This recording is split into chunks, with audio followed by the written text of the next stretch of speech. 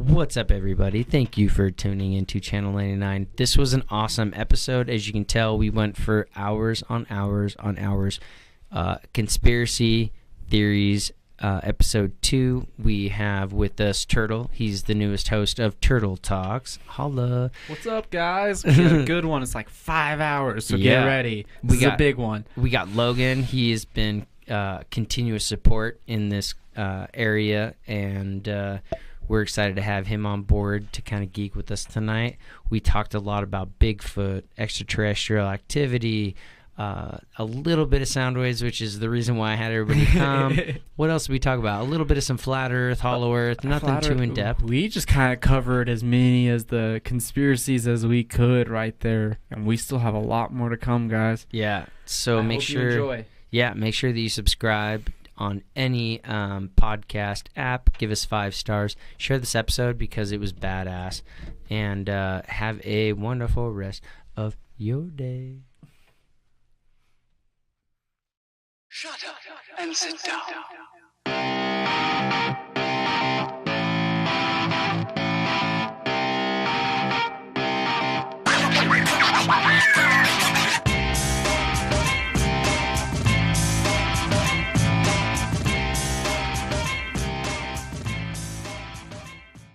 Logan, we gotta try not to be funny. That's hard. You can't laugh at me. I just started recording, by the way. Oh, we're recording. We're recording. Well, hello, everybody. Hello, everybody. What up? What up? Everybody who's listening right now, I've got my boy Turtle. He is a new host of his own show called Turtle Talks. This guy's going to tune in, everybody. So tune in, everybody. Our first episode will be published on October the 26th, 2018. So go ahead and subscribe at Channel 99 on any podcast app, literally iTunes, Spotify, Stitcher, Podcast Addict. Those are the top 4. Whichever one you guys like, you should be able to find us. If you can't, somebody's not doing their job right. That would be me. Oh, no. Sorry to call you out, Tim. Get the fuck out. So Turtle Talks is going to be an awesome show. He inspired this episode, which was a rushed episode just because I was so excited to tune into this content.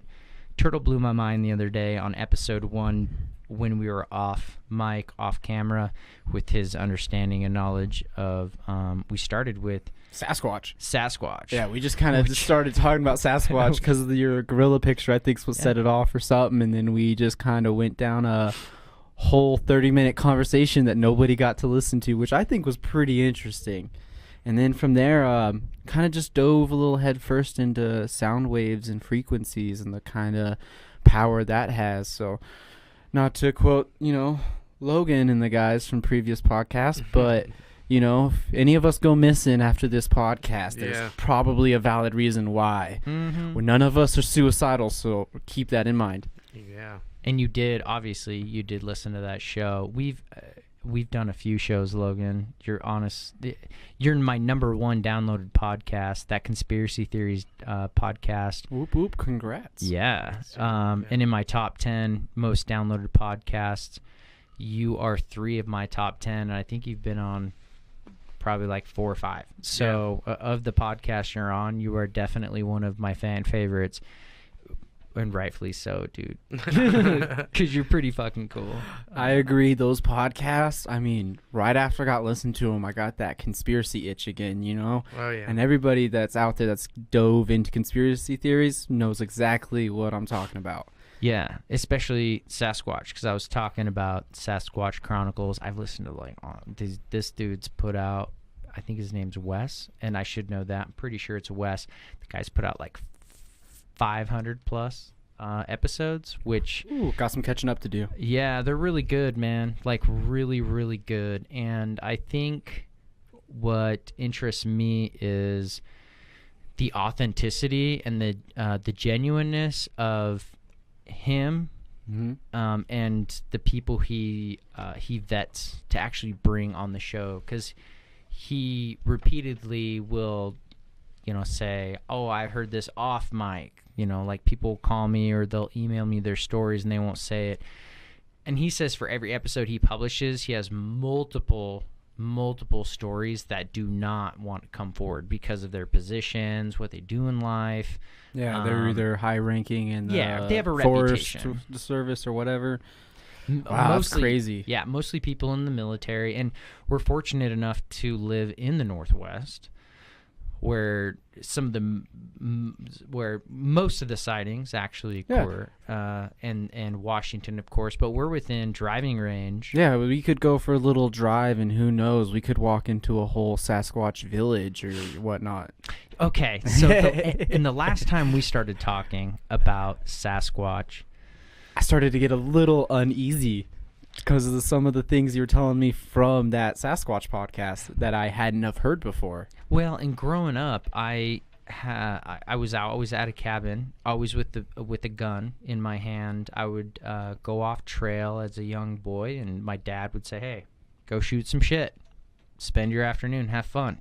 And it was the middle of the mountains, like not necessarily super remote, but it was remote enough to say if I walked like 2 or 3 miles down a trail, like the logging roads back there, because I mean the road ends, and you hit those logging trails, and we used to, my brothers and I would walk like. Hold on, sorry. Side note, I was just thinking, I'm so blown away. There are guys that can drive big rigs on those roads, and if you've never been down a logging road, you don't know what I'm talking about. Holy crap! Yeah, dude, that is eerie. Super tight. Like it's half a tight your drive. tires off the road regardless, and it's a cliff on the other side. Mm-hmm. Okay, sorry. Back onto Sasquatch topic. Totally fine. So I've been obsessed with Sasquatch my whole life, only because I had just discovered Sasquatch noises. And when I was a kid, I would hear I would go off trail. I'd have my gun, and it wasn't a BB gun, but it was a pellet gun, and it looked like a rifle.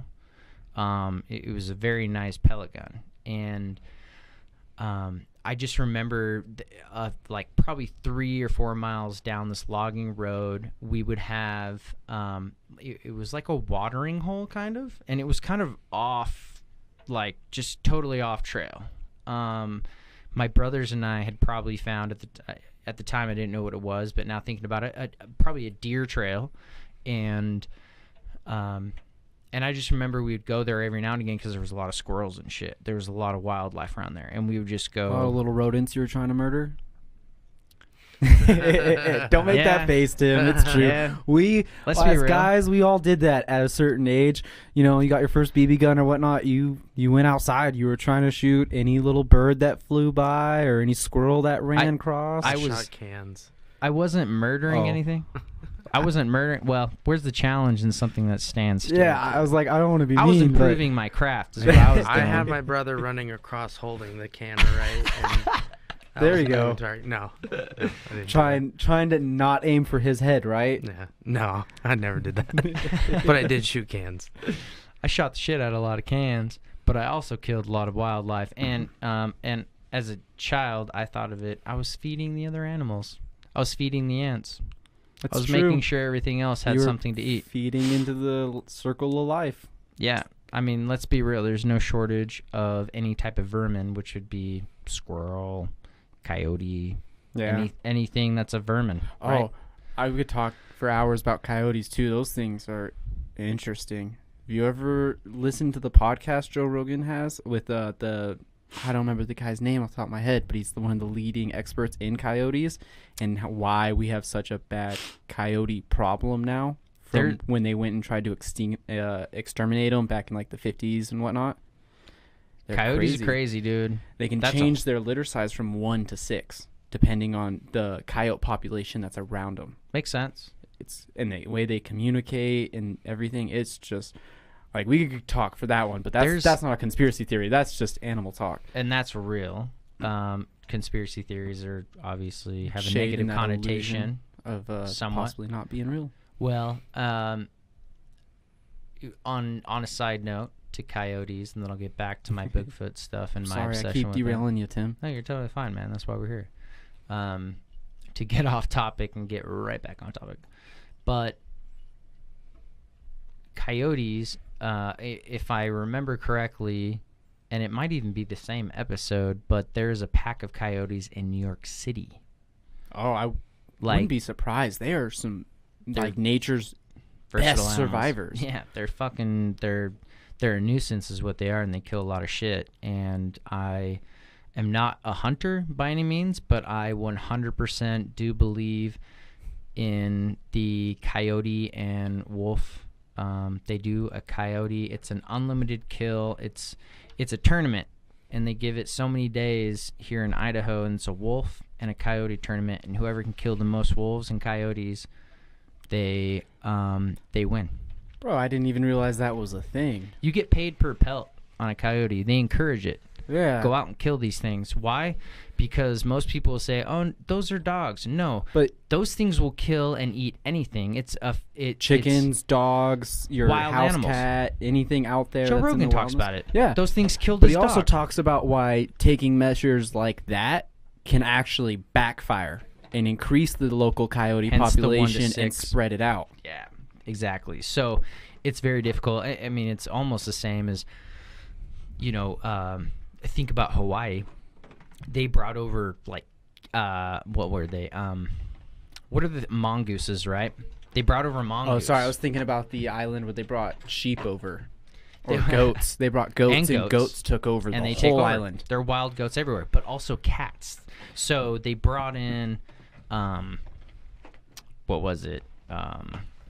They brought in like mongoose to take care of like the rat population or something like that, or maybe it was like either way they have An invasive species they brought in. Exactly, to take care of one species, and they overpopulated because they were at that point they were They have top no of the food chain. predator, Yeah. and they have an unlimited food source, so all you're going to do is eat and fuck and Yeah. have babies. Eat, sleep, fucking fight, man. Yep. That's literally what it is. But back to the Bigfoot thing. So we would go off trail. Yeah, so we got little Tim and his brother walking down this little deer trail. With our guns. Yeah, heading towards a little watering hole. But I remember hearing, like, a lot of times I would hear, like, owls and stuff, but I never saw any owls. And I always remember asking my parents, like, are there owls around here? Because there was some, like, I heard owls and shit. Do owls hoot in the daytime? I don't know enough about owls. I don't know. They probably can if you wake them up, sure. Yeah. I mean, they're gonna hoot when they're awake, but I remember hearing like those. I remember hearing weird sounds like the tree knocking and stuff like that. Never really thought anything about it. But then I started listening to the Sasquatch Chronicles. I never saw anything, but I remember I started listening to Sasquatch Chronicles, and I was like, owl noises. I heard lots of owl noises that sounded like big fucking owls, and it was driving me crazy when I'd listen to these because I'd be like, did I hear something? Like, is there something that I missed when I was a kid? Like, was I being stalked? Like, things that you wouldn't necessarily think about. Yeah, when you're a kid, just living in your imagination, walking through the woods. I was out there, like, I remember specifically the watering hole, and it was kind of like a ditch that was like an artificial pond. It was probably only like, I don't know, maybe 1.5 feet, 2 feet deep, and it covered probably, I don't know, maybe a couple thousand square feet at the most. I don't know how much that is per acreage, but it was big, and I remember we'd always go over there and try to see if there were any fish in there for some reason, and we would try to shoot like fish when they were coming up like to the surface or anything. I don't blame you. I did the same thing as a kid. Yeah. So, but that's what kind of got me really interested in it, mostly because as a kid, and I started hearing like certain noises and stuff on this podcast that they would post. I'd be like, oh shit, dude, I've heard that. Like, that's really weird because again, I never would have thought as a kid anything about a Bigfoot. I just thought there was a lot of weird fucking animals. And I did look up every now and again, and I saw eagles and, like osprey and, tons of stuff like that up in trees and whatnot. But Normal variety of critters that you Totally. see when you go on a hike. yeah, but you're not looking for an 8-foot gorilla, Yeah. man, Yeah. up in the tree.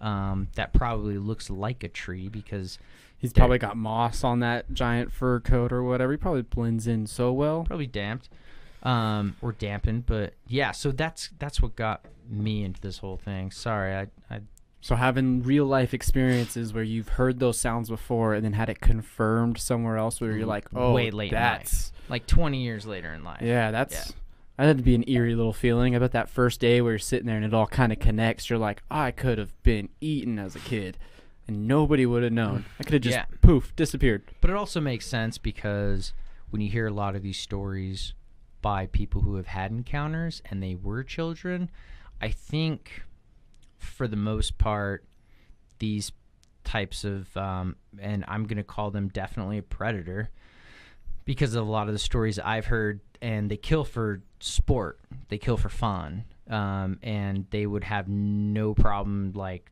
ripping somebody like us apart, and we would never know, man. The scary thing about that shows intelligence. That's scary. They're smart, dude. Like, they would be smart. Oh. But as a child, you know, in some of the stories that I've heard and a few that I've read, I think that they recognize that you are innocent. You're not going to pose a problem. It's not like you're out there encroaching on their territory and stealing their game, because a lot of the stuff that that seems to be, as far as the continuity with the type of behaviors they have, it seems as though they're very aggressive and territorial, but at the same time they know where their position is, and they're not going to just automatically kill you unless you do pose a threat. That's very primal. Very primal. Yeah, that also, like, a bear won't do that. Like, some of these things that we got talking about last time and I've kind of listened to recently, I've never really dove down the whole Sasquatch rabbit hole with the whole conspiracy thing, just because, I don't know, personally it didn't really ever, like, suck me in that much. But after that talk we had, it just started to really blow my mind that if there is as people describe it, 8-foot tall, you know, super strong, fast, intelligent humanoid out there, that's something scary, and that's something that everybody should be thinking about as they decide to go on these hikes out in the woods. Like, that is because we don't ever think about predators.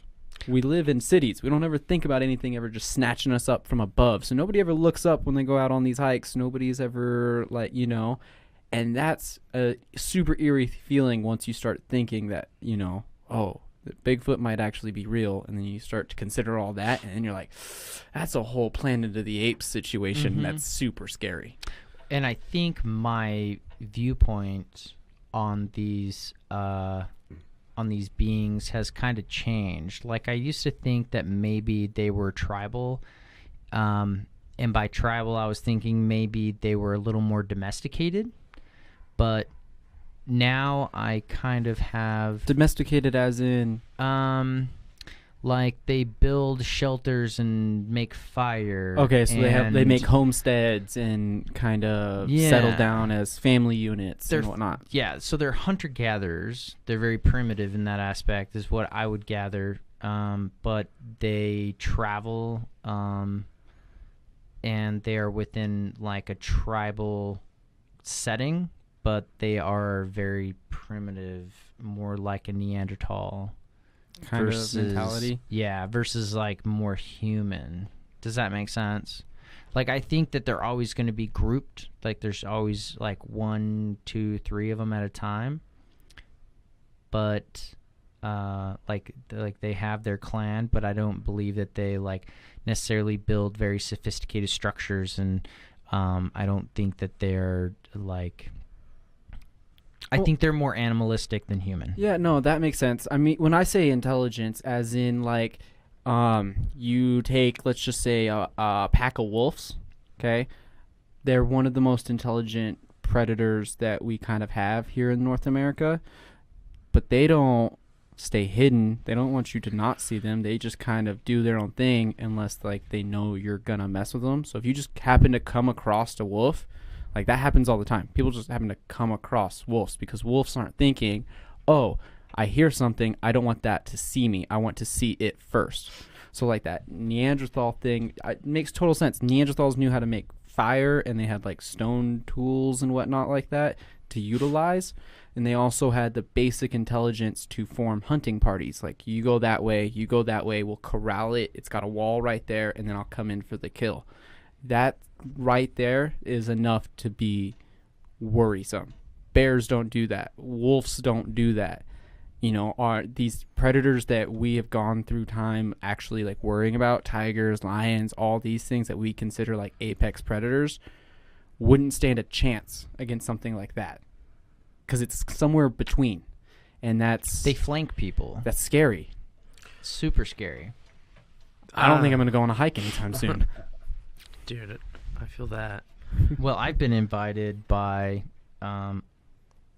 quite a few people who are former military trackers, hunters, whatnot, and they're very serious about doing like a 2 or 3 day venture out in the middle of the wilderness and doing like a tracking, just to go see if we can find any signs like broken trees or anything else. Maybe get some fucking rocks thrown at us or some type of an experience. I put the kibosh on my long trip like that. We're Yeah, supposed we to go on a hunting trip next year into like the deep, like flying into the old airfields back in Frank Church Wilderness back there, and that's a huge section of land. And then we got talking about Sasquatch, and then it kind of dawned on me, I don't want to fly way back in there where you're like, nobody knows where I'm at, and then, you know, run into an encounter where like we encroached on their territory and we have guns because we're hunting and everything and we're killing. They know what guns are.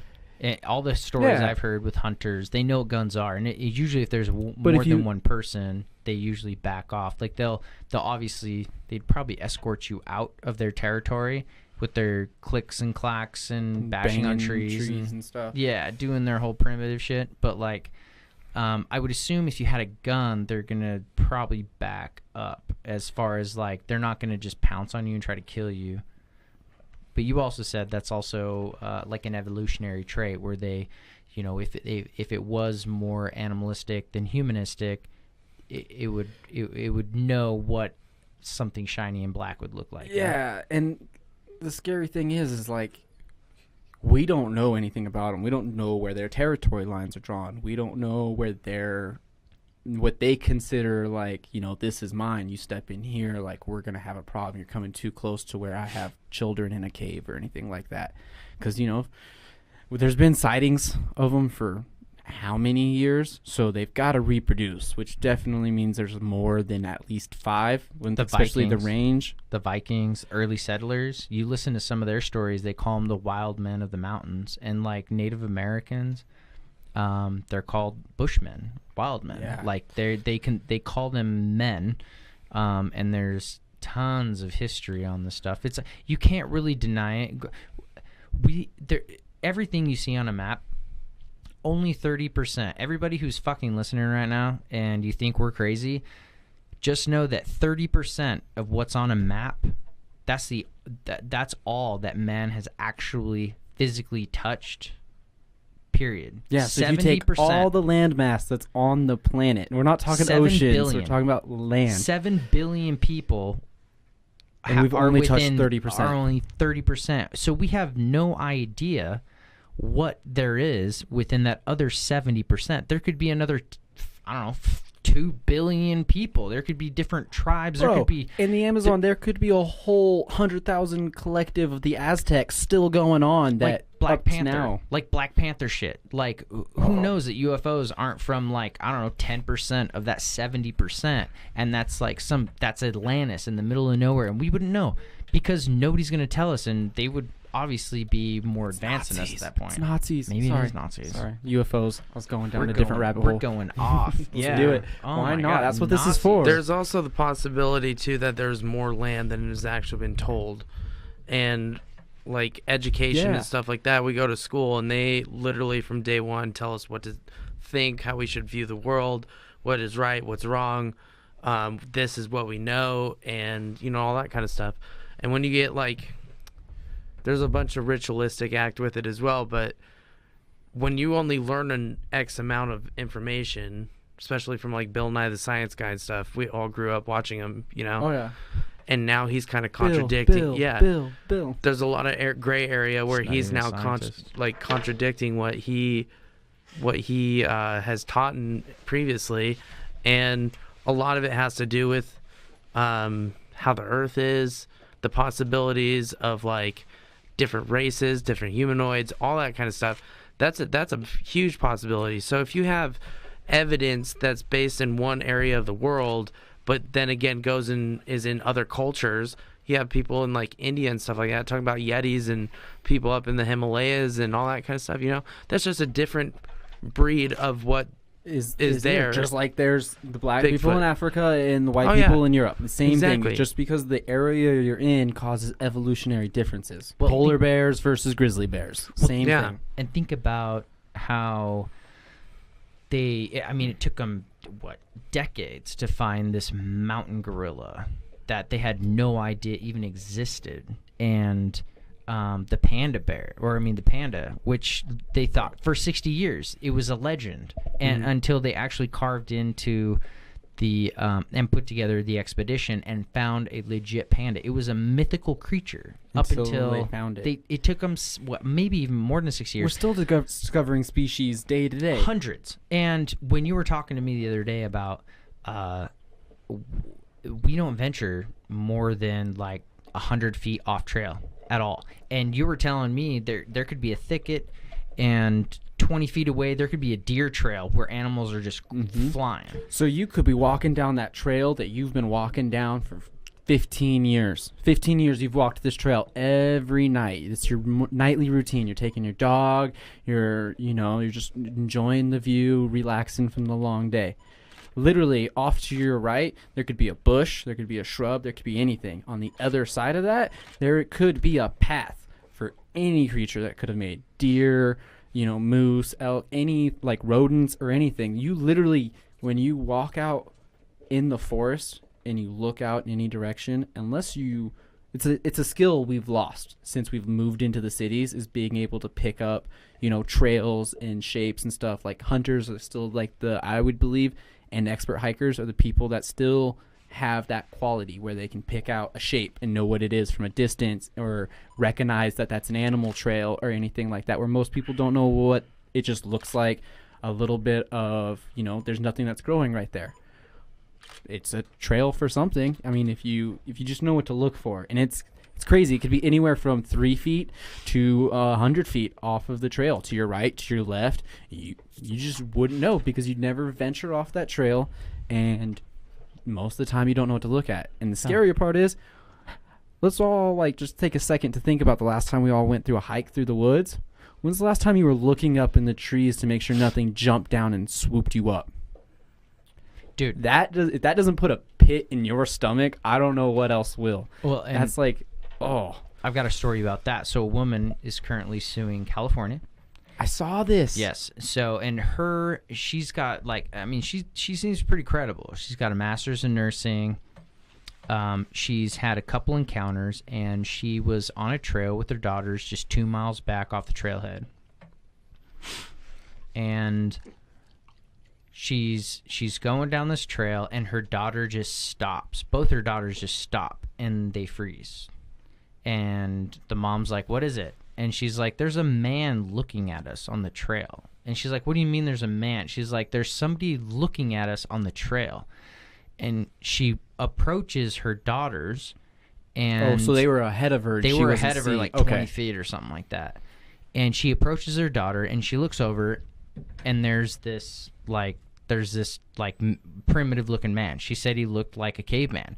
And then all of a sudden she sees something jump out of the tree. She said it had to have been at least 600 pounds.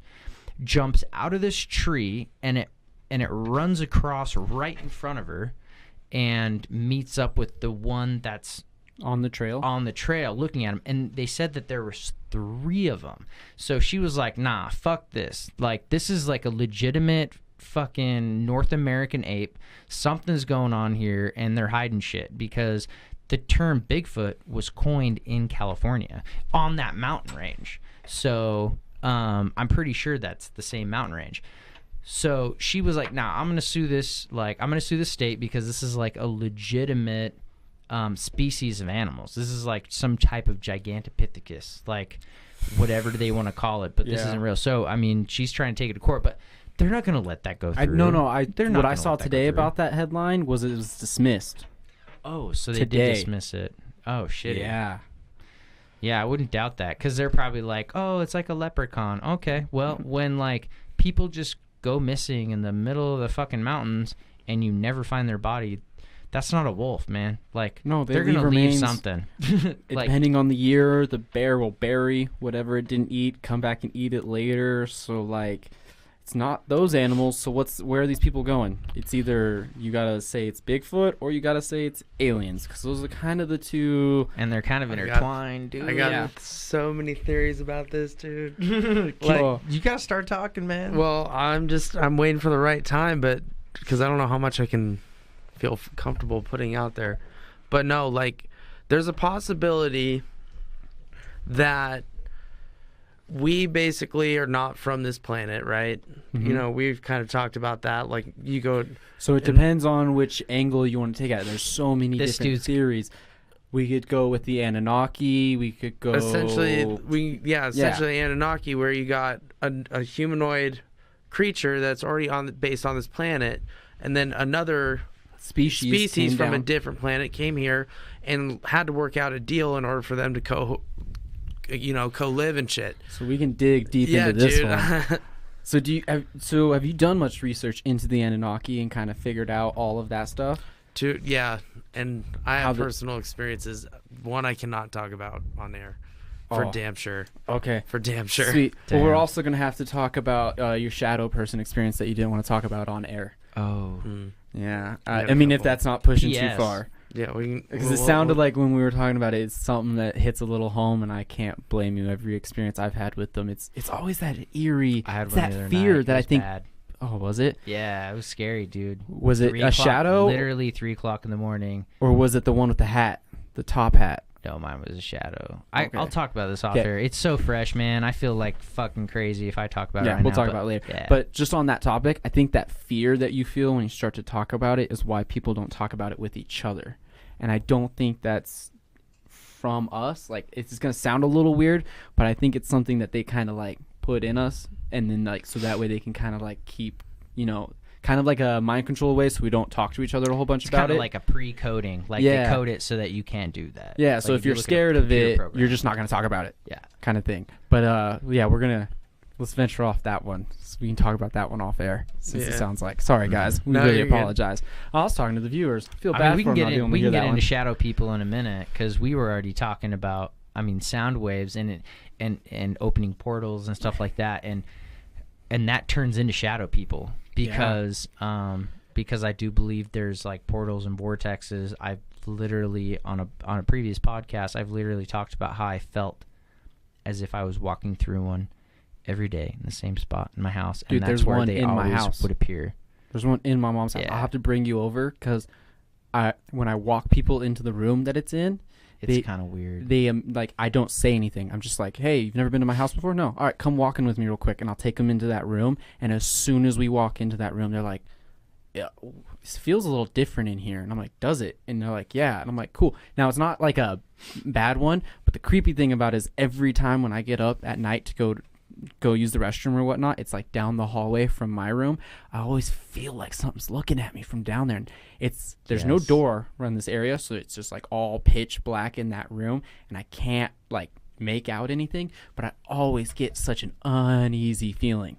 But yeah, let's go back to Sasquatch, or no, we were talking about Anunnaki. Let's go Yeah. back to that. So Yeah, let's talk about the human origins, because you were telling me some stuff. You're super, dude, I dug so knowledgeable. deep, and it was like it Mhm. took up like 2 years of my life. It was just digging so deep into these things, where it's kind of made me into the mind state of a good, I want to say, good conspiracy person, because Now- you have to approach everything open-mindedly. Yes. Like, I don't believe full-heartedly in Bigfoot, regardless of what happens, until I see one with my own eyes. Like, it sounds more plausible than not plausible, but this is going to sound crazy, just like the whole flat earth people. I can't agree or disagree with them. I don't know. I'm not a scientist. I don't, I haven't done any experiments, or I haven't been to space to look back and look and everything like that. I can't discredit them, but I can't like fully believe them either, because it does sound a little crazy. But that's kind of the mentality I think you need to have when you step into conspiracy Oh, for theories. sure. Dude, that's it's flat earth shit, dude. Oh, Yeah, I was gonna bring it up earlier. Dude, when we were like, talking no, about that's where talking that's about where that's where school and I stuff. get to like the point where I feel like there's bigger situation as far as what they're telling us as our planet. It may not be flat. It may not be round. It may not be we could be in the inner planet. Like, there's so many different possibilities. For sure, dude. And that's the thing is, like, there's a lot of symbolisms that back a lot of ways that they viewed the Earth and what they thought it was. But regardless of that situation, we all should look at it with an open mind, thinking like, damn, there's probably a lot of possibilities that they're not telling us. Because anytime you get too close to a subject, that's where I get wary, is either you're going to have a paranormal experience or you're going to have some like fear instilled into you some way or shape or form in your situation. You're going to have some dudes in suits with black sunglasses showing up at your house. Some shit, right? And or you're gonna get creepy phone calls. Yeah, dude, and that's happened. That happened to me. That happened to Blake. Like, it's happened to a lot of people, and there's like no denying that there's too big of a coincidence when it happens multiple times.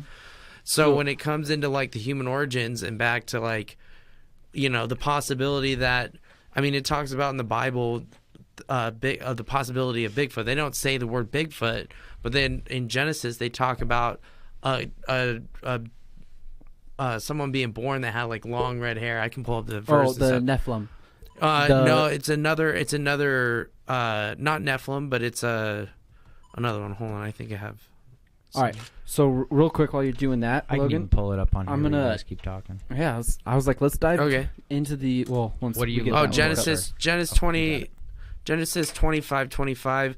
The first came out red, all his body like a hairy cloak. Oh. So they called his name Esau. Nebraska skulls, dude. So you ready for this? Yeah. This goes right into my Anunnaki thing, which is, it sounds really bad. So, okay, I'm just going to talk this Anunnaki thing. At any point, cut me off. If you think any information I'm putting out is contradicting or you've got better, let me know. Okay. But from my point of view and all the research I've done, this is the understanding that I have that has happened. We had a species on Earth, okay? And it was like basically the Neanderthal, like that person before the missing link, okay? We had those, they were the indigenous. They were what evolved on this planet. And then the Anunnaki, who live what everybody's referring to as Planet X, Nibiru,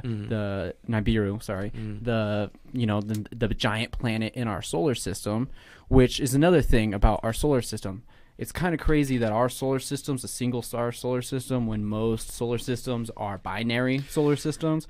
So the way that this is all making more and more sense as you dive further into it, the story goes that the Anunnaki's sun that they rotate around was dying or whatnot. Which is usually how binary star systems work. One's dying and one's living, and it's sucking the protons or whatever it's sucking from. And negative. Yeah, you know, the yin and yang of the balance of the universe. Oh yeah. So it goes that their planet's circling their star. It's dying. It's burning up their atmosphere or whatever and killing off their people. Their technology allows them to, I don't know if it's like liquidize or basically take gold to its smallest form and blast it into the atmosphere. And it is creating an artificial atmosphere that was protecting them from the radiation of their sun. They mined all their gold. Luckily, their planet was close in orbit to a planet that was rich in gold, aka Earth. So they came down to Earth, Africa, okay, which is still the richest place to find gold on this planet. They went there and they started digging up gold and, you know, hooking it up, sending it back home. Okay, basically, they were using their workforce to do it. Well, it was so much dangerous and more hazardous than the work like they had done, and they thought it was beneath them, so the workforce basically quit. So they needed to find a new workforce. So they took the indigenous species that was already on the planet. They took a female from the indigenous species and they matched it with a male's DNA of their kind, and they intertwined them. This is called the Horn of Africa. It's called Adam's calendar. This guy named Michael Tellinger has done a lot of research on all of this, the Ubuntu and sound and everything like this. This is the guy who I followed basically for 2 years and found out everything. So at Adam's Calendar is where they did this. At Adam's Calendar, at this part of the Horn of Africa, the rocks are red, the dirt's red. So it's also described in the Book of Enoch and everything that the first human or whatever, the Syrian tablets or whatever, the first human came out red hair and red skin like the earth that it was around. So there, if you go to Africa now and you look at the people that still live there, they have a redder tint to their skin. Their hair is not black. It is red. Coincidence? I mean, the whole conspiracy thing, if there's too many coincidences, then there's something there. Nothing's random in the universe. Random something that our mind has perceived to explain things that we just haven't figured out yet. Oh, yeah. So if there's too many coincidences, something's going on. So they made this slave race. But the problem is they are part of an, like, quote unquote interstellar, like, communion or whatever of all these different species that include the grays and some other ones that, you know, have been documented to visit here, the reptilians and everything. Part of their agreement to make a new species like this, because, you know, if you're at that point where you can make new species, just like anything else, you got to have laws and checks and balances in place or people are going to do crazy shit. Egyptians, bro. Exactly. So Yes. They, I'm so glad you guys are on the show together. so from what I've pieced together, that committee of aliens, okay, basically stated, extraterrestrials, basically stated that you can create the slave species, but you can't keep them locked up forever.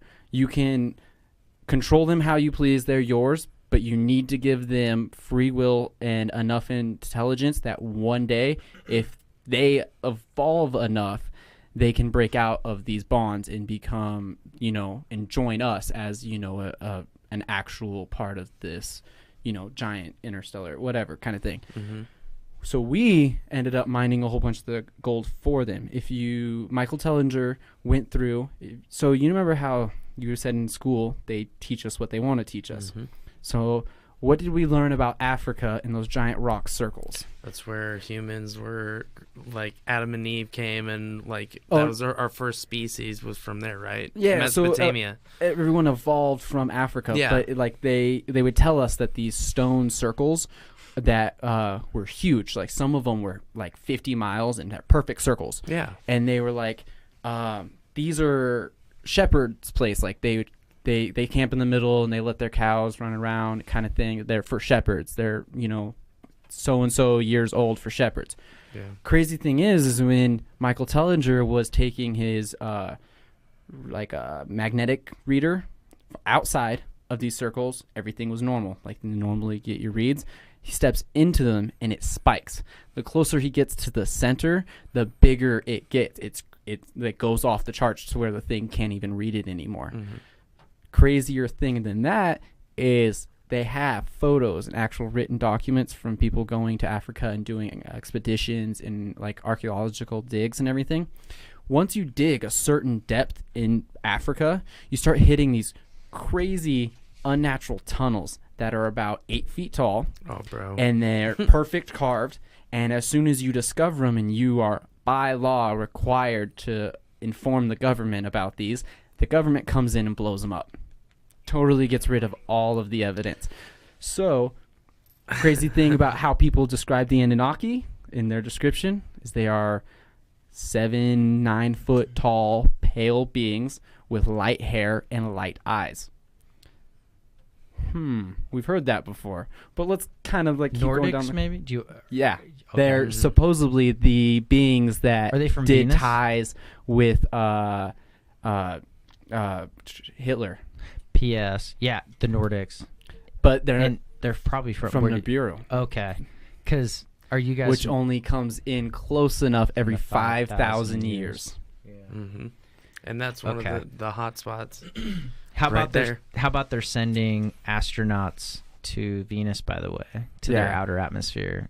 And they're just saying there's water on the moon, there's water on They Mars. say that they're saying that there's fresh salt water on Mars. Came out today, and it could house saltwater habitation like habitats. That's like here crazy on because Earth. that's how basically our planet started before things, you know.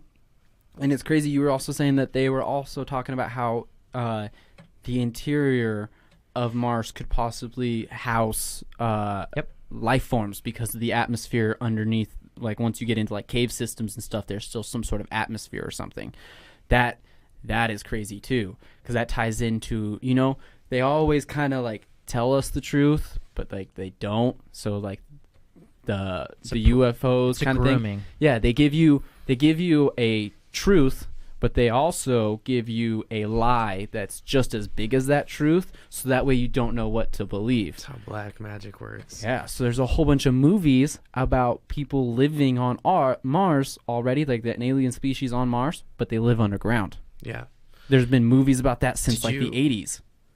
Did you hear about the dude that was in northern Idaho that shot the pastor and basically drove all the way to Boise, left to Boise to Washington, D.C., and like got stopped by the CIA right out front of the White House, and he was thrown over USB ports and stuff? Did you hear anything about that? No. Bro, a couple years ago, this guy, no form of like insanity, no mental issues, nothing, like neuroscientist and all this kind of stuff, and like super smart dude, okay? Basically goes into this church up in northern, I think it was Coeur d'Alene, shoots this pastor right in the freaking dome from like point blank, and then leaves, jumps in this car, drives all the way down to Boise, and then starts heading to Washington, D.C. Well, here's the kicker. The pastor didn't die. The bullet stopped at the soft tissue of his brain. Did he shoot him with a a 22 with puncture? He had it was like a Magnum, full blown revolver like gun. A 357. Yeah, just some big mother of a gun stopped right at the soft tissue. 3 days, not even 3 days later, he was up in the hospital talking, giving a statement, testimony. Basically, it's a miracle from God, blah, blah, blah, and all this kind of shit, right? Well, here, at that point in time, the dude was already in Washington, D.C., getting stopped by the CIA, throwing over this USB port that had document files of his research that talk about a reptile-like humanoid race that was from Mars that came down here and basically have underground cities in certain points of the planet.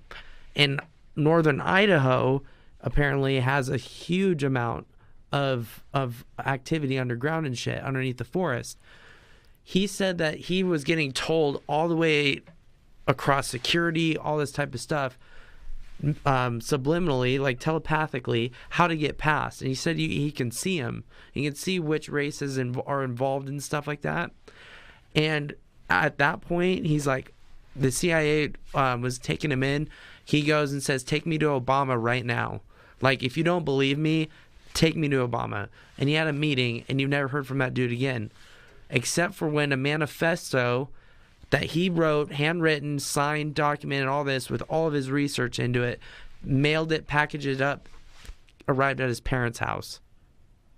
Oh. Had a full-blown sketch in it. KTVB covered the news story and had a picture of it, and it looks just like a reptilian humanoid. I can't believe I didn't see that. So and maybe that's the why thing. It got swapped. It swapped out. They swiped it off the internet. Like They bury it. They buried it. Of course. Buried it.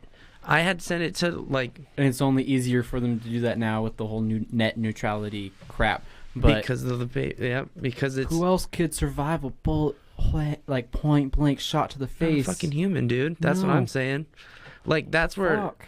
That's where it gets kind of sketchy, and what you were talking about, like the human race, like was involved with like Bigfoot. We can call him Bigfoot, and basically, in the Egyptian hieroglyphics, they talk about taking genes and splicing them into one or more they were animals. splicing elements and animal and human DNA together. Exactly. They were doing all sorts of crazy genealogy, and they talk about that in numerous historical texts. Well, there is a high chance that your theory is correct, and what you've gathered with your information. Further, I know, I'm with you. That's the thing. I'm right there with you, but I'm just saying, like, multiple species walking this planet, and everyone thinks that we're just one human race. You know what I mean?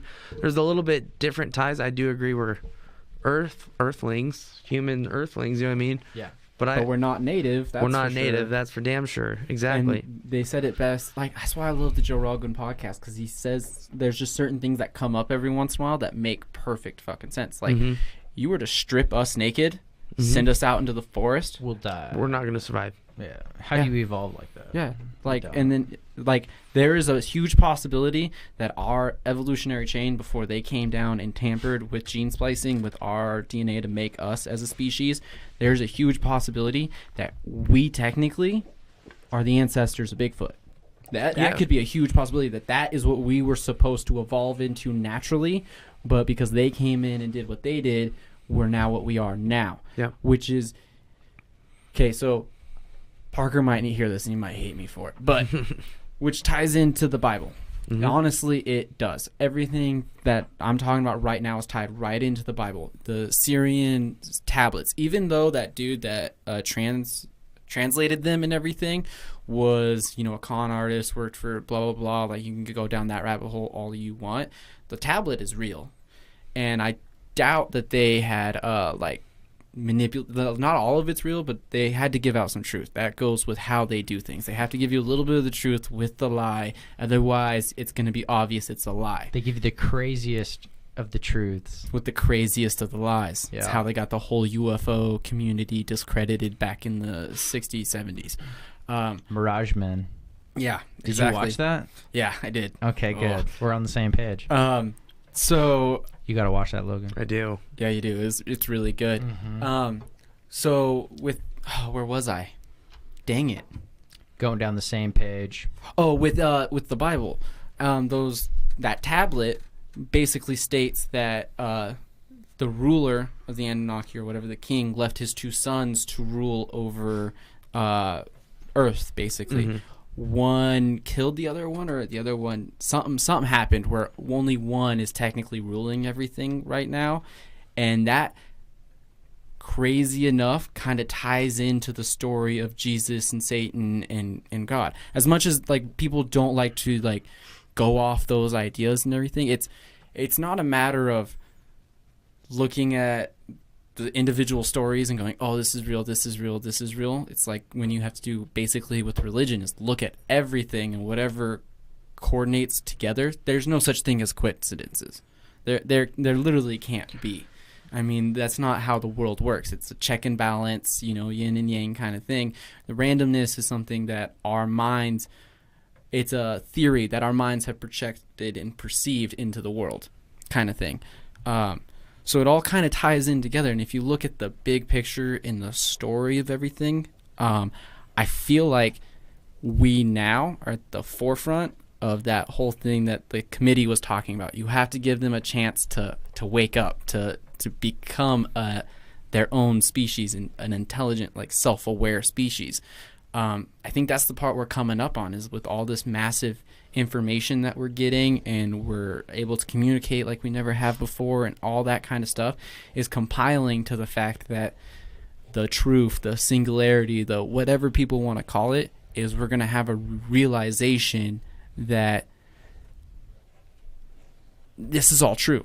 Like, aliens are real, dimensions are real. Like, the way everything is set up, we'll actually understand finally. I feel like there's something, we're still locked up and only using 10% of our brain, but if we opened it up to 15 or whatever, just kind of that thing, we would have a far more in-depth understanding of the universe, and we'd be able to understand, let's just say, like, the concept of infinity better. Nobody really understands the concept of infinity. It means that there's an infinite amount of times where we have sat down and had this conversation an infinite amount of times. Same conversation over and over. And then there's an infinite amount of times where instead of raising my right hand, I raise my left hand kind of thing. And that goes on there's an infinite amount of those. Those are quote unquote alternate dimensions kind of thing.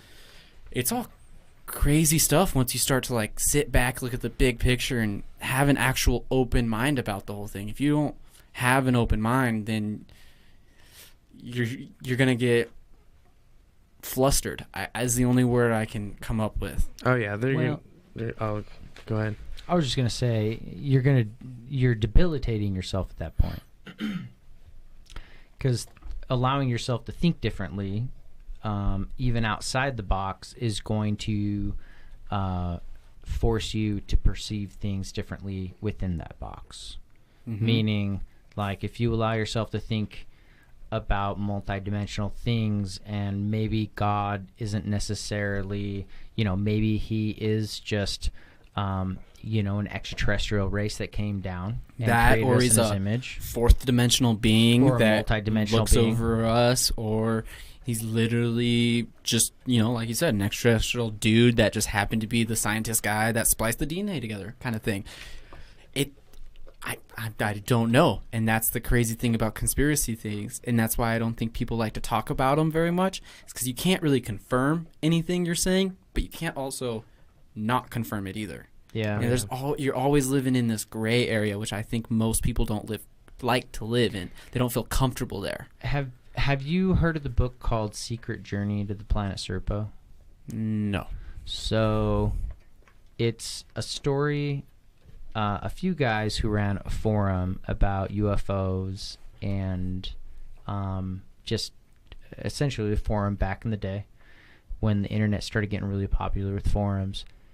They received an anonymous message, and it was a ginormous, like, it was a novel, and they publish it, and it's essentially this man's journal and his story about how he was selected throughout a certain process, which required these people didn't have any family. They were typically orphans. They were military based. These individuals had amazing potential, and they had nothing else in life. No family, nothing.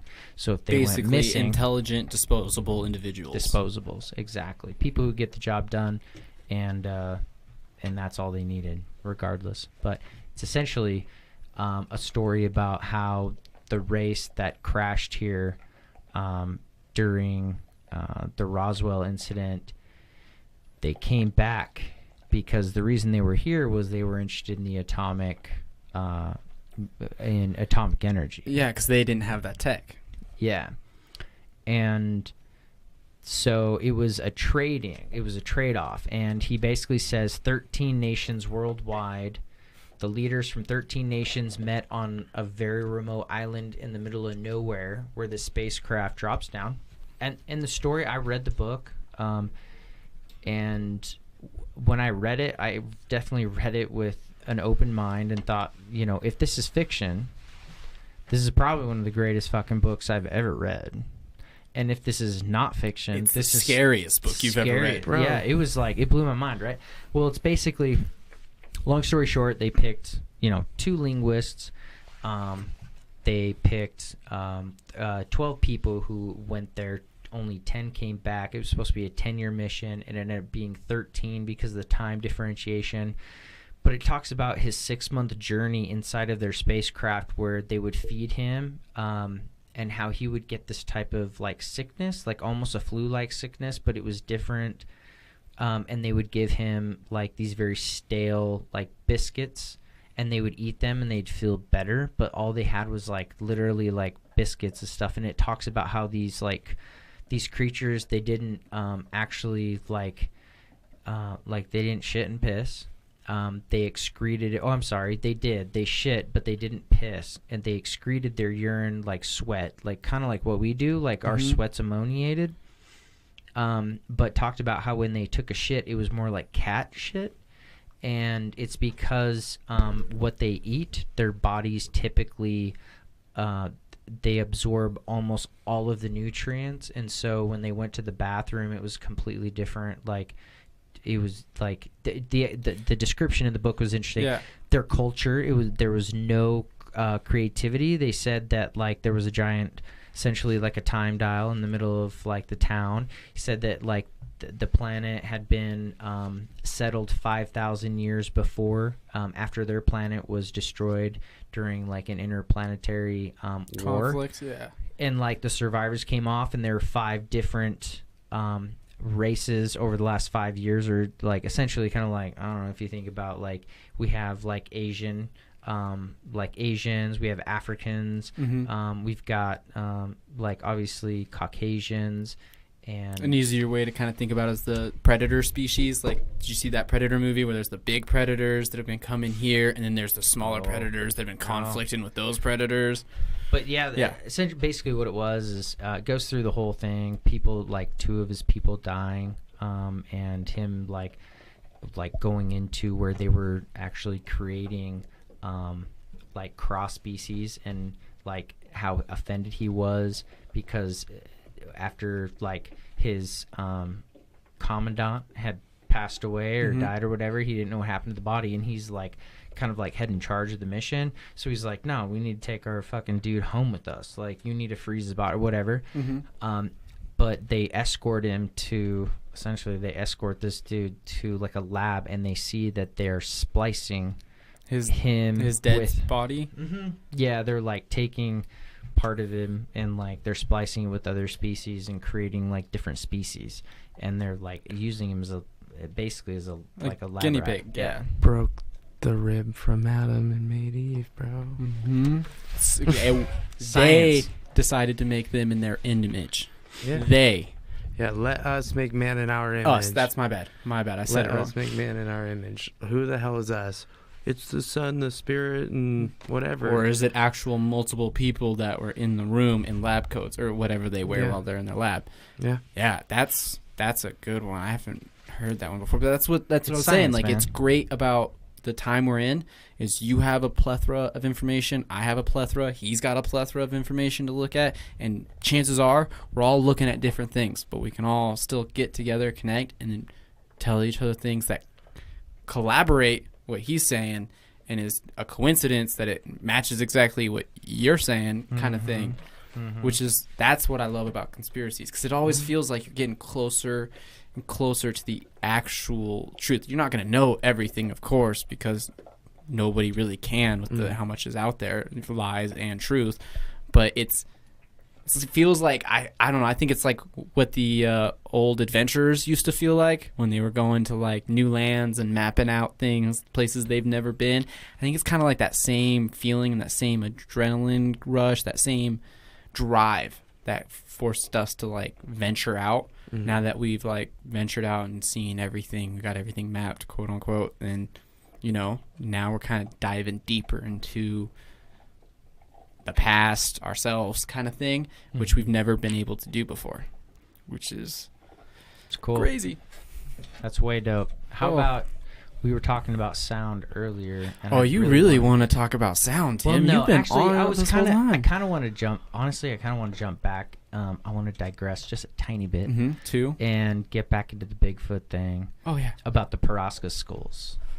And you're talking about the Logan? Are you skulls in South with, America? Yeah, in Peru, like the pit of like 600 skulls. The elongated skulls that have not been proven that someone's wrapped and made their head that way, just like in Egypt. The stitches in the skulls different. Yeah. DNA's coming back all wonky. Like, go ahead, Tim. You're the one who told me about this. I'm just stealing your facts. I do know a little bit about it. You're fine. I was listening to a podcast about the doctor who conducted the first DNA results, and he said, hey, listen, like, these have been sent to a second place, and those also came back inconclusive, meaning the paternal DNA is nothing that they know of that's on this earth. So for anybody that doesn't know, the father is an unknown DNA source. Right.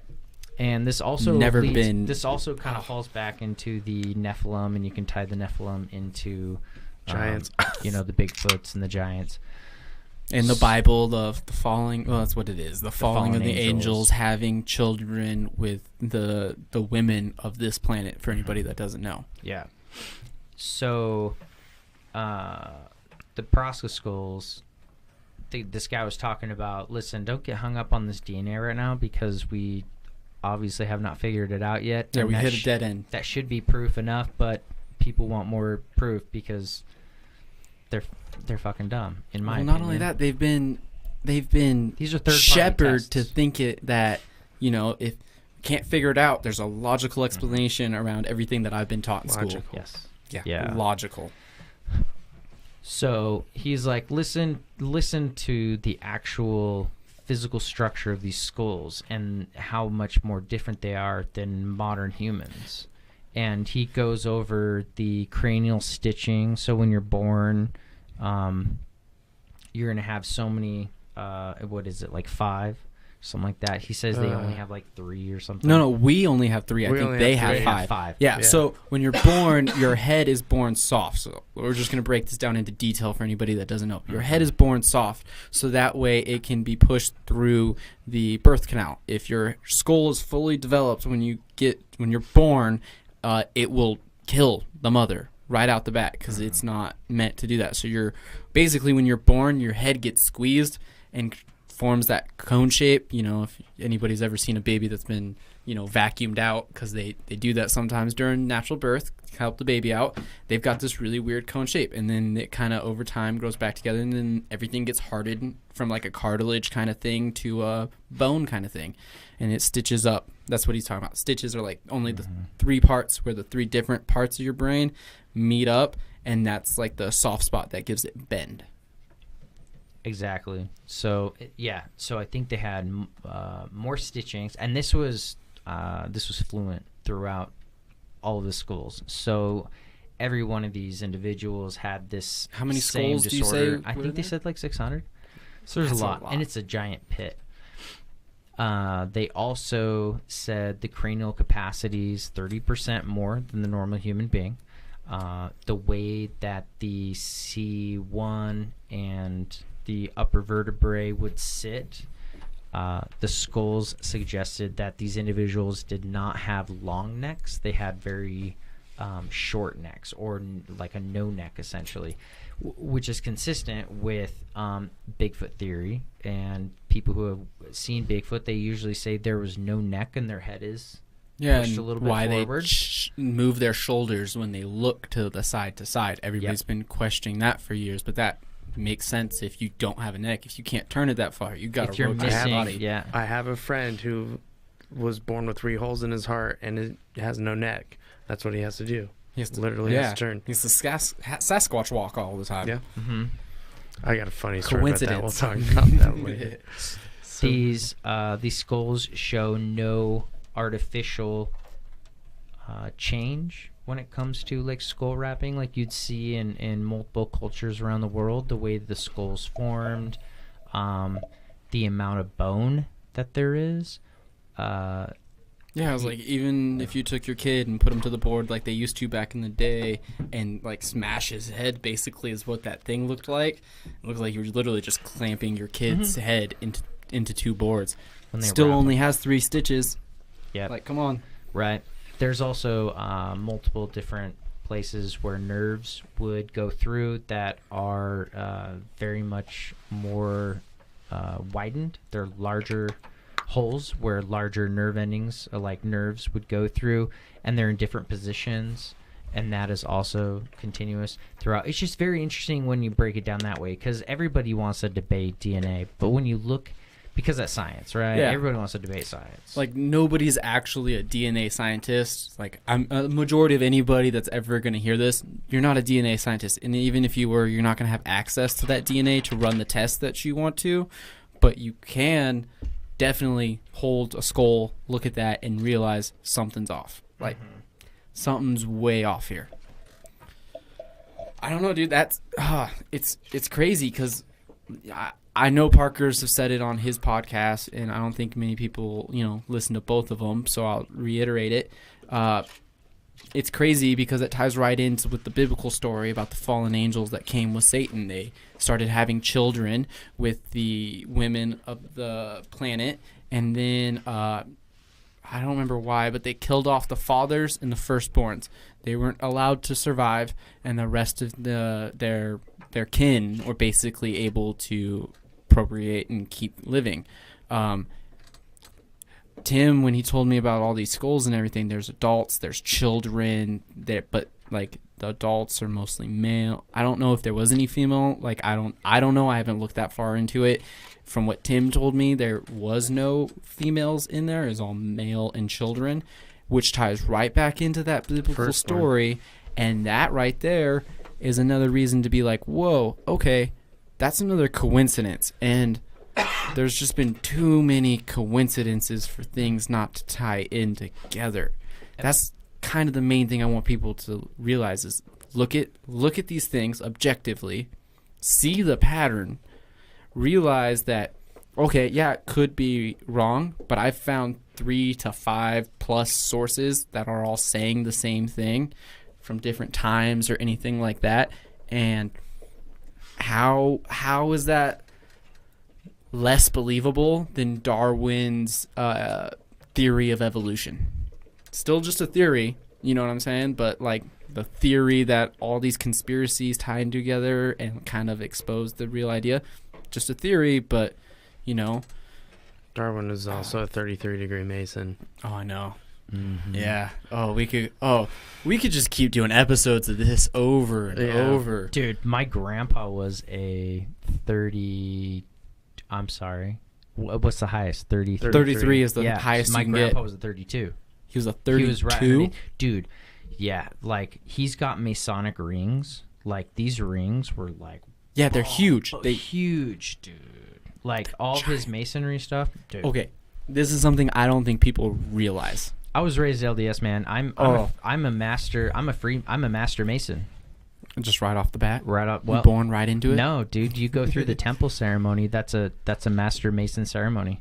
Oh, I wasn't aware. I'm essentially a master mason. See, the only ceremony that I know for a fact happens within the Mormon religion is the marriage ceremony, and there's something about that just kind of like intrigues me with the mirrors. What- Like that's just an interesting concept to me. It's I'm telling you that whole process, everything before that, Mm-hmm. it's we could get into the like Mormon history and the Masonry. That's why Joseph Smith, in my opinion, he was murdered because he set up a bunch of Mormon Masonries. They're called Mormon Masons, and all the temple ceremonies are Mason ceremonies. And the head Mason, I think it was in New York, came out and granted him essentially the power to do. It was like a quick track masonry where you literally, instead of going through the 3 stages, 1, 2, 3, before becoming a master mason, The different Freemason? degrees of being a Mason. yeah. So you automatically go through all that at once, and that's essentially like the temple ceremony, dude. Oh wow. So I'm essentially a master Freemason, but not tied in. all the handshakes, with dude, the- everything you talk about, the ceremony itself, like I've looked into it. They're It's all rituals. almost Isn't it identical. crazy? Rituals, bro. And I believe what happened in his martyrdom, Joseph Smith, who I'm speaking of, I believe that the Freemasons were like, yo, you're giving out way too many fucking secrets, and that's not going to fly. Because he established like 3 lodges. He like fast-tracked like 130 or like 100, a ton of people fast-tracked him. And that's fine for the Freemasons if they're granting him that ability, power. yeah. Because I'm sure he would have been like, yo, dude, you do see that I've got a caravan of like so many thousand people. These individuals are going to want to like be a part of something. So I'm sure he was granted that power, but I believe he overextended it. And by that, I mean he was probably giving away secrets above what they probably said, hey, like... Yeah, like and that's they- for only Mhm. 33s. Like you can't be telling that to everybody that walks through Yeah. the door, dude. But another crazy thing is in the state, I want to believe in the state of Missouri, it was still legal to like kill a Mormon. Like they were headhunted Oh, back in the day. Mm-hmm. They were straight up headhunted back in the So, day. the Which crazy one? thing I wanted to say real quick was, dude, you don't even realize how many Mason buildings are around this country until you start actually looking for them. There's multiple here in town. I have found them in small There's a towns lodge- across. There's a lodge downtown. There's Dude, one in there's- Meridian. There's another one in Caldwell. There's one in Nampa I've seen. There's that whole building downtown Boise that's got the Masonic symbols all over it down there by Wells Fargo. Then I've, work's allowed me to travel all around, so I found them in Montana in small towns like Butte, Bozeman, freaking other I've ones. thought about joining. Freemason Lodge just down here in Boise. I mean, I know tons of people like who who know people. But I mean, again, I'm basically a Freemason, but I you have to know somebody to get into a lodge. Yeah, you have to be invited in, and with the license plates that they have, and the rings, and the secret little things, like I don't want to sound like too superstitious, but I don't think I've ever seen a Freemason pulled over. If you got a Freemason's license plate, they run by their own laws, bro. Yeah, they basically have their own laws because they're above it all. That's fucking crazy. You know what? I got pulled over twice in one night, and both times it was like literally on the same drive home. I got pulled over twice. Both times they were like, "You're good." I was like, the second time I got pulled over, and I Snapchatted it. Like I Snapchatted both. I was like, "Fuck, man." First thing I thought, I was like, "I'm going to jail." I'm speeding or whatever I'm doing. I just cut that. Well, what happened was the guy in front of me was going like 40 miles an hour.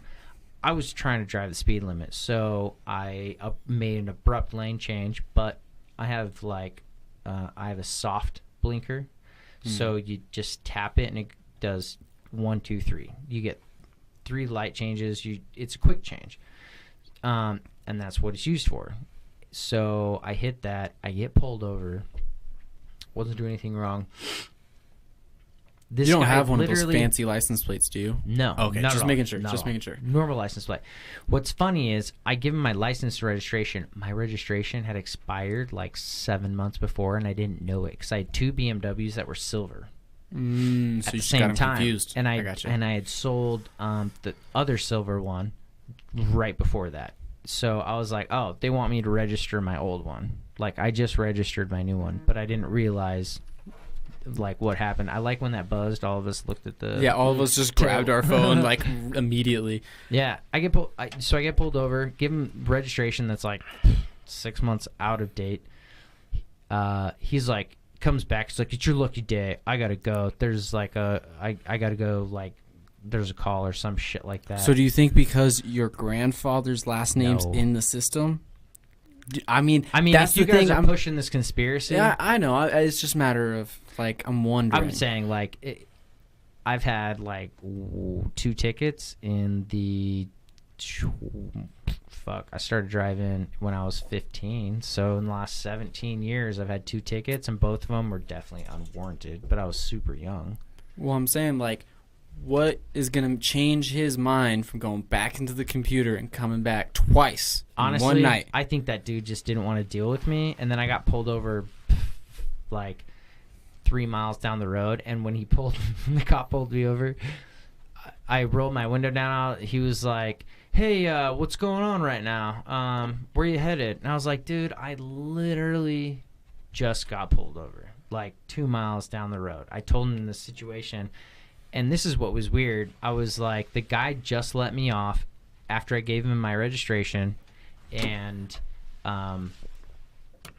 he was like, really? And I was like, yeah. He said he had a call and he had to go, and so I was like, all right, cool. And he was like, well, give me your stuff. He comes back with my registration, and I didn't know it was out of date until he told me. He was like, hey, your registration is expired. Do you have like another one? I was like, no, that's the only one I got. And he was like, well, this expired back in July. And it was like way later than that. Yeah. So I was like, no, I don't. He was like, well, it's your lucky day because I'm a super cool cop. So make sure that you just get this fixed in the next couple of days because somebody might pull you over and they might actually give you a ticket. But you're totally good, man. By the way, he was asking me, he was like, by the way, what does the D stand for in your car? So we geeked out on BMW stuff. But it was really weird, dude. Both of those officers. The first one was like, nah, man, you can go. And the second one was like, dude, your registration expired but that makes like me 6 wonder months ago. You're good. Just go. Let's talk about BMWs for a minute. I mean, like, the conspiracy part of me wants to grip onto, like, your grandfather part, and then, like, the rational part of me was like, oh, yeah, this is normal 2 cops. I think it's because I got a good driving record.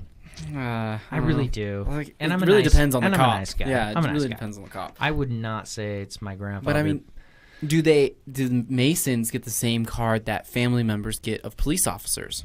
Are you aware of this?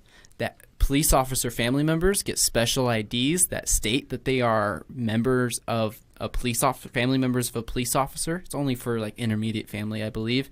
But majority of the time what happens is when you hand that card to a police officer, he looks right at it, hands you all your stuff, have a good night. No shit. No shit at all, bro. I've seen it happen. I didn't know that. Yeah, met this girl on Tinder, not even gonna lie, a few years ago. We were driving, her dad was a cop. We got pulled over because she was driving a little reckless in her little Spider. I was a little uneasy myself. We get pulled over though, and I'm sitting there and I'm like, oh crap, I'm screwed. Like, this is so bad. Like, I'm not gonna go into detail. I was like, ah, no. And then she's like, no, don't worry, it's fine. And I'm like, why are you so calm right now? And the cop walks up and she just hands him that card. He's like, can I get your information? She goes, yeah, here, and just hands him that card. And then he looks and he asks something like, who's this? And she goes, oh, that's my dad. And he goes, all right, hands her the card and he goes, have a nice day. Turns around and walks back to the car. I would have never known that was a thing if I wasn't witness to it. And that right there is crazy. Like, yeah. Oh, how could you do that? I just play the nice card. I'm just nice. I play dumb and nice. Like, oh man, it's not bad. Bat your eyelashes. Yeah. Try to be real sweet. Well, they say in communicating with people that you should always take fault at the very beginning. So I read this book called Never Split the Difference by Chris Voss, and it's communication manipulation. Basically, it's how to strategize with your verbiage and to make sure that that when you're speaking to somebody, you take control of the conversation, and both parties, they benefit, but you make sure that you get the best out of it. Does that make sense? Yeah. Like, you don't take advantage of somebody, but know what you're worth, and use strategy around that to make sure you get what you want instead of getting bullied. Sounds like a decent book to read, actually. He was the head FBI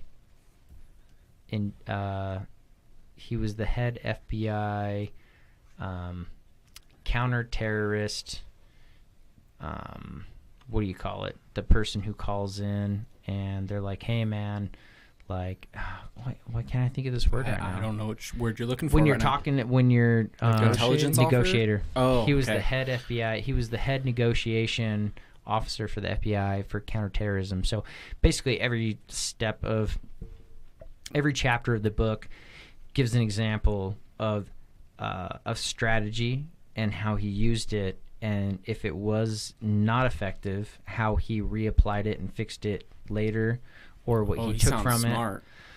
it. I mean, yeah.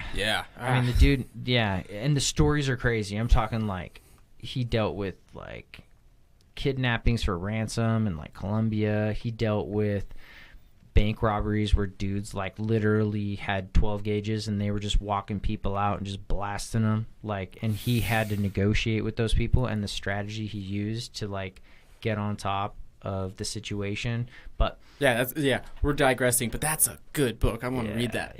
You should. So back to Bigfoot, I just want to state this out, so I want everybody to know it, because like the whole Bigfoot conspiracy, not scary within itself, but then when you think about the potential that like it actually has. So you were saying, Tim, you think it's like a Neanderthal kind of setup. They're in small packs just to save, terms. Very primitive. Kind of hanging out. The natural inhabitants, in my opinion. Which would make sense for the facts we haven't been able to find like a city or anything. But I mean, there's so much land we've never searched. But it's scary to think of if Planet of the Apes situation with basically Sasquatch. That takes the Planet of the Apes situation to a whole new level. What if there's a super smart Sasquatch, just, genetically happens. He's like the cream of the crop, ends up being the smartest Sasquatch there has been since, they started. And he just goes, hey, why don't we just start teaming up with other groups, start getting bigger, and we're gonna, that's basically how cities start, or towns start, or villages, or anything like that, safety in numbers. And then he eventually gets to the point where he goes, all right, we got like all of our family, basically all the Sasquatches together. Who knows what that number is? That could be 1,000 to 1,000,000 to more. We don't know. At any point in time, he decides to go Planet of the Ape on us and go, hey, like, I'm gonna go, like, let's start a going back against these people that, you know, have been shooting at us or anything. Like, who knows what the military's been doing to them? So, you know, there might be some resentment or anything. It takes one averagely more intelligent of them than the rest of them to be able to make something like this happen, like a Caesar in Planet of the Apes. Doesn't take a, you know, special chemical or anything. Just takes evolution to make one that's smarter than the rest, to just kind of come up with a military plan. They've already shown that they are strategic and that they have, like, hunting, you know, abilities. They've got the wherewithal. Yeah. Yeah. Yeah, and that They're is smart scary. enough, So when the sun to goes work in down, groups. yeah, sun goes down, these guys decide that we are the enemy and they want to actually, like, team up, form an army, and start, like, taking us out. Towns of 1,000, towns of 3,000 could just disappear overnight. Just gone. Nobody has no evidence what happened. There's no bodies. There could be some blood depending on, you know, situations or anything like that. But I mean, if they observe us and observe what we do, and they know enough to know what a gun is, like most animals, like a wolf, you know, if it sees a gun in your hand, it's going to run away. It's kind of recognized that shape genetically. But if they have spent enough time close enough, like they have, and understand what power is, understand that something to do with that keeps all the lights on and or anything like that, and they take down just like the right power pole, cuts down all the power to this town, they've got no phones, they've got no power, we've got no night vision. Like, Sasquatches run in with night vision, can carry 3 to 4 people from descriptions of what they are. Descriptions that you told me, Tim, from that podcast, that they got some sort of like possible elephant thick skin to where they can take a buckshot to the chest and it doesn't affect them. That adds a whole nother level, because that's an apex predator with the intelligence to strategically start wiping out people.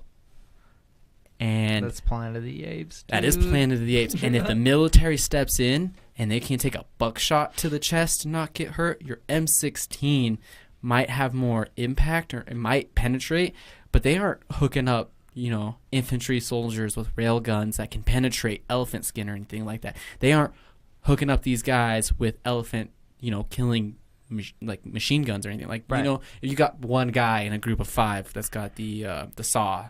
I don't remember what it's actually called, but, you know, the big old belt-fed, like, giant gun. That guy, you know, there's limitations to that weapon and everything like that, but that's probably the only dude in the whole, like a you know, 50 group. cal. You have to have, like, literally. Yeah, you have to have something to penetrate that thing, and that means if they do attack us and we try to attack back, it's gonna be bad. Like, the initial reaction, if we send in infantry, like foot soldiers, they're gonna get fucked up, like, bad, and then we're gonna have to resort to like and you're air going into assaults their territory and all that. Yeah, you're going into their playing ground where they've made paths. They know when to take a left right here at this tree, take a right at that tree, and they're up in the trees, and you don't see them, and they can jump down and throw you, hit your buddy, and he goes flying, and then they jump up 30 feet, grab a branch, and then they're in the next tree that's 50 feet that way, all with under 15 seconds. Mm-hmm. That is scary.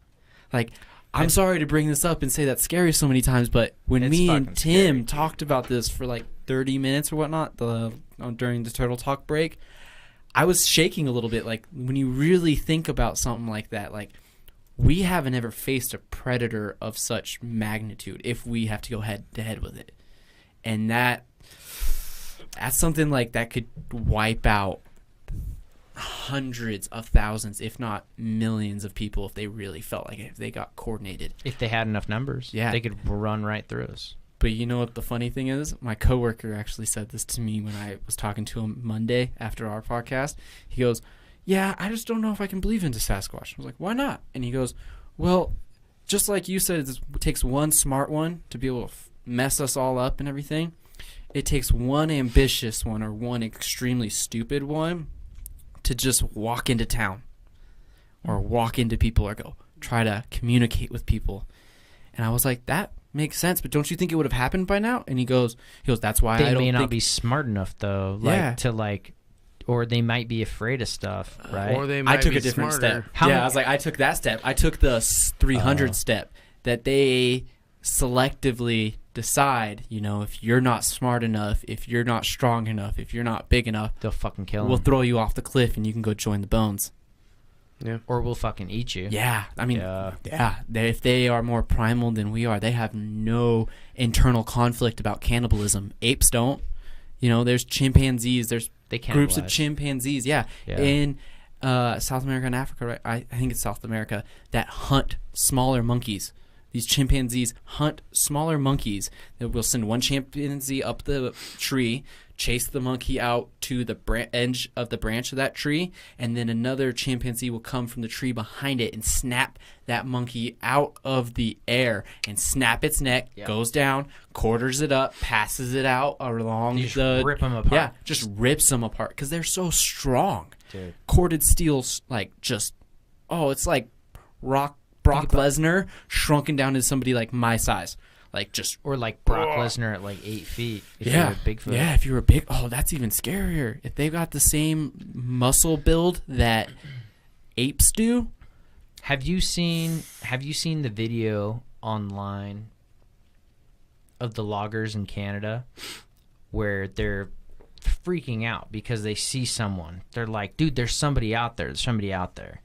And then all of a sudden you see this 20-foot tree get hurled. That would take Like, 3 hurled. or 4 dudes to pick up and carry. Well, and you see these guys are freaking out. This is cell phone footage. And they're fucking freaking out because they're like, hey, we're out here logging. And do you guys, anybody see this? Anybody seeing this right now? Like, does anybody see that person over there? Like that, whatever, what the fuck is that? And then all of a sudden you see something stand up and just hurl a 20-foot log, like a whole fucking tree. And it's not like just like tossing it, it's like throwing it like a goddamn spear. The thing looks at least like 10 feet tall. It's huge. That's a thing though, is like a lot of the stories come from loggers, and what are loggers doing? They're freaking ripping down their habitat. Yeah. If they've been here before that, the other species that was also there at the same time is fucking plants, bro. And we're chopping down trees and getting closer and closer and closer to cornering them. So if you're looking at it, the situation that they're obviously smart enough not to wander into a city. I don't have a lot of... And we get closer and closer to their areas where they're at, and they have nowhere to go. They will fucking do that. Think about any animal on this planet, including us, corner or it, the they're gonna reptilian lash part out. of our mind that people talk about, where your fight or I'll go down flight for days for that shit. where your fight or flight instinct comes from. All your basic instincts come from that part of your brain, and that's what scientists claim that we have most in common with other species on this planet. That's the part of you that when you get cornered with your family and you're protecting your young and your lady, your mate, or anything like that, that's what causes you to do something you've never done before, to charge at whatever's coming at you instead of running away like you usually would for survival. You're backed up against the wall. There's one entrance, and it's standing in the way. There's nowhere else to go. You're going to go right for it because it's your only thing you can do, and your instincts are going to allow you to do it. And that's basically what we're doing. If these things are real, it's basically what we're doing. Yeah. And if they have... may not be able to communicate like we do, necessarily like as far as our own language, but they probably have a language where they can communicate with each other, right? That shows a step above intelligence-wise, and there's only going to be more of them. You know what I mean? Dude. Like, you can't. There's not going to be one of those motherfuckers that are not going to just sit there and be like, "All right, I'm going to take you out."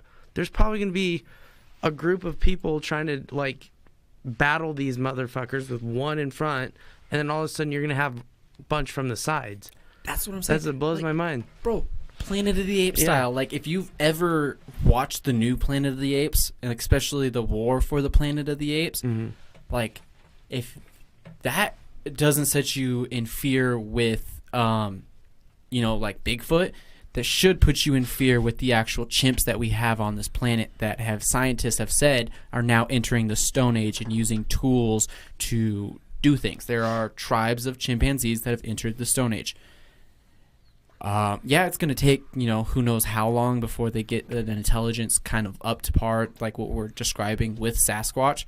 But I mean, still it's kind of the same capabilities.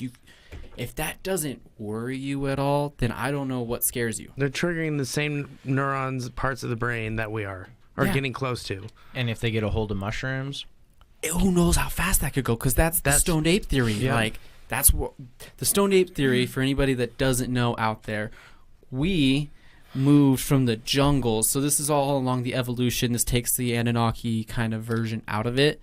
But the stoned ape theory states when we went from being on all four limbs primates and switched to two-limb primates and started standing upright, we moved from the foresty trees of the forest and moved out into the plains. And out in the plains, there was, water buffalo shit and everything out there, and mushrooms growing on them.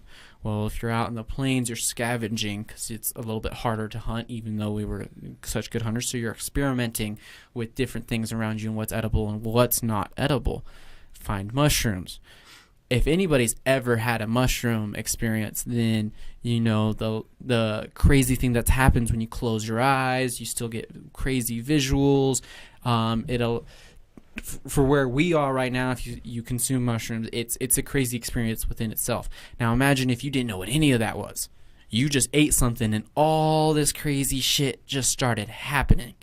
It's what they say explains the huge growth in our brain and how we were able to use more mental capability, and what sent us on this catapulting trajectory to the person that we are now. That's why it's illegal. Oh, yeah. Because imagine if everyone's running around, has almost basically a free thought. Exactly, that's what it is. Not even that, bro. And then you're looking at superhumans at that point because of the next step, and that's literally the next step. I have a whole thing on like the amount of neurons that gets processed at one time. Well, there's people or beings, humans, that get put in this planet that have a higher firing rate of neurons at one time from the get-go, and then later on in life it only goes into a bigger scenario. Take the shrooms and bam, they have telekinesis and shit, bro. So you ready for this? This is so Joe Rogan had on his podcast the head of the U.S. fungal kind of thing. He knows everything there is to know about mushrooms. He works with the CDC and the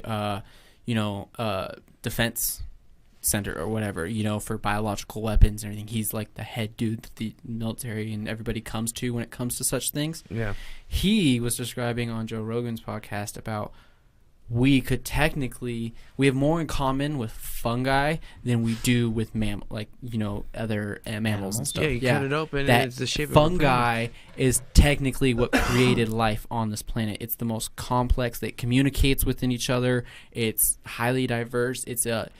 Once you start actually looking into fungus itself and the science behind it, it's crazy. But what he was saying, when it ties back into the stoned ape theory and what you're saying about mushrooms in the mind, is he's saying mushrooms, psilocybin has a property to it that allows your brain to make new connections. So back in the day, let's take that and go back in the day. If you were part of your tribe, your whole tribe's scared of everything at night. Lions, tiger, whatever your predator that you're worried of, because you're out in the elements, you're open and everything. Whatever's away from the fire, you can't see it, you hear a noise, you get concerned, okay? You would avoid the lion in any situation. If one of the people in that group started consuming mushrooms, it would rewire their brain so they wouldn't immediately jump to fear when they see that lion. They would become more courageous, more brave, and they would probably defend the people they're with. There's a lot of correlations with the way that mushrooms and psilocybin helps redirect your brain. That's why they're using it with PTSD in veterans, because it's helping them reconnect their neurons into a way where when they hear a loud, you drop a pot down on the sink real quick, real loud, that could trigger PTSD in a vet. It sounds like an artillery shell going off, and then they go off. That's why they're using psilocybin, because it's redirecting the way their brain neurons launch, so that way when they hear that sound, they don't immediately shoot down that whole of PTSD and, associating that sound with all these things and then triggering a huge flight or flight, thing in the body. He's saying that, mushrooms can cure, psilocybin can cure most depression, PTSD, the way your brain actually works. Just like they're doing a whole bunch of other studies about how, you rearranging the way your brain works so that way certain things don't scare you anymore and kind of stuff like that. But he was describing in detail a lot of what these reconnections could do, and they were all traits that we look for in leaders. Courageousness, able to communicate, things that we look for naturally in leaders, ties into the way that psilocybin could have reconnected neurons way back in the day and changed things, and progressed this stoned ape theory. And I think it holds a lot of grounds if you want to go down the evolutionary standpoint. I think it definitely holds ground, because who knows, this all that I'm saying, the stoned ape theory and everything, could have all happened before the Anunnaki came down here and spliced DNA. We could have had all of these traits and everything, like the reptilian part of our brain. We could have had all this already before they came in, spliced DNA, and made modern day human. That's literally how I think of it too. Like, I can see where that would be more truth than the other, because you said it yourself, reptilian part of the brain. We wouldn't have that unless there was another genetic, some sort of like manipulation. There's a whole different parts of the brain. And Elon Musk talks about it in his Joe Rogan, is that you got your front part of your brain and your back part of your brain, your oldest part of your brain and the newest part, and we have a bandwidth problem of transferring information quick enough. And so basically the back part of our brain, we're just trying to satisfy that as much as possible, because that's the fight or flight. And if everyone utilizes that part of their brain more so than the front part of the newer part of the brain, then we're going back, and people are going to be more savage and not have that kind of control, if you will. Because instead of sharing the food, because you've got plenty, instead of sharing it with your neighbor, when he comes over because he's starving, he doesn't have any food, you're just going to murder him because he's trying to take your stuff. Exactly. Instead of showing that empathy and caring about others. And that's kind of where it goes back to the Anunnaki theory for me, because they talk about the other race coming down, but there's also the correlation with like reptilians. And so I feel like there's a huge dominance, probably in my research and stuff. You had the Bigfoot and that humanoid here first, had the whole evolutionary thing probably with the mushrooms, because that makes a shit ton of sense. It's crazy how much, the coincidence thing I'm going back to. If the coincidences line up and it makes perfect sense, chances are it's true, or it makes sense. Exactly. And I feel like after that you probably have the reptilian race and then the Anunnaki coming in, because if you look in history and stuff like that throughout different cultures, it all boils back to the reptile. So if you have two parts of your DNA that are with the oldest beings on this planet, which are Bigfoot and reptiles, there's a third one, and there's a lot of scientists and genealogists saying that we actually have a triple helix.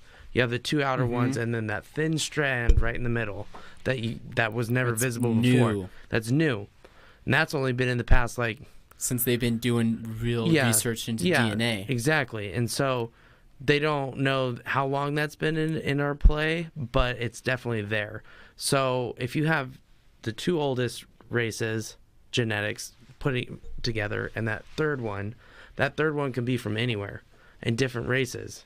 So that's why you have different people that act a certain way, look a certain way. You know what I mean? You can just tell. For me personally, I've gotten to the point where if I'm having a conversation with someone, I'm trying to find out where that middle strand's coming from. I see what you're saying. You know what I mean? Because of demeanor like a chord, not a chord, like a code that's in the background that you can't get rid of. You can stack all the stuff on top of it, but you're still gonna see that code come out. Exactly. And so I don't even know where I was going at that point, because that makes. But yeah, you know what I'm saying there is back to the mushrooms. If you take mushrooms and split it in half, it looks just like your brain, your like spinal stem and all that kind of stuff. Are you ready for some crazy Yep. stuff? Because Tim brought this up with the podcast with Parker that I heard, and I'm gonna expand more on this because Tim he's heard of it, but I don't think he's done as depth as I have. So they state that Christianity is actually a sex mushroom cult. Now, if anybody's listening to this and you see me at church, don't yell at me, Santa okay? Claus. If you listen to the beginning of this podcast, I stated you got to keep an open mind. You can't fully believe and you can't fully discredit. So the theory is that these people were walking around, because you have to think about it as a surge of intelligence like we have now. Like, we've lost all knowledge we knew about sound waves and what they could do, tying it back into that, and we're kind of having a resurgence back into that. Like, we lost it after the Egyptians because that's how they built the pyramids and everything, and then it's coming back now as we're doing more experiments and finding things out. I think the same thing happened with mushrooms. It was a huge thing way back in the day, then it died off, and it came back right around the beginning of Christianity. When you look at all the ancient, like, plate glass windows and everything like that, if you go back to, like, the real old paintings and real old descriptions of Christianity, the halo that's behind Christ has streaks through it. And it looks like the under part of a mushroom. And as you look more and more in these ancient, like these old, like the original paintings, the original artwork of Christianity, you see a lot more of the red mushroom with the white dots, which is a common, I don't remember the name of that strand of fungi, but it's common in Europe and everything like that. And they believe that these people were finding these mushrooms when they came into season. You don't know what's going to kill you. You don't know what's not going to kill you in this time. Some mushrooms that you eat definitely turn some people sick and kill them. Then this mushroom that you magically find and eat freaking gives you this crazy experience that you can't explain. Yeah, exactly it. Right there. I'll say it. Yeah, say that. Muscaria. Yeah, I was like, it's too scientific for me. Amanita muscaria. But it's the most common... psychedelic origin of Christianity. It's the most common mushroom to be found. Yeah, Santa Claus. It ties into Santa Claus and the theory that he shows up once a year, gives you these amazing gifts, and then disappears. Because these mushrooms only grow during a certain time of the year, and I don't know if it correlates with winter or not in Santa. I don't know that deep. Red and white. But yeah, the red and white shows up magically out of nowhere because fungi just sprouts out of the ground because it lays dormant in soil. There's more fungi material in a square inch of soil than there is dirt and, rock material and stuff like that. Yeah. So you need to go like back. The tree of life. Yeah. Yep. Yeah. The biggest fungi. So fungi communicate with each other. They are a whole network system. Think about it like they'll correct me if I'm wrong. Plants in general, they communicate. Yeah. Like they recently discovered that trees, if a certain bug and there's a certain wind, like a downwind, and they're being attacked, they'll actually send out like a hormone or a pheromone that says, hey, this basically is how we communicate. Something's coming, so protect yourself. So those other trees will start to excrete whatever it is, like sap. This fresh grass cut smell that we love? Everybody loves that fresh grass cut smell. It's them crying. It's them warning other species like of their own that something's coming through and damaging them. Something's coming through and eating them or whatnot. They secrete that smell, and it allows the like you said, the hormones. It allows the other plants in the area to know that's happening. And I don't know how far they take that, but that's what that smell is. Mm-hmm. Whoa! I wonder if that's why my grass is so much greener than my neighbors. Why? I don't know. Maybe because their grass is like, yo, protect yourself. Shit's coming. Because I mow my grass like a day afterward. So. And I don't know. I don't know enough about grass. I did landscaping for a year, but I don't know that much about grass. Well, I just know that maybe they're communicating, saying, "Yo, you're about to get fucked up." And they're sucking up a whole bunch of nutrients or something. Sucking up a bunch of water. Dude, you never know. Hold on. This might just be like a far left ballpark thought, but what if, like, since you said the fungi square inch is more than soil, we have loggers going out cutting down trees, and you have Bigfoot that has been here for just probably as long as that shit. And they're like probably protectors. They could be protectors of that. Hollow Earth, maybe. Of Hollow Earth. I think they might be Shepherds protectors of Hollow Earth. The tree, the giant growth. mushroom, that could be like the cerebral cortex of the planet, which could be a mushroom. And then all of a sudden, Whoa. I'll be able to back this up a little bit with more fact. but then you got them that are like kind of toying with humans and basically learning and watching what we do, and as we wander off away from the city and shit, obviously. And they're basically waiting. They're like the National Guard for the planet, and like Waiting for us to get too close before they have to actually make moves. Yep. That, I mean, hey, it's a solid theory. It makes sense. Who knows? It could make sense. Yeah, I was like, Left like ballpark. anything else we talk about, like, who knows? But to tie into that, to make it a little bit more understandable and believable, is the same dude that's on Joe Rogan also talks about the world's biggest fungi collection. So I don't remember the name of it, but it's a fungus that grows on trees that have fallen over and like died, and they're what causes meadows. So when you walk through old growth forest and there's a meadow, this fungus is there because it's growing on all the decay that's happening in there. So the biggest one they have recorded, I don't know if I'm gonna get this right, but it's huge. It's square miles connected of this one fungi that is over this course of I think it's 30 miles. I'm not even gonna lie, it's 30 square miles or something like that. It's huge, that's communicating with itself and communicating with other fungi that's around it and everything like that. That, when I learned that was crazy. I never knew fungus did that. When you think of Avatar and when they show the way the trees communicate with the other trees, it's basically what fungi is doing. That Logan, we're gonna have to do more podcasts like this because we just keep getting off topic and going down other things. We never even dove into the sound. We haven't dug too deep into that yet. But we've just been we've been just skipping over Sasquatch, which I'm totally down. But Sasquatch, though, do you want to see this video real quick? Yeah, show me that video of him throwing that tree. Everybody who's watching this right now, just search oil workers record a Sasquatch throwing a tree. This is fucking crazy. Can we play the audio? Yeah, it's playing right now. No, I mean through the podcast. Yeah, because it's on YouTube. It's all good. I just didn't know that. I should have asked that question. I don't get enough watches anyways. All my downloads are audio. I don't see it. There's a creature running over that bit. Oh yeah, okay. Now I see something. Yeah. Yeah, he's kind of coming over the. Watch, this is crazy. Just through the tree.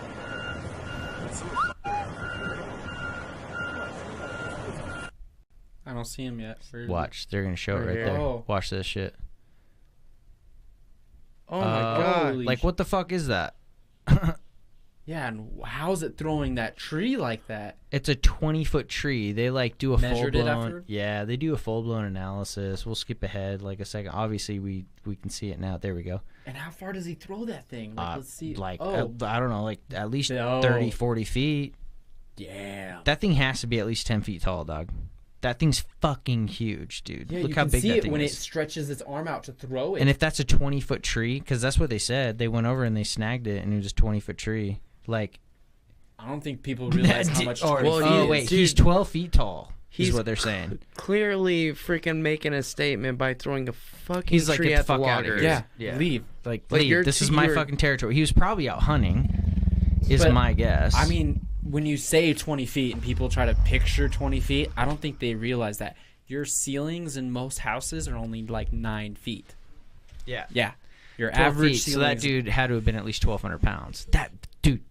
Think about it. That Won't thing was fit. huge. If it stands up straight, it's not fitting in any room in your house. And do you really think a bunch of loggers are gonna somehow fake this video? I don't think so. What do they have to gain? Well, not only that, They're a bunch of fucking how are you loggers. gonna move a tree like that? I mean, in a video, you could CGI it in and everything That like didn't that. look CGI as But fuck. there's a No. bunch of people that are literally talking oh, I see that fucker. That's Yeah. literally what they say. Yeah. Anybody who's watching it, you actually will see them they're having normal. It looks like a real video of you. Three of us were out there just sitting next to the truck, and we saw something. And was like, oh shit, we got to record this. Mm-hmm. That's crazy. Way crazy. That's great. He threw that. But now imagine people are if gonna, and that's a North American ape, man. Straight up. I don't care what anybody says. That thing looked like a goddamn gorilla. And if you saw the way it threw that spear, that's the way you've seen gorillas in any documentary you've ever seen throw a stick at another gorilla. Oh yeah. Oh yeah. Basic spear motion and just like that. Oh, that's scary. That's scary because if it wasn't a 20-foot tree, let's say he decided to carve down a 20-foot tree to a spear of his size with a stone tip. Well, let's just say that he didn't let his presence be known, and somebody went off trail to go mark a tree, and they disappeared, and they never fucking know. Things bigger than your ceiling. Things bigger than your ceiling, Dude, and you don't see it coming. It drops out of a tree out of nowhere. I was reading this story, which is crazy. This guy was a trapper, and he had. Oh yeah, you told me this is crazy. I did tell you the story. This is what actually sent me off the Planet of the Apes. No, or tell tell you Logan. this. Oh, dude, tell okay. the story. Oh, I will be right back. I've heard it. I'll be right back. Yeah, you're good. So, so this guy went to go check his traps at like late night, super late night, and over the last like few weeks, there had been some issues where his traps were busted, broken into, what have you. So he goes back one night and he's checking his traps, and he's about 30 feet off trail, and he notices he goes back a little further just to check to see if there's any like other trails out there from wild animal that might be getting to his traps. And he goes way back there to about 70 feet, and he realizes that he falls into like a corridor basically, where these trees had been kind of like over time, they've kind of been bent to create like a tunnel. And statistically, most people and hunters, anybody who listens to this, they especially Turtle, like he'll confirm, most people don't go more than 100 feet off trail. Like you would have no idea that like 30 feet next to you there's 10 deer just sitting there eating because it's so thick. And how would we know that there's an 800-pound gorilla that's literally right behind there if we wouldn't know that there's even a deer? And these things are the apex predators of where they're at, right? Yeah. So, like, we don't have big predators. The wolf, Yeah. well, I take that back. The grizzly bear is the biggest land predator that we have, and these things are on par. They probably stand shoulder to shoulder with the grizzly bear. you guys keep talking. Hold on a second. Okay, so how far did he get in that story? To the part where He walks off. Yeah, Okay. I think. Fuck. I Okay, just so this lost hunter's it. out here getting traps and everything. Yeah. Walks off the trail, and I mean, it wasn't that far off the trail. It was maybe at max 100 feet, 100 yards. I mean, that's big. I think it was jump. 100. I think it was like 70 feet off, right? Yeah. So basically, sorry, I had to run off. No, you're good. Real quick. So he walks out there. Pick up wherever you want to jump back in. He walks out there and he yeah. finds this. Yeah, but he hears stuff, but he doesn't really know what it is. And he hears something following him, and he's like, it was on 2 feet, and it couldn't have been a bear. He was like, we don't have bear in this area, but I could hear something like following me on the trail. And I stopped, and I thought it was like maybe a local hunter or something like that. And every time I stopped, it would stop with me. And then my girlfriend, or maybe it was his wife or fiance or something at the time, but the girl he was with, who was in his car, she flipped the brights on. And when she did that, she started screaming at him. Like, Oh, so we're talking about two different stories then. My bad. I think so. I was talking about the bull. Oh, you're talking about Yeah. the bull. No, Yeah, so I'll I'm tell that talking one about after another this. trapper. for it. I think the one that I was telling you about was the guy who was on the deer trail. And Yeah, he actually, ran into yeah. the thing. So I'll I'm tell talking that about one a after trapper. this. Yeah, and I may have mixed it up on the last one too, but this was a trapper. And So she flips the brights on, and she starts screaming, like, get out of there, get out of there. He's right behind you, is what, like, she was saying. She was screaming at him. And he had no idea, but, like, right behind him, there was, like, a 7 to 8 foot. She was like, you were literally at its belly button. Like, you were so small. And this man was so big. She was like, that was the biggest man I'd ever seen. And she just kept calling it a man because she didn't know what to call it. And she said that it was right behind him about like 10 or 15 feet when she started screaming. And then he just took off towards the car and it belted because the lights flashed on it and she was freaking out and screaming. And who knows, like, give that dude another 30 feet, he would have been gone. She would have been like, yo, where you at? And like, hey, Steve. Nothing. Dinner time. Nothing. Like, let's go. The fear that instills in me is the fear that they try to embody into Michael Myers in all the Halloweens. That just like that way big, can't stop it no matter what you do. It's getting you kind of like fear. And that's what that instills.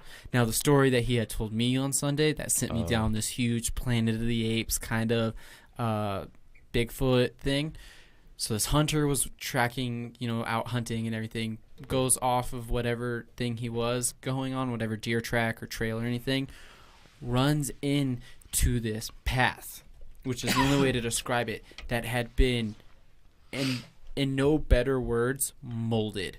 The trees grew and were interwoven above, so it made like a canopy and like a trail that was huge, wide enough that you could drive your car through, and it was tall. This hunter followed it all the way to where it ended, which I don't know. Tim said it probably was like a mile or two. Like, it was some distance. I think he went like 2 miles in, and it was like a solid trail. And he was the guy who's describing it was saying like this had been worn. Like, this is something that had been used for a long time. Like, he was like, this was a highway system. The way he explained it was like, this was literally like a highway inside the mountains. Like, the trees had been overgrown, but they had been, like you're saying, interwoven to create molded this path. And the path had been worn so long, you could see that it was just burned out. Like it's still being used. Yeah, like it's been used a long time, and it's still an active highway. So he decided to follow it. You can keep talking because you're a hunter, so you're a little bit better at this than I am. Yeah, it's crazy just to think about, like, walking out into the woods, because I've never experienced anything like this. Like, I think the closest thing I can ever say I've had to this is the fact that you get that eerie feeling like something's looking at you when you're out deep in the woods. Now, I can't attest that Sasquatch or anything, but your body does that for a reason, and it really only does it when something's actually looking at you. You know what I'm saying? It's like your sixth sense. Yeah, it's your instincts kicking in, and that's the closest thing I can attest. Like, it could be Sasquatch, it could be a wolf, it could be a squirrel, could be the bird that I'm looking at right there that's triggering that sense. I don't know, but to be out in the wilderness like that, just tracking down game to take down, and then stumbling upon something like that, something that's clearly intelligently made, because there's no right corners in nature. There's and it's worn down. It looks like things have been walking through it. But I mean, like, if you were to watch a movie about like going through like old England or anything like that, it's like one of those kind of things. That's kind of what I'm picturing it as the guy has described it. Follows it, okay, gets to a hub.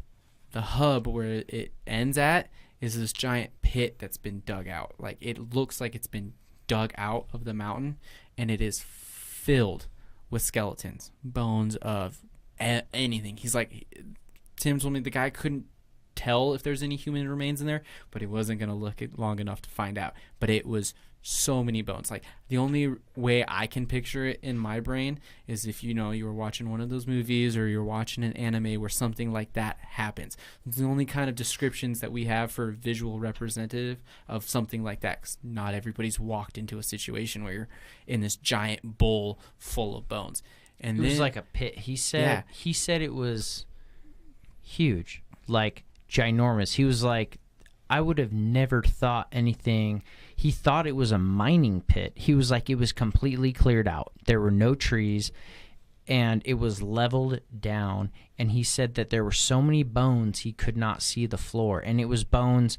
He was like, there were bones with like fresh meat on them, and there were also bones with like that looked like they'd been there for 10 years.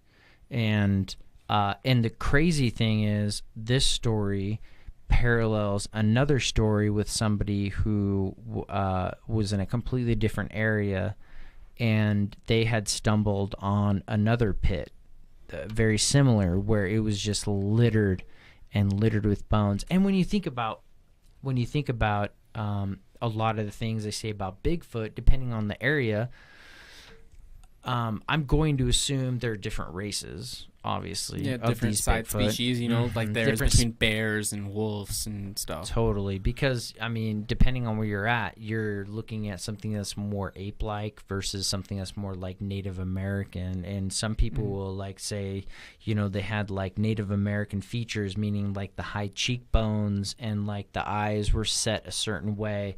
And then and then the nose, of course, is like more human-like. And then you have other people who are like, well, it looked more ape-like than human, but it wasn't an ape, but it wasn't a human. Yeah, like different tribes. Yeah.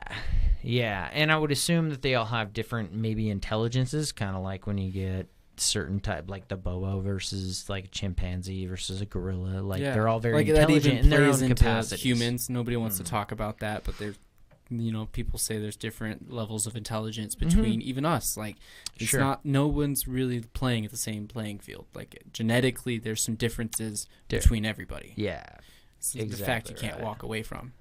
But another one. I mean, it's another like, place.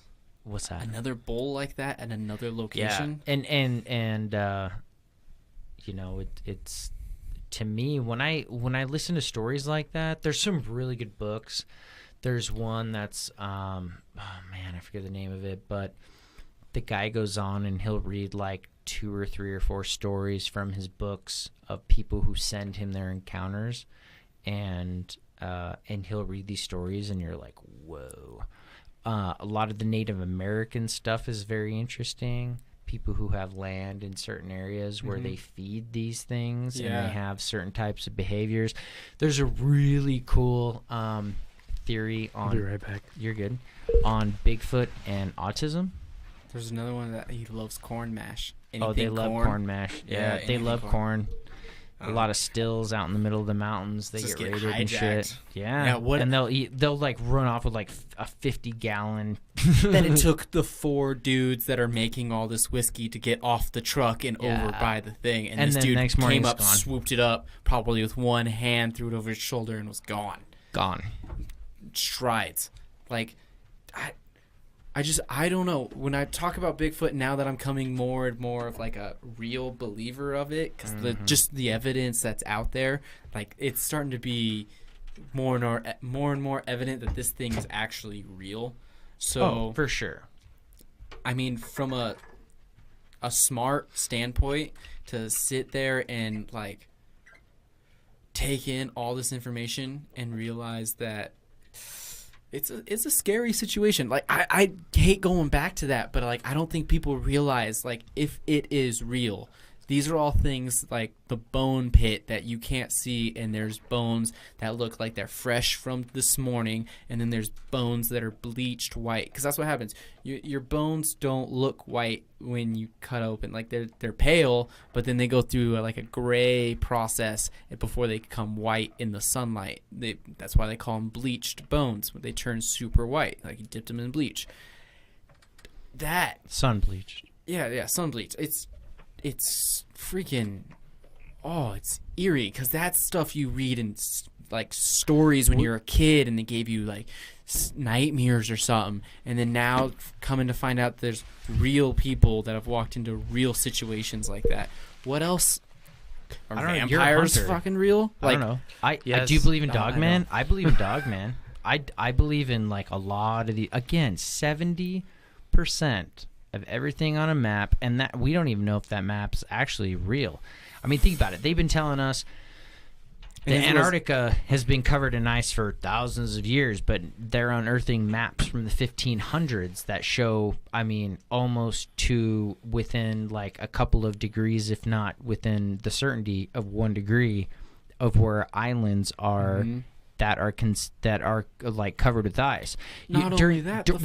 Sorry. Go. During World War II, and this is documented, we used we attempted to use atomic energy for atmosphere change down in Antarctica, and the plan was to send up an atomic bomb, explode it in the atmosphere to change Antarctica to melt the ice. And I mean, this is all documented. Who knows? Maybe we've already done that, and maybe NASA scrubs it. But I mean, you can get on Google Earth. Anybody who's listening to this, go ahead and just Google UFO tanks Antarctica Google Earth. Oh yeah, you were telling me about that, about the crash. They scrubbed UFO. that shit, but there's literally a photo of a UFO with 4 tanks just surrounding it. Like, get the fuck out of here. I don't know who you are, but you've got tanks. If that's too deep for most people to believe, like, oh, you CGI'd that into Google, like, whatever, somebody hacked Google Maps and CGI'd that in it, okay, fine. Like, I will let you speculate that. But what you can't speculate with is the fact that there are warm water lakes, there are green patches, there are thermal vents all throughout Antarctica that provide crazy amount of living space. Like, other things can survive there than penguins. Like, that's what I'm trying to get at. And that, like, there's castle structures that have been like shown over there. There's like holes and mountains, like cave systems they see, and there's like metal around these like and it openings. Ties, like, I don't want to cut. I'm so sorry, Tim. I've been cutting people off. Yo, just, you're so fine, excited. man. Because how about Bixby just started listening to everything we're fucking talking about?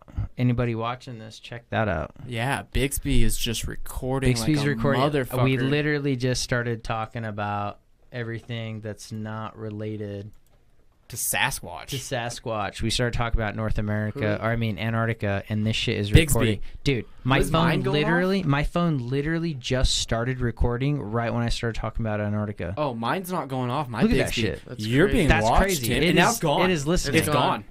Oh shit. Because we started calling them out. Yeah, bro, this Fuck is why. you, NSA. Okay. Sorry, No, sorry, that It's was a all little good, aggressive. man. I'll be honored to get an email or anything. I just that want any of says our quit listeners fucking to talking know about what you're talking about. Disappear. I'm like, hey Yeah. guys, it's All of us. this reason. Dude, there's literally a guy that came out that used to work for the government at one point that was actually missioned to go down to Antarctica into one of these tunnels because they had found a race. And he went down there and he was like in the communications and had to work out a negotiation. They made one exception to have him go view their city. It was a full-blown city, technologically advanced, bird race. See, that sounds like it. And Go ahead. yeah, bird race. Ties in with the Hollow Earth thing. Yeah, yeah. And then bird race, and then reptile race, Nordics. All of them were basically like countries next to each other. And he basically was told that the planet is a lot bigger than what they assumed. Mm-hmm. And there's like land masses beyond the perimeter of where we're only isolated to go. And so that's where Which people ties in with the flat Earth theory yeah. and everything. That's why this Yeah. is so I crazy, don't know anything Tim. about Yeah, flat Earth. so- Oh my god. so okay, you talked I'll- to me about this, yeah. and I met a guy he literally came at me with flat Earth. Like, came at me. Like, I've never known anybody who has not been prompted to like discuss that theory, but this dude literally like interjected conversation and was forcing it on me, and I was like, whoa. Because it. Maybe you literally have like an idea about it. Okay, so I don't want to fuck with anybody's mad, but this is what's scary about the flat Earth thing. Oh if shit! that This is a comes out badass to show. be real, if the flat Earth comes out to be real, then everything else comes unraveling. That's what's scary about the flat Earth. That's That's what why they don't nobody wants to talk about That's it. why how they would don't the want it flat to get Earth- out. in flat Earth, and you're talking about, but it's not because it's actually two-dimensional- flat. Two-dimensional. We are three-dimensional beings on a two-dimensional plane. Yes, that's And what I that's was getting what at. What you were fucking talking about the people other hate. day. That's what they can't Okay. realize about this reality. But do they make that connection between that extra dimension that looks over us and we're that flat so plane? let's, How does this work? let's describe how dimensions work before people get too deep into this, okay? So look at your table. There's a table in front of you. Look at it, okay? And it's a flat surface all the way across, okay? That's a second dimension. You cut out a paper person. This is the best explanation I've ever heard of it, okay? You cut out a paper person and you put them on that paper, on that table, that surface. That is a flat person on a flat surface. That's a two-dimensional being on a two-dimensional surface. It can only survive in that second dimension. It can only perceive what's in that second dimension. It doesn't see us. It doesn't see what else is in the room. It only perceives what's on the table. Like the cup is a mountain, this is a mountain kind of thing, right? Like these are towers off to wherever. It doesn't know. They cap off into the heavens. You take that paper person, you fold them in half to where their upper body is sitting above, like sitting upright on the table. Their lower part, their legs and everything is in the second dimension still. It can only be perceived in the second dimension. Its upper body is in the third dimension, perceiving everything that's out of its second dimension that its lower body is in. So it can see its legs, but it can't, and everything else that's going on, but it doesn't see anything else. It's in the third dimension. Now to pass that on to us, take it up a level. If we're in the third dimension, okay, and we take ourselves and fold ourselves in half and move on to the fourth dimension, you would literally disappear from the waist up. I don't know what that looks like. I don't know if that means I can see like your bone structure, like if it's like a slide, like they say at medical schools where they take a person and they cut them up into glass slides so you can see every layer of that person. I don't know if it's like that or if it just like disappears in their skin, or I don't know what that entitles. But we can only see your legs. That's all we can see. Your upper body is gone because your upper body is in the fourth dimension, which we can't perceive. It's above us. We don't see it. It's like us looking at this table and you're up there looking down at us and see everything.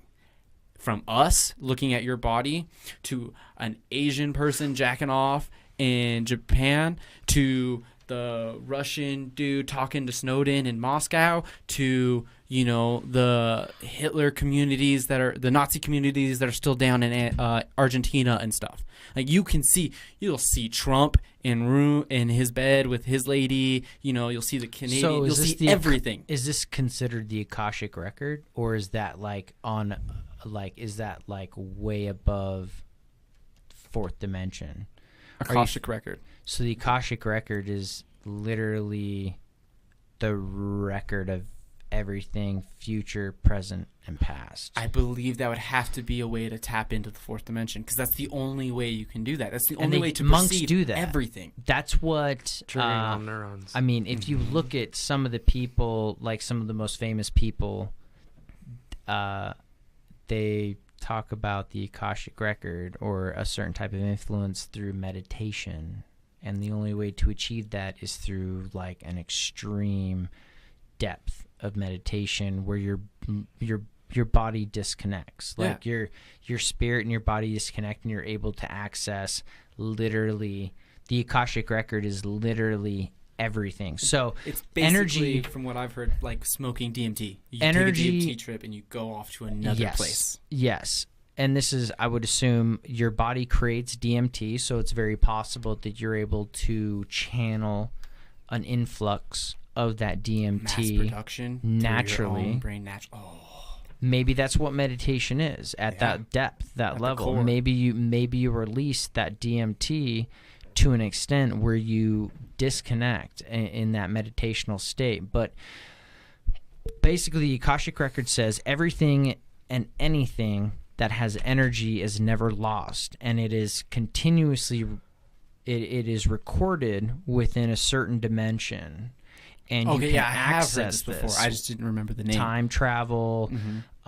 You're able to access this energy wherever it's at, whenever it's at any time. And a lot of the people who have made huge advances in their field, whether it's technology, science, whatever it is, a lot of them, they meditate and they bring themselves. Einstein would also microdose with mushroom, psilocybin. Yes. He would microdose himself, meditate, and then go in and do his work as a way to help. I feel like psychedelics like that, DMT, psilocybin, I don't want to say like acid because I feel like that's more man-made than found naturally. But with anything you can find naturally, like THC, if you smoke enough of it, gives you a little bit. It like opens the door. Like I'd say it unlocks it. It unlocks it. But then if you want to go through that door, you consume mushrooms, you consume DMT, anything that's natural like that. And freaking, it makes perfect sense why people that have those extreme, like ayahuasca or anything, trips into DMT, feel like they get knowledge that they've never had before. It's like an opening a wisdom extraterrestrial experience. Yeah, it's an interdimensional experience. Experience. Past lives, stuff like that.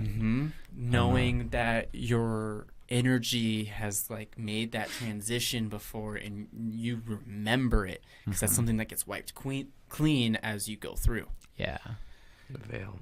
that's crazy. And speaking about multi-dimensions, let's get back. I want to talk about sound. We're going off, and I believe that we could get off on sound for a solid hour. And how it ties in with the Nazis and all the way back to the Egyptians, Antarctica, like oh yeah. Also goes with Sorry. dimensions, bro. Speaking of which, everybody who's watching on YouTube right now, I did want to pull this picture up, if it will allow me. While you're pulling it up, I just want to shoot this idea to Logan real quick.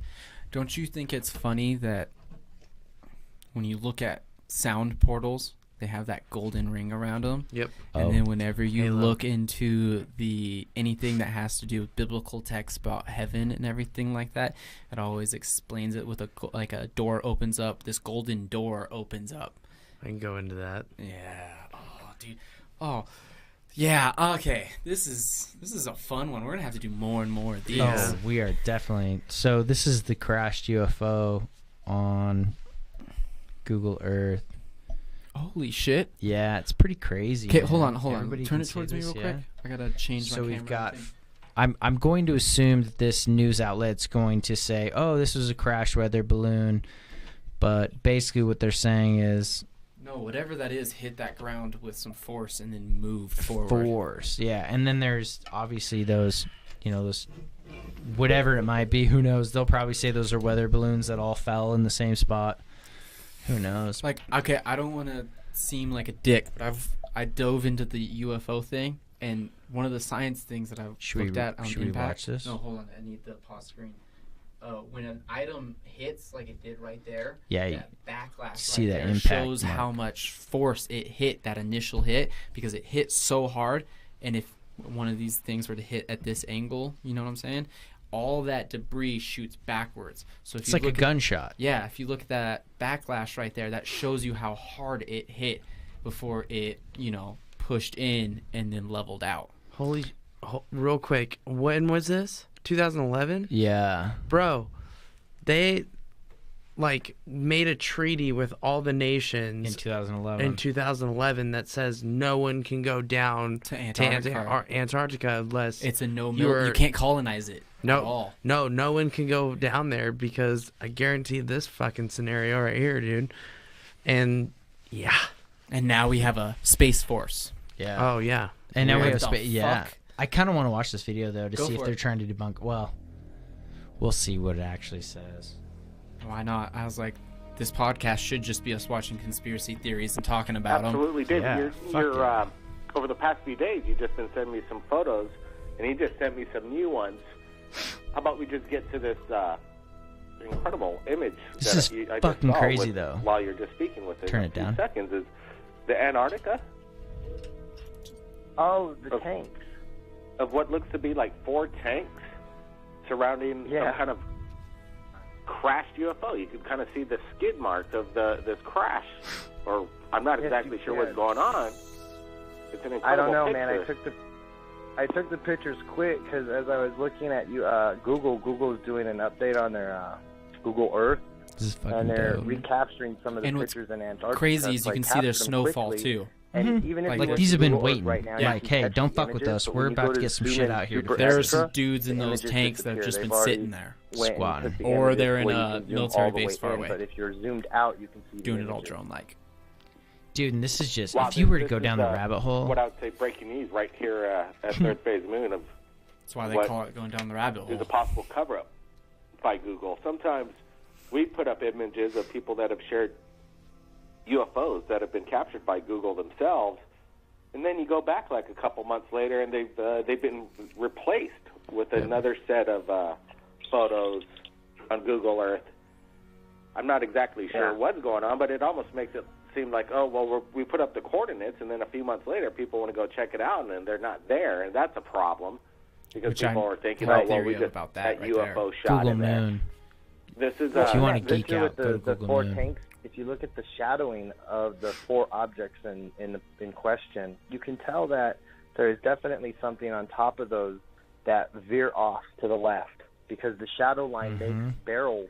Basically, it looks like there's four different types of tanks. The first tank looks four like different a missile countries. type of tank where it has Oh, missile guidance shit, systems yeah. on top, and the other two tanks in the middle look like Because they're you're holding lying to bigger yourself if guns, you but think they don't not have a military barrel. bases The down there. fourth tank on the left looks like it has a gigantic long barrel on it because it's Inner super Earth, thin but man. long, and the other one, Fucking the Hollow barrels Earth. in the shadow look Or they look flat. fatter, rounder. It looks It's like either there's more or. parts to it than just Or the barrel. both. That's even scarier. I got Because it. they But could It tie into definitely each looks like other. that. Are there coordinates What? that you could I got the need science to see behind if I it. could get in closer that's fucking to what's crazy, going though. on? How do we get to this on Google Earth? It's So super I have a easy. pretty When you're on decent Google theory Earth, on if you, why they just let put in things the- like this slide while we're what's able that to look name? at it, but they That scrub it station from that's Google over Earth. there, Because most people will like to Mc- throw in that thing. The Like, Crudo? why is it gone? Yeah, it's just Mm-hmm. right of it. You'll see when you zoom out. You'll see as you zoom into the right of it. You'll see four little objects in the crash site. But as you go to zoom in, Whoa. yeah, 4 Everybody little look objects? it up. If you Yeah, he was talking about from Share being this zoomed out. out. pull it up Everybody on needs the to get phone this so I out can right show now. you. Yeah, that's quite It was, incredible.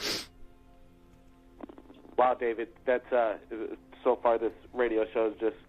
I've never seen that insane, photo dude. before. I'm sure people are going to appreciate it. They're going to speculate what's going on. It reminds me of straight up the. That is crazy. But Manitoba I've had crash, people that I've First dug into Nation conspiracy theories with, reservation. and they're like, "Oh, why is Google Earth scrubbing it if you can still find it on YouTube or so?" And I'm like, "Well, because YouTube's a free platform that anybody can subscribe to. It Owned doesn't by have Google, much, though. yeah, but it doesn't have much regulation. And if it did, it would be noticed. Where with Google Earth, with updates and everything, and the way that's all set up, you know, and how much space there is to look at Google Earth, and how they can just kind of cover up things like that. But if somebody comes in and gets a photo of it, uploads it to Like, YouTube, oh, that was fake anyways. YouTube could just, or Google Earth could just Yeah. be like, well, obviously that's fake. It's not there. look at right it now, it's not there. But I mean, if you were to go through and take off every single instance of that photo on the internet, and like word spreads around, because you know the word of mouth, you know, is still the most potent way to get any information around. That's, you know, hence why podcasts are so popular. But if you were to scrub all of it, people would notice.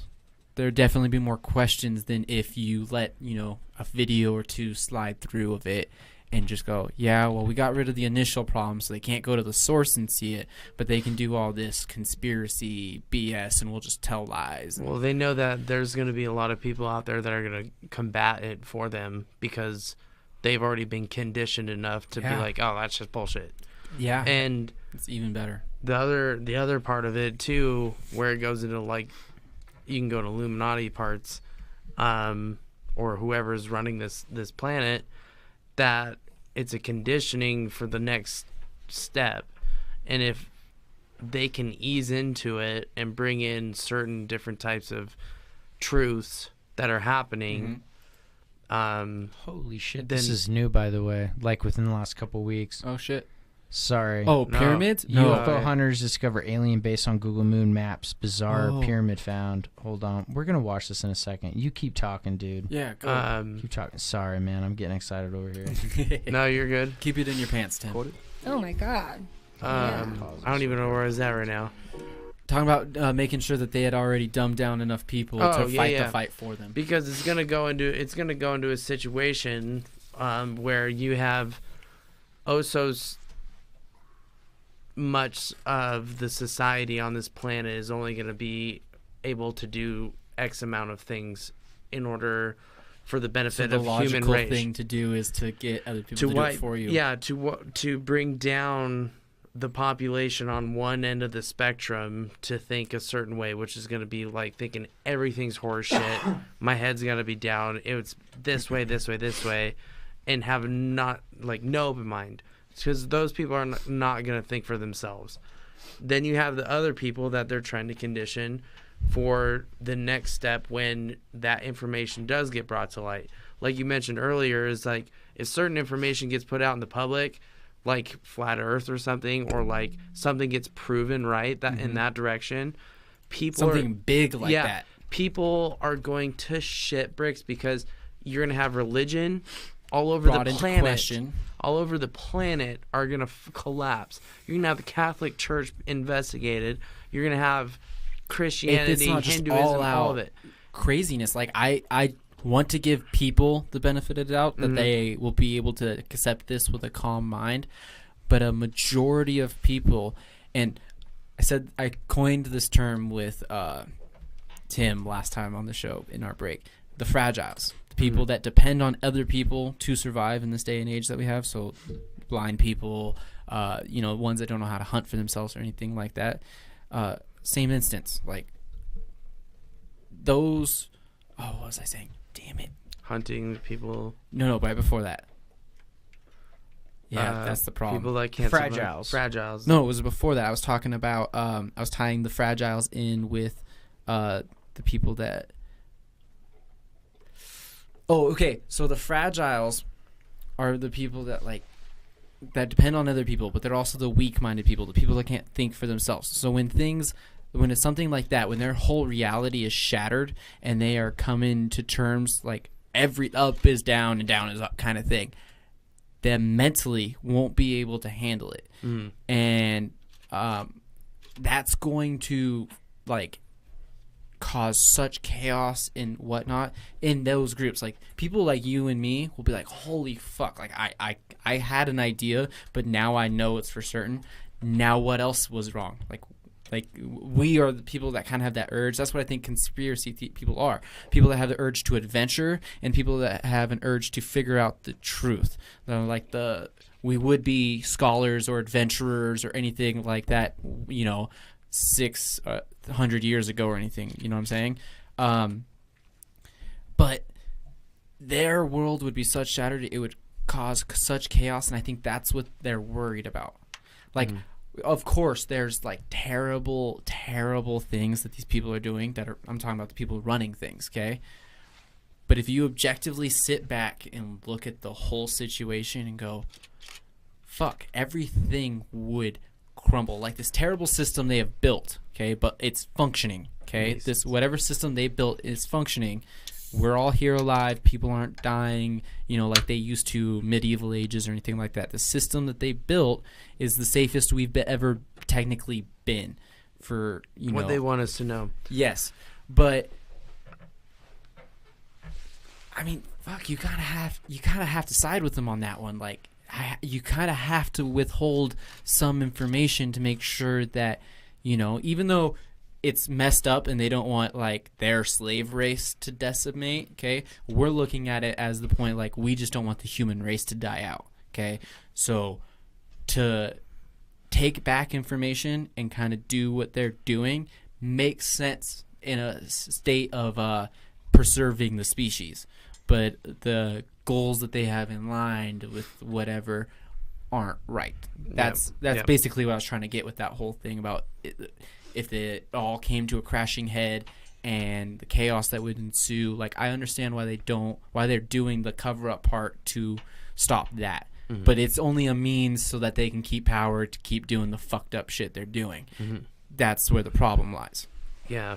Because then I got this internal confrontation where I'm like, yeah, I get it. I don't want there to be 3 billion deaths because the truth finally comes out and everybody knows, but there's mass chaos and people are just like losing their shit kind of thing. Like that part I get. Like, I don't want that. So yeah, keep going ahead, keep scrubbing things, keep not letting us know. But the other hand, like, because you're using it to do what you're doing, like, fuck you. It's just like when it gets slapped in someone's face, it's going to be back to that fight or flight situation where, you know, you're going to have a bunch of people that basically have never researched this type of information, or they've, you know, have been in a certain religion since day one. You know what I mean? They're literally going to fight back and not know what the hell they're fighting. And because they don't know anything at that point. Their whole A lot of them won't reality know what they're fighting for either. Yeah, I was like, exactly. At They're gonna think that they're fighting for a religion or something, when in reality, we're pretty much all in this together, and we share traits that could help us make sure that we don't die out. But there's a right way and a wrong way. I look at it this way too: is as far as like a business. Let's say you had a business idea, right? You're not gonna go to a business investor or a bank and be like, "Yo, here is every bloody fucking detail I have of my business. Can you fund me?" They're gonna be like, no. Then they're gonna go walk away and then take that idea, if you don't have it patented and taking the proper procedures, because now they have all the idea, but they also have the capital. Yeah, and they don't have the setbacks. Exactly. So now you have a correlation with the first races of humans, or first races of beings that were on this planet, that potentially had information drop down to them that goes and allows them to have that one upper hand that now allows them to run an entire society / world, if you get to that point, to that level, which there's signs of that know about the other things and know about the other information. And the only way that they're able to keep it hidden is by sprinkling truth throughout different situations. That's where you got Hollywood and all this other shit. See, that's totally exactly how it works. Because conspiracy. we could go down that one for days. I know too many people in that shit. But freaking no, you have you're kind of in that scene. the right point. Like, exactly. Like, the way they do it is freaking to just save their own asses, basically. And I had a really good point, and I just lost it. Oh, this is the part I hate my brain from. Every once in a while it happens. I love my brain, though. I love my brain too, but sometimes I argue with my brain, though. I'm like, shut the fuck up, brain. I guess basically the point I wanted to make was the fact that it's just the way they go about it makes sense. The ends aren't great. I mean, I always feel this confliction, like, yeah, like, let's all rise up and let's, like, take over and everything, but can't really do that because we don't know who we're up against. Oh, I remember the point I was going to make. So what ties in with that is the fact that the reason that they can control these mass groups of people, and why it's so hard for people to think that the Illuminati or whoever is in control, let's just use that name as the name, the Illuminati, okay? The reason that most people are like, oh, bullshit, you think a handful of people are able to control 7 billion people or whatnot? You think 500 people are able to control 7 billion people? Well, that's because it goes right back to the reality thing. Our reality is perceived off of past experiences and what logic we know, okay? So that means that at this level, as a normal one of the 7 billion, and everything they've conditioned us to know through schooling and everything like that, it's different in whatever country you're in or whatnot, okay? But let's just use the two supreme, the England and the United States. Probably teach two different curriculums, but they kind of go around the same, like, idea, okay? The only reason they're able to control that amount of people is because they have the next level of information. And they're looking down at our information that we have as the intro book, and they know all of it. You have to think about it like dimensions-wise. That's how 500 plus, or however the number is able to control such a large amount of people. is because they have the next book. We've got the first edition. They're letting us have the first edition. Like, here you go. Here's some basic stuff to kind of get you through life. They've got the second, third, or whatever edition they have, and whoever's, there could be people above them that has another edition. I don't know how deep it goes. Nobody does. But that's how they're able to turn around and go, yeah, I have your book. It's the introduction into my book kind of thing. And that's Employee scary. handbook, bro. Scary. Like, I keep saying that term, but I don't think people really realize the reality that we live in. And if people aren't more scared of what's really going on around them, they're not going to pay as much attention. Because when you're comfortable, you're docile, you're happy, you don't give a fuck what's around you. They say when that you're scared, concerned, and worried, you're looking at every fucking detail waiting for that lion to jump out of that bush. Exactly. And they say ignorance is bliss, and I don't believe that. I believe that ignorance is a state of mind that allows you to be fearful of the unknown or stuff that you don't understand. You know what I mean? I've tried to talk to multiple people about this type of information, and they just look at me like I'm fucking nuts. Oh, dude, I know. And I'm like, I'm sitting there, and they're like, the majority. And of then anybody. they say, well, ignorance is bliss. I don't want to know that information because da da da da. That's when you know you're talking to a sheep. No, that's what I'm saying. It's Right like, there. I'm like, okay. Like, I hate to say that about people, but I mean, if you're not open-minded enough to at least have these conversations, and that's what's important. We're not going to move forward with anything that's going on in this country. It's the transgender issue, any issue, the vet issue or anything, the PC issues. We're not going to get past any of that if we're not willing to sit down and have conversations. And people aren't even willing to have conversations about things that might not even be real. What the fuck? Like, I say that genuinely. What the fuck? What happened? Like, where in the conditioning that these guys implemented in us did that fall out? I mean, were we more sheep in the past? I don't know. Our grandparents, our great-grandparents, were they more sheep or did they know more? I don't know. But I know if that generation was alive now and had access to this information, like the mass amount of info, I think things would have been completely different, because that's a different kind of person than we are now. That was preconditioned. You know what I'm saying? Like, the preconditioned person with access to all this info would be able to piece things together more genuinely, because he doesn't have all that fear and other emotions that are going through our heads right now. Like, I don't know what's in you guys, but I'm feeling like sweaty and everything like that. But that's not because I'm uncomfortable or I feel like you guys are going to stab me or anything. I feel like that just comes along with talking with these topics. It's preconditioned deep back in your subconscious to trigger that fight or flight thing so you don't talk about it. And I think that's what's the end, like, that was the main goal with all the programming, quote unquote, is to figure out that, hey, if we get them scared to talk about these things, they're not going to talk about them. And then we have nothing to worry about, because if they don't talk about them, they don't know shit. We don't have to worry about it. And to be honest with you, I believe that I may not have that pre-programming. I have no issues with saying anything about that stuff at all. Like, I'll talk about anything. See, and there's people like that. I'll talk about anything. Everybody's anybody. at a different level of conditioning, just because there's so much conditioning and we don't know really where it's coming at or what from. So everybody's at a different level, and that's what's cool about right now.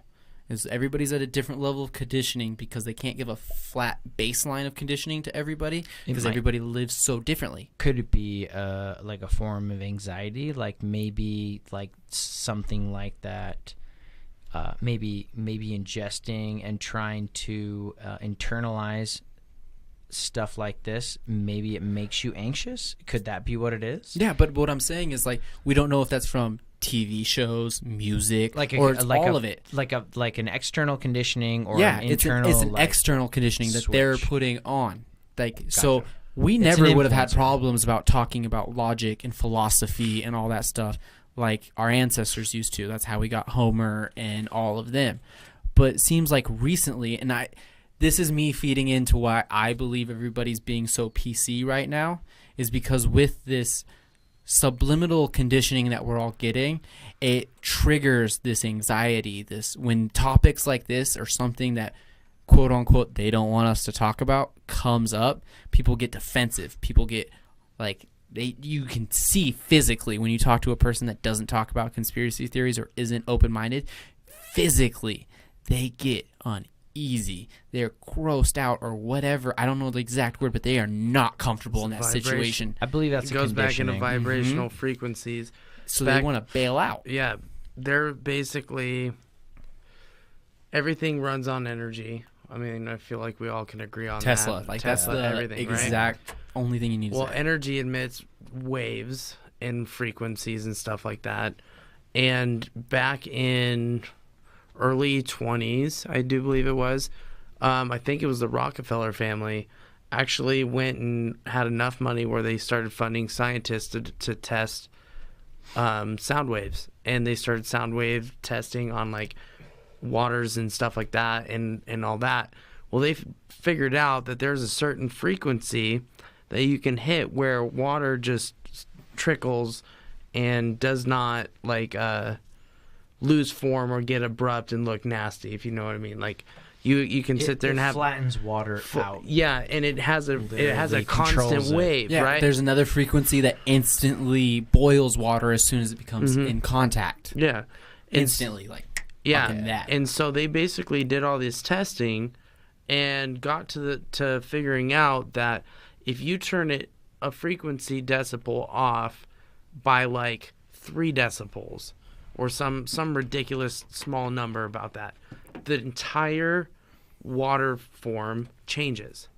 Now we're made of, I think the best way to explain that is people know exactly what those sand boards are, where it's like the round surface where they put sand down and they put like a sub underneath it, and then they channel different frequencies and you see different shapes show up. Exactly. So basically with that is that they figured out, well, shoot, this is when the radio was getting and like super popular. People had radios in there and all that kind of stuff. Well, the Rockefellers were in charge of all that, in charge of all the radio stations across the United States. Still are. And what they did was that they changed the frequency that the radios were emitting on these households. That allowed the frequencies in humans, because we are made up of like 90% water, go and illuminate, and it registers in the brain. Certain places of the brain. Target certain That places of the ties brain. in with what people claim these cell towers are. They're cell towers, but there's other equipment on there that's projecting the same thing, and that's how they're doing mass population control through sound frequencies. These towers that they have camouflaged as trees. Yep. Why the fuck are you camouflaging the tower as trees? We've never 5G. done that before, but now all of a sudden these towers look like trees for aesthetic nature reasons. No. What the fuck? It's a bunch no, of you're crap. hiding something. Exactly. What in the And you fuck? know something that's even more fucked up? I This drive is such a past good one of these tree podcast. ones every day on my way home. There's one on my way home. They fucking where? established it. Fucking Amity and Locust Grove. Corner of Amity and Locust Grove. There's There's a a cell goat tower? patch. Yeah, there's a goat pasture right there that I drove past through high school every day. I used to call one of the goats Jimmy because he had a fucked up horn, and we'd see him every morning hanging out there. At some point in the last 5 years or so, they bought that land. Some company did, and they still have the goat thing. It's just pushed out further. They bought a chunk. I'm not saying like they bought, they cut off your property at a certain point, and from this point to the road is theirs. They went in and cut out a chunk of this property that they wanted and built a cell tower that's one of those tree ones right there. And you can see the box down at the bottom. They've got it all fenced off so the goats can still come up to the streets on the side but can't get into where the cell tower's at. And they've got a gated fence in where that cell tower's at. And yeah, they believe that those cell towers have equipment that are doing the same thing, projecting those frequencies that are making people docile or, amping them up in other cities, which are calling riots in Chicago and shit. LA riots, dude. That was like one of the testing points was back down in the LA riots. They amped up the frequencies on all that. The aggression frequency, and they that's utilized it. documented. Yeah, and they utilized that with like rappers and stuff to help cause that. Yeah, a majority Go ahead. No, yeah. No, I was about to say, a majority of those songs, especially if you listen to EDM songs, okay, everybody complains they sound similar. They sound alike. Because they're Why on the does all same the sound frequency. things? Yeah, they're all using the same underlying sound frequency, but adding a little something else on top to give it a beat, a little something like a yell here, a moan there, and then boom, boom, boom, boom, boom, boom, boom. But there's that underlying frequency that's underneath that whole thing, which is called the love frequency, and that's why the EDM scene is the way it is. Everybody's in there listening to this love frequency at these festivals, taking these drugs like ecstasy that makes your body all sensitive and feel good and makes, if you were to have sex 10 times better, they say. And, all these other drugs that, lower ambitions and all this stuff. And then they're having all these basically, okay, everybody's going to hate me for saying this, but ready? When you look at a rave, it's a giant, when it really comes down to it, it's an orgy festival. They're having an orgy ceremony to something. Like, I don't know what they're using that energy for, but that's what happens at every one of these festivals. And it's, as a person that's been to one and seen what's happened and just objectively sat back and been like, okay, this is fun. Like, I can see the draw, and I don't, like, diss on anybody that's going to these. I don't say, like, anything against them. They're fun events to go to. A lot of these are. But when you really, like, sit down and objectively sit back and look at these things and everything else that we've been talking about today and just take a big picture look in, I hate to say this, but it sounds like a satanic sex ritual. Bro, that these 100%. the Hollywood, elites, the Freemason elites, the Illuminati, what do you say, that we've been hearing from Hollywood for years, since the fucking 80s. Dude, and they've just mass produced it to hit the fucking public. They figured out a way to coordinate it to everybody. That's why so they could continue whatever that ritual finishes, like whatever the end goal of that ritual is, that sex ritual or whatever that they have, whatever the end goal is, whatever energy that puts out into the universe, they're mass producing it now. Totally. Think about that. Totally. That means they're advancing at whatever goal they want. That's, how do people not sit back objectively at everything in their surroundings and not be scared as fuck? Every day I'm worried that it's the last day that everything's going to be like this. And some people told me I'm paranoid and I'm a little, and they're like, oh, you're crazy, dude, you're crazy. But if you don't sit back and be worried and, like, have an open mind and see all this, the fuck is wrong with you? Like, I hate to be mean to people like that, but, like, because everybody takes such deep offense to that statement. But, dude, what the fuck? Let me ease your mind. Open your eyes. Like, dude, clean out your ears. Let your mind fucking work. And 9 times out of 10 are going to be the people that are in religious backgrounds that don't want to admit this type of stuff or look into it that certain way, right? Well, if anyone remembers, if you want to go down Christianity, because the United States is a Christian nation, not anymore apparently, but whatever. Nation under God, which is... Bro, I will go in through that too. We were founded on Masonic beliefs, by the way. Yes, we were. No, but basically every one of our founding fathers was a Mason. Yeah. Yep. Well, they forget that the Lucifer was the angel of music, and he had a lot of influence through music. He was the paid piper. Never heard that. You didn't hear that? I've never heard that before. No? Yeah, paid the Satan. pied piper. So why the Illuminati calls themselves the Illuminati is for illumination. He's not only the angel of music, but he's the angel of light. So they call the illumination because, and they'll do it with symbolism. They'll have like a crown of light come from behind them. You can see it in all sorts of crazy shit in Hollywood and whatnot. See it on the all-seeing eye on the dollar bill. Yeah, you see that everywhere. The illumination is them coming to the understanding of what Lucifer knew, which basically, when it boils down into the Bible, from what I have an understanding, I'm not going to say this is right, he was pissed off that we got free will. Yes. He wanted us to do anything that, like, he didn't want us ever to be able to rebel against our leaders. Like, whoever created us. God is the term that's used in these texts. Okay?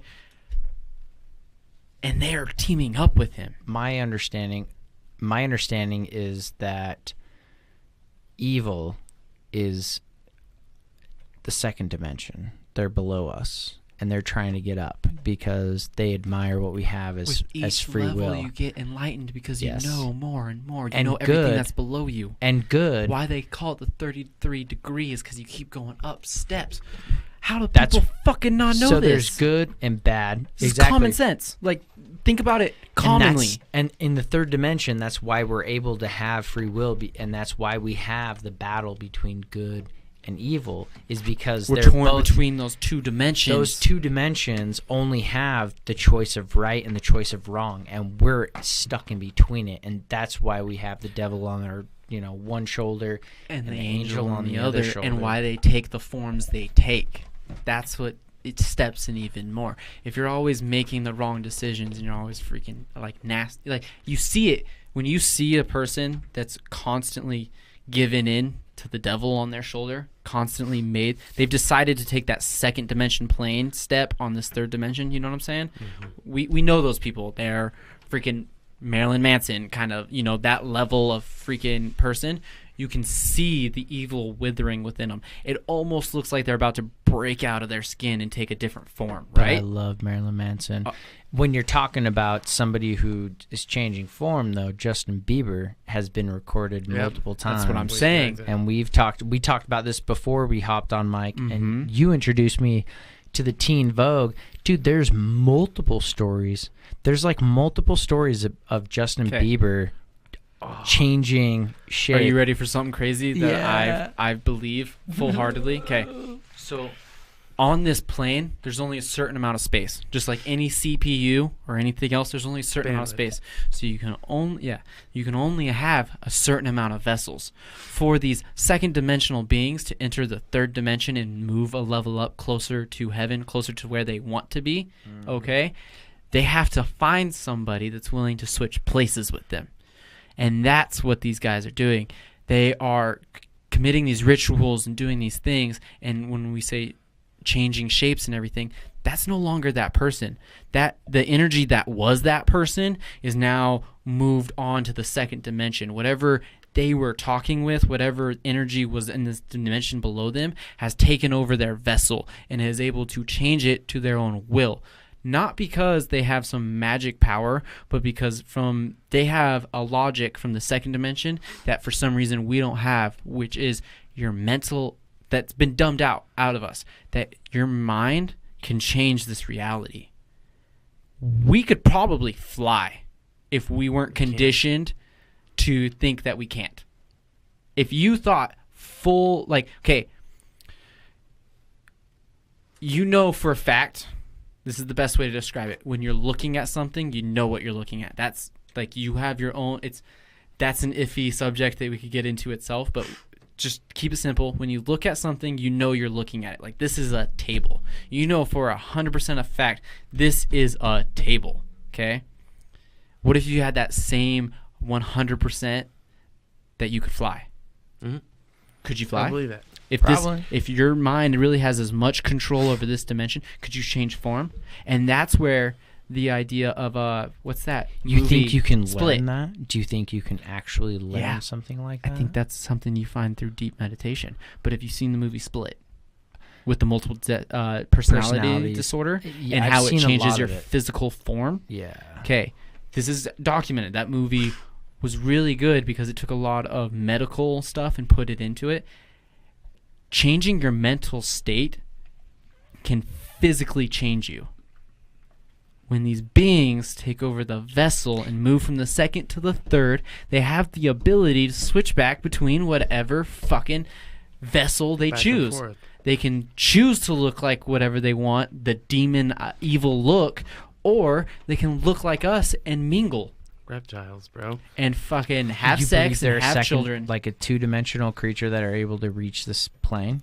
Yeah, Is that what you think they are? Yeah, I mean, if you look at it at a way of thinking, and you can go two-dimensional way of thinking or a three-dimensional way of thinking, your two-dimensional, like you were saying, is going to be your more animalistic and your survival, and that's all you know. You don't. Your third dimension is going to be being able to identify things having stuff a like that. source of empathy Exactly. or anything like that. It's And not feeling just what you someone can witness. It comes to a mind state. Exactly. When you change dimensions, it changes the way you think because you're allowed more information. You're allowed to see things differently. Yeah, and so basically, I agree with you, and I feel like there is a beings that basically run on a certain dimensional frequency, and has to be able to embody coming up into this plane. Thank you. In order to communicate and run an agenda. And as soon as that agenda hits the peak on what they're trying to do, that allows them to basically be up with us without other vessels. That's where you have Rapture Point, where it's like, oh, the dead will walk again, and blah blah blah.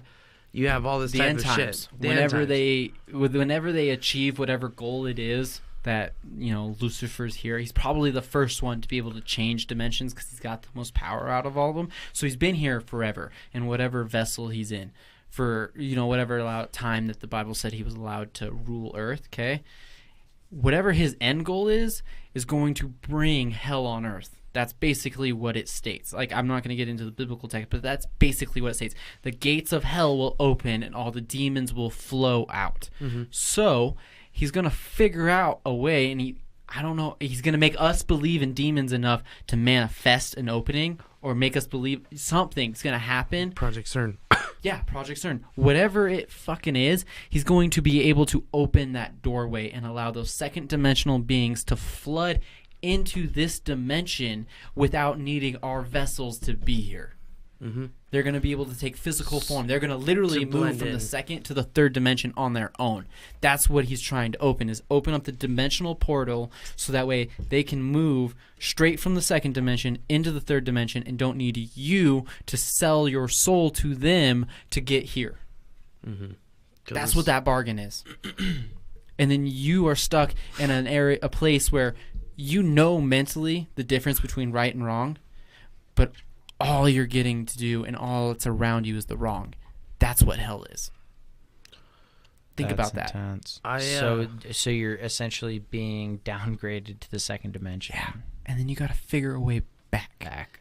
And it's like a video game. From Scripture, there's no way.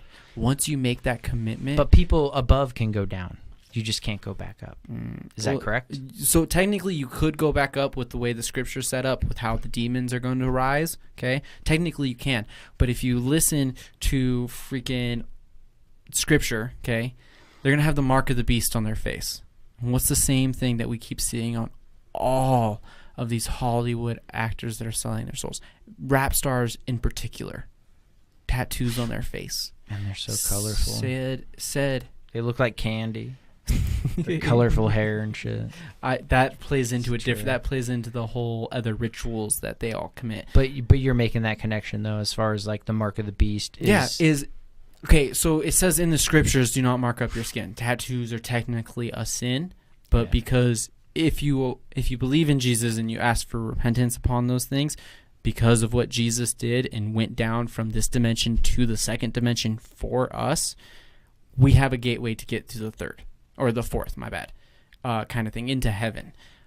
Even though that we have tattoos or anything like that, because we're in this realm and we acknowledge that it's wrong instead of just going full hearted, you know what I'm saying? Then it's going to be doors open. Like, hey, yeah, like I get it. I put you in this place where you couldn't figure out exactly what's right and wrong because it's not as clear as it is in these other dimensions. That's basically how I see that whole thing of repentance and how God judges us, okay? But look at all these people that are selling their souls that we pretty much know for a fact. A majority of them have the mark of the beast on their face, like some sort of crazy tattoo. A lot of them have these upside down crosses on their forehead. If that's not more evident, then I don't know what the fuck is. What's more evident than the Antichrist, than the actual symbol of Christ flipped upside down? Like, I can speak on runes that I have tattooed on my body. Runes are described as one direction, means one thing, positives. But if you flip it, you reverse it, they mean negatives. They mean the complete opposite of what they mean in the opposite direction. So, I mean, that's my take on it. And I might be taking stretches and everything. I've heard that in the past, but from everything that I've learned and the reality from my past and the info that I've brought in, this is the conclusion that I've come to. I honestly don't think it's tattoos necessarily. I think it's Mark of the Beast is going to be more along the lines of chips. Or because you have now society moving from their bank cards, which were swipe cards, and all that type of information. They already have some companies in Australia are already doing Switzerland. Oh, Switzerland, my bad. I thought it was Australia. I think Australia's in there too. Yeah. There's just some corporations that are forcing literally a tracking device at that point. And that to me it takes away your free will. Yeah, exactly. That's sacrificing your free will. Yeah, exactly. And here's the other kind of kicker I see with like the Bible and stuff like that there's a lot of misdirection in it, like as far as the sleight of hand. I think it goes straight back to give a hard truth with a hard lie. Right. Well, my thing is that there's a point where, you know, you said like illumination and stuff like that, and then you go boil it down. Well, if you go down to the what is it? Latin. Latin is like one of the oldest languages ever, and all of our root words are based off Latin. Like blah, blah, blah. government literally stands for mind people, mind control people. Mind govern or whatever. Yeah, govern people, control people. Yeah. Anyway, if you go into Lucifer and you break it down, it means the morning star or the bringer of light. Okay, and then towards the end of the Bible, after all this other type of stuff. Keep in mind, too, that there's a lot of sections taken out, like the Book of Enoch. I don't know if you're familiar with that, where it talks about Jesus changing form, you guys, taking form, changing form, all this other type of stuff, just exactly what we're talking about. Doing all these abilities, walking on water, turning water into wine, all this other type of stuff. And then at the end in Revelations, I think it's Revelations 22:16 or something like that, he says, I've sent my angels to bring you this message that I'm the son of David. I am the morning star.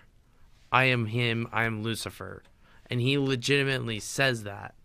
And that's even in one of the oldest biblical texts. That's what's always been my internal conflict is because what if my internal conflicts that I've always wondered, what if it's switched? What if we believe we are worshiping the good, but we are worshiping the bad? That's what I was getting at. Is like, to me, like if you look at the oldest histories and stuff like that correlate, and like people can like say the devil and Lucifer, Satan, all that, the same entity, is a scaled snake who told freaking Eve that okay, you take the forbidden fruit, blah blah blah, like talked her into it, right?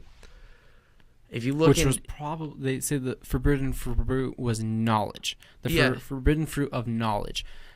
I don't think a fruit will give you knowledge. I don't think like that. I think it fed her information. It just told her truth. Right. And that's where the part was where she takes the bite of it or whatever, and then all of a sudden gets all that information, blah blah blah, damned, whatever it is. But you look at the snake, the scaled one, telling her this information to gain this information. Then you look in Hindu, and they have a snake figure god that is basically the same entity and has direct bloodlines and descendants. You go into Asia, who their emperors were direct bloodlines of dragons, different ones. Over into England, the royal family is the direct bloodline of dragons, and you got over into South America, and crazier. It all goes back into reptiles, and that's where, for me, when they talk about Lucifer and stuff like that, and then they start talking about Jesus and Jesus performing all these types of shit. I'm not like discrediting information or anything like that. This is what I'm going off of my feeling on my research, but he was part reptile, bro. He was the direct descendant of God, and all of a sudden he's able to perform all these freaking crazy things and then promote cannibalism in a sense. Here's the bread, represents my body. Here's the wine, represents my blood. Now you have people on this entire fucking planet doing this ritual, thinking and being reminded that he did a certain act, but we're also committing cannibalism at the same time. or like a ritual that symbolizes that. Now, if you look in the animal like kingdom and shit like that, like we were talking about with monkeys, they have no remorse on cannibalism. You have reptiles eat each other. You got snakes and freaking Whatever alligators. food is food. You're going for it. There's I've done some research on a lot of religions, but when you go into like witchcraft, dark magic, and shit like that, they talk about blood as a life force, and if you consume blood, vampires, they gain the power of the people they Which killed. is scientifically coming out that when you inject younger blood into your blood, it rejuvenates your older blood and stops it from doing that decomposition. Talks about that in Joe Rogan and shit, bro. Like, it's that information's coming out. Now you have all these people that potentially could see that, and then it goes into a big whirlwind spiral. Well, you could have cannibalism. Well, they talk about that in the Revelations, where people are, the monsters and demons and all that shit, will be walking on the earth and stuff at the same time. I feel like there's got to be some type of truth, because you got Egyptians doing the same type of shit. Blood was sacred. You know what I mean? And so the amount of information right now that gets transmitted, like for us sitting here talking about it, this is going to go reach the other side of the planet as soon as he uploads this motherfucker. It's a complete... And it does. And it's a complete war. It does. And that knowledge, which if you look at the back of an Apple, oh wait, Apple product, computer in your fucking hand with the bite taken out of it as the logo. Taking a bite of the forbidden fruit of knowledge, because Apple freaking is in with Google. Google's everywhere, and it's just info everywhere. So that plays into like, okay, are we living out the Bible right now? Which most people are like, oh, so we're living out Revelations. No. As the whole story, are we living it out right now? Are we technically in Eden, consuming of knowledge, and the whole Revelation is us coming to a realization, and then the end goal meets where he's able to bring up and everything like that. But then it comes into the play like, whatever he brings up, like, okay, it just becomes really confusing at that point, because then you're trying to figure out if you're on the right side or the wrong side. Right. And when I get in that position, for me personally, I think, well, who the fuck was the first being or entity on this planet that is documented? Apparently, fucking Lucifer. Lucifer was casted from heaven down to earth, and he basically was like, fine, if I'm gonna get fucking kicked out of heaven, I might as well go ahead and create my own kingdom, because he's pissed that he can't have it. So all of a sudden he's creating this entire society because he was here first. But when he was down here first, he probably ran into where there was other beings that were brought down, or that were already here, aka Bigfoot and other things, and all of a sudden had to work out deals in order to take society. What's up? To drop down from a plane and see other literally entities. Since we started this podcast, I've had 38 likes on my page. Oh, nice. Like follows. Nice. And I'm not doing anything. So something's happening, and I'm super excited. And this episode is so fucking good. It's probably your longest episode. I'm not even gonna lie. I've done 4.5 hours, man. Oh, we could probably go until 3 a.m. with all this shit. We're not still barely touched the surface. Barely touching, and I really do want to talk about sound. I know that might be 30 minutes. Dude, that's could be a lot longer, depending on what Logan and I know. What do you guys? I mean, I have hold nothing. on. I don't even care about keep going on what you're going on, because you guys are fucking killing it. I'm listening. I just fucking. But I'm trying to keep up with I'm trying to keep everything. I'm posting dope photos of you guys. I'm in producer mode right now, and you guys are flowing. I usually jump in when I feel a dead spot, because I do listen. I just want to make sure it keeps flowing, and you guys are fucking flowing. You do your fucking producer thing. I am thing doing that. I am doing that. I am doing that. Yeah. Continue though. Sorry, Logan. I'm just getting super excited. Good. You're good, dude. No worries. It blows my mind. I've literally had. I haven't had a conversation I've had like almost this. 100 likes, follows today, and I don't know where they're coming from. So shit. it's exciting me. I was like, I haven't freaking had a good conversation like this, where I haven't had anybody like try to demeanor my intelligence or anything like that. You know how people get when you have these conversations. So it's good to actually have a conversation with somebody that's got other info that I don't know, and be able to bounce things back off, and then be able to confirm things. That goes even crazier, because okay, I hate being it, but like every time in your life when somebody says the same thing over and over, it's a fucking solid thing to remember. So like with this. Fuck, dude. It's good. Yeah. It's good. Like, having open conversations like this, people need to do. Oh, for sure, dude. Fucking, I don't know what happened, bro. And I feel like these are conversations people were having back in the day. And that's, what, like, Kennedy's time. Like, I think Kennedy's time is right after that is when they hunkered down on all this subliminal stuff because they didn't want another Kennedy. Yeah. They didn't want somebody rising up to power that was still open-minded. Yep.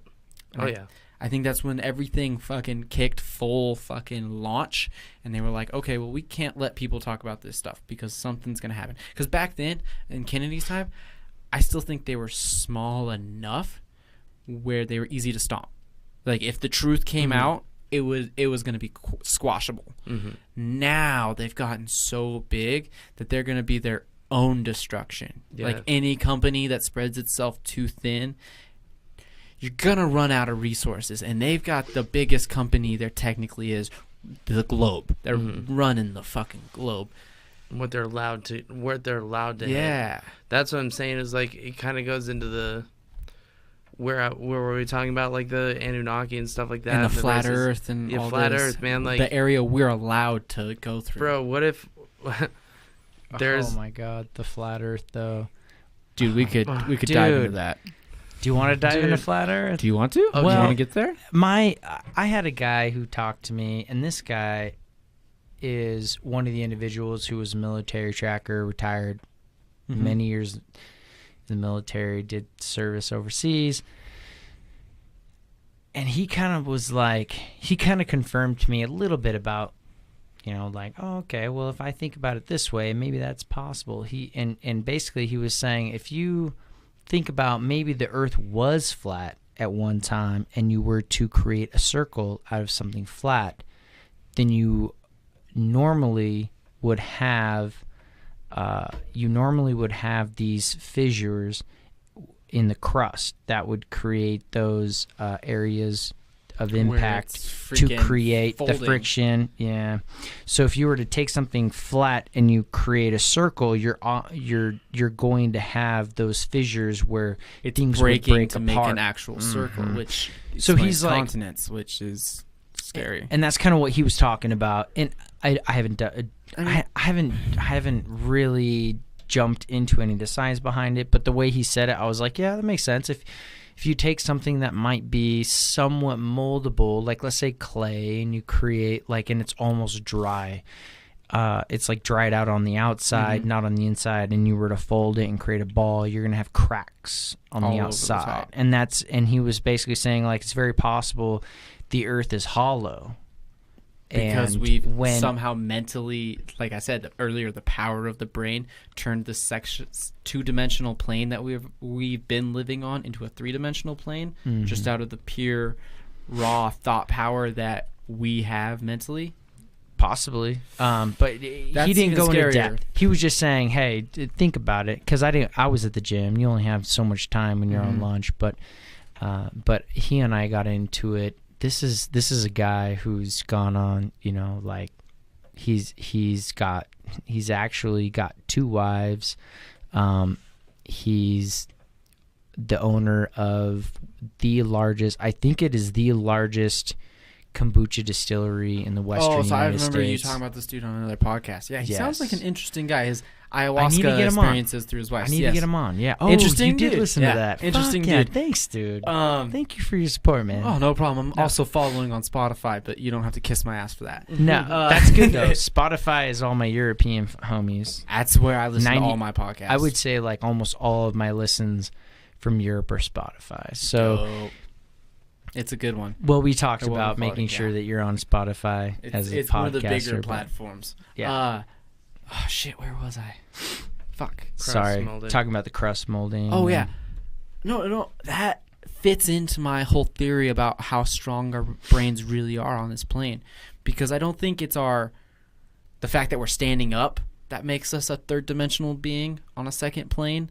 I think it's our brain power. Like the knowledge we have is what separates us from being, you know, from basically, to take it back to a primate standpoint, from being on 4 legs, for most people to understand, to 2 legs, to making that evolutionary jump from being an animal and only seeing everything on that plane of I need to eat something, I need to survive, to another plane where you rise above all that, and then you're able to see, oh, well, outside of this pasture that I'm in, that I've been living in all my life, and we've been striding and fighting and killing each other over, I see a jungle out in the distance. Never realized it was there before. I just thought it was the end of my world. Walk past it.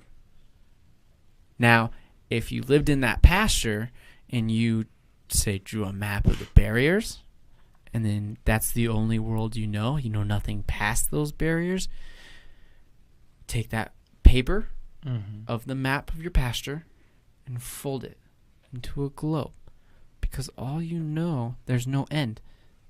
Once I hit that part of the pasture, I just keep walking and I basically end up over here. Not because I've walked straight through and come back, but because I've walked the perimeter and come right back. Exactly. Because it's all folded in. Because my perception of it mentally is a sphere, when ultimately it's flat, because that's what it is. That's why when you go to school and you get graduated, your limp thinking goes from this side to across the edge, education, to the other side. They're crossing you over. Symbolism. Yep.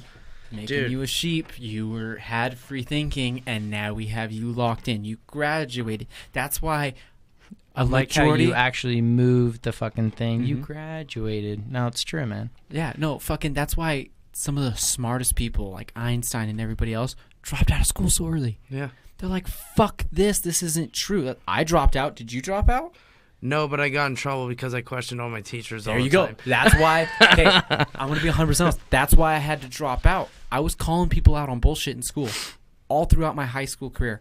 As I hope you guys, like, I don't want to toot my own horn, but I believe myself to be intelligent enough to be able to understand information and relay it in a test form. Come on. I fucking killed tests in high school. I'm not going to lie. But I didn't do schoolwork because when I was sitting there in the classroom listening to my teacher spout bullshit, and then I was able to find out conflicting information on my own, let's just hunker it down to Columbus Day. All I was taught until I was in fucking middle school was Columbus, this, that, and it's good day, blah, blah, blah. Then I fucking did my own research, my own info, and found out how fucked that is. Now look, we're fucking 10 years since I was in middle school or whatnot, and fucking everybody's like, fuck Columbus Day. That can't be a fucking coincidence. But my questioning led to me being pushed out by the administration. Oh, yeah. My constant hatred for the authority and what they were just trying to shove down my throat is what led the administration to push me out. Which those are people that have been sheeped into that technical position and believe rules. And that's what's really fucked up, is because people that don't believe in rules, like we believe outlaws and everything, people that break these rules get locked up in the prison centers, which is where they demeanor them even further mentally. I'm not talking about the physical shit they do to people in these situations, but mentally, the way they bring them down to an animal and fuck with their head.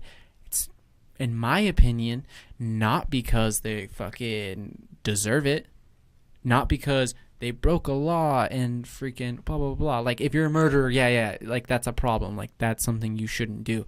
But the way they're putting a murderer in the same situation as a person that stole $50 from something, or stole X amount, you know what I'm saying? The levels of it, and then the way they're breaking them down. The prison institute only hits me in the way that, okay, I'm going to be real right here, and this might get some shade. Are you ready for this? I'm ready for anything, man. I've produced a lot of shows, Doc.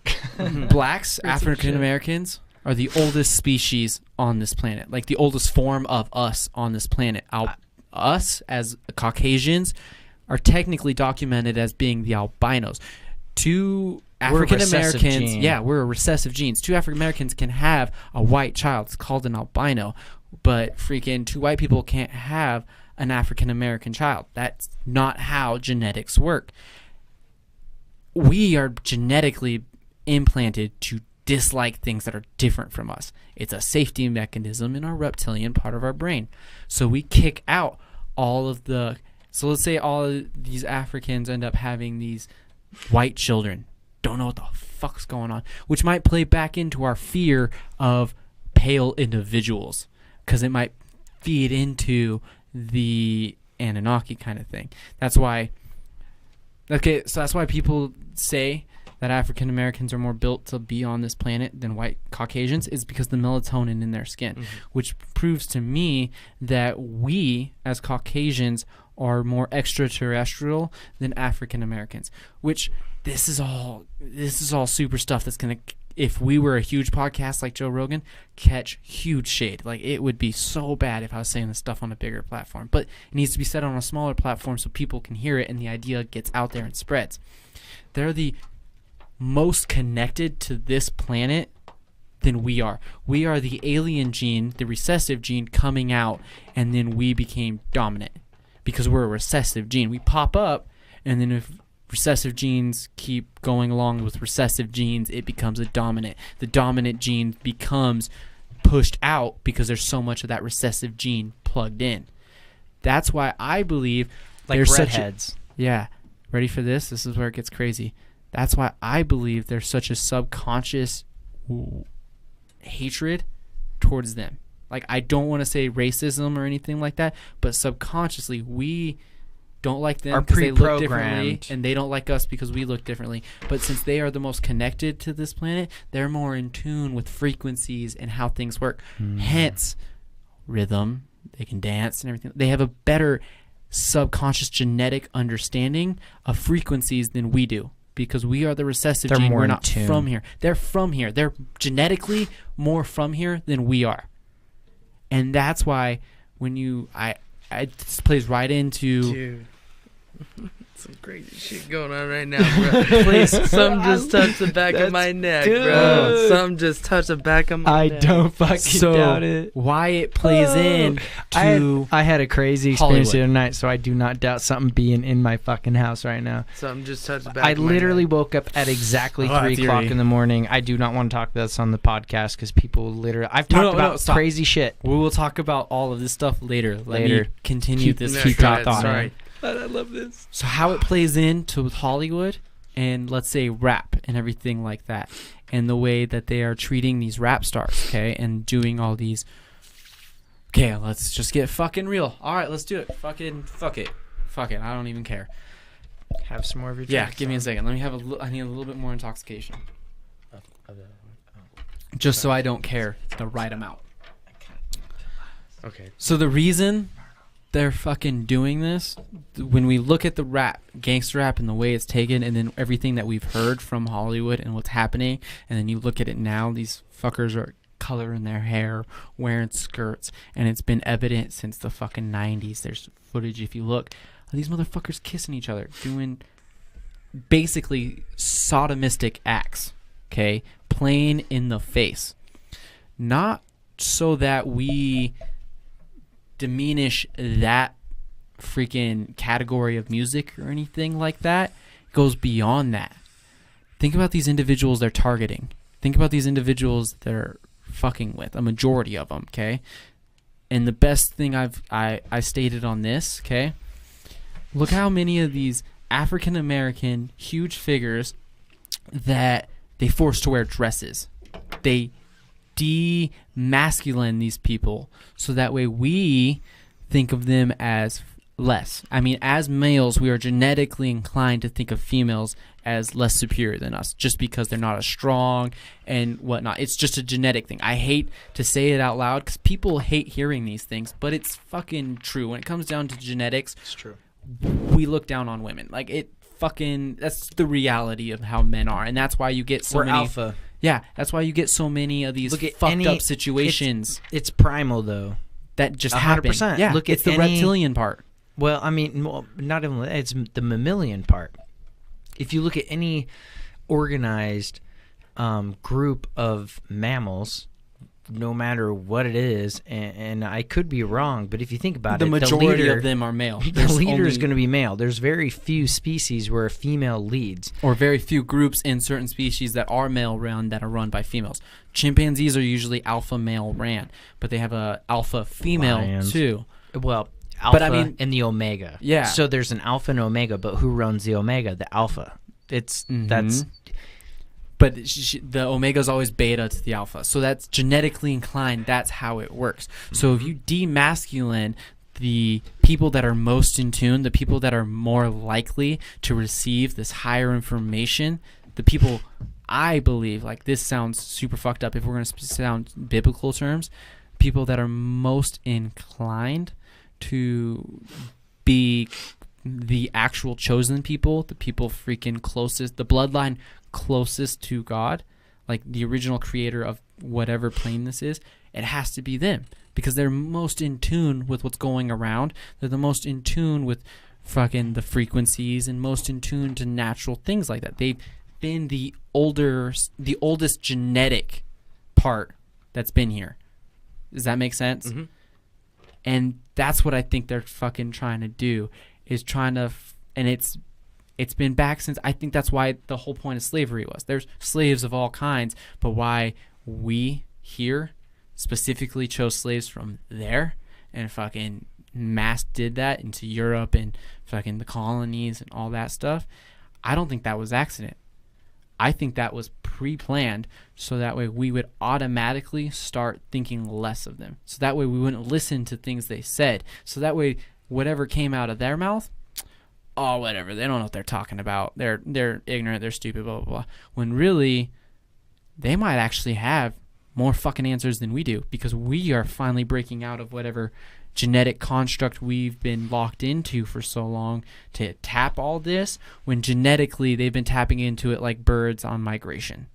How does a duck know to fly the certain path? It's genetically imprinted inside of them. They just know.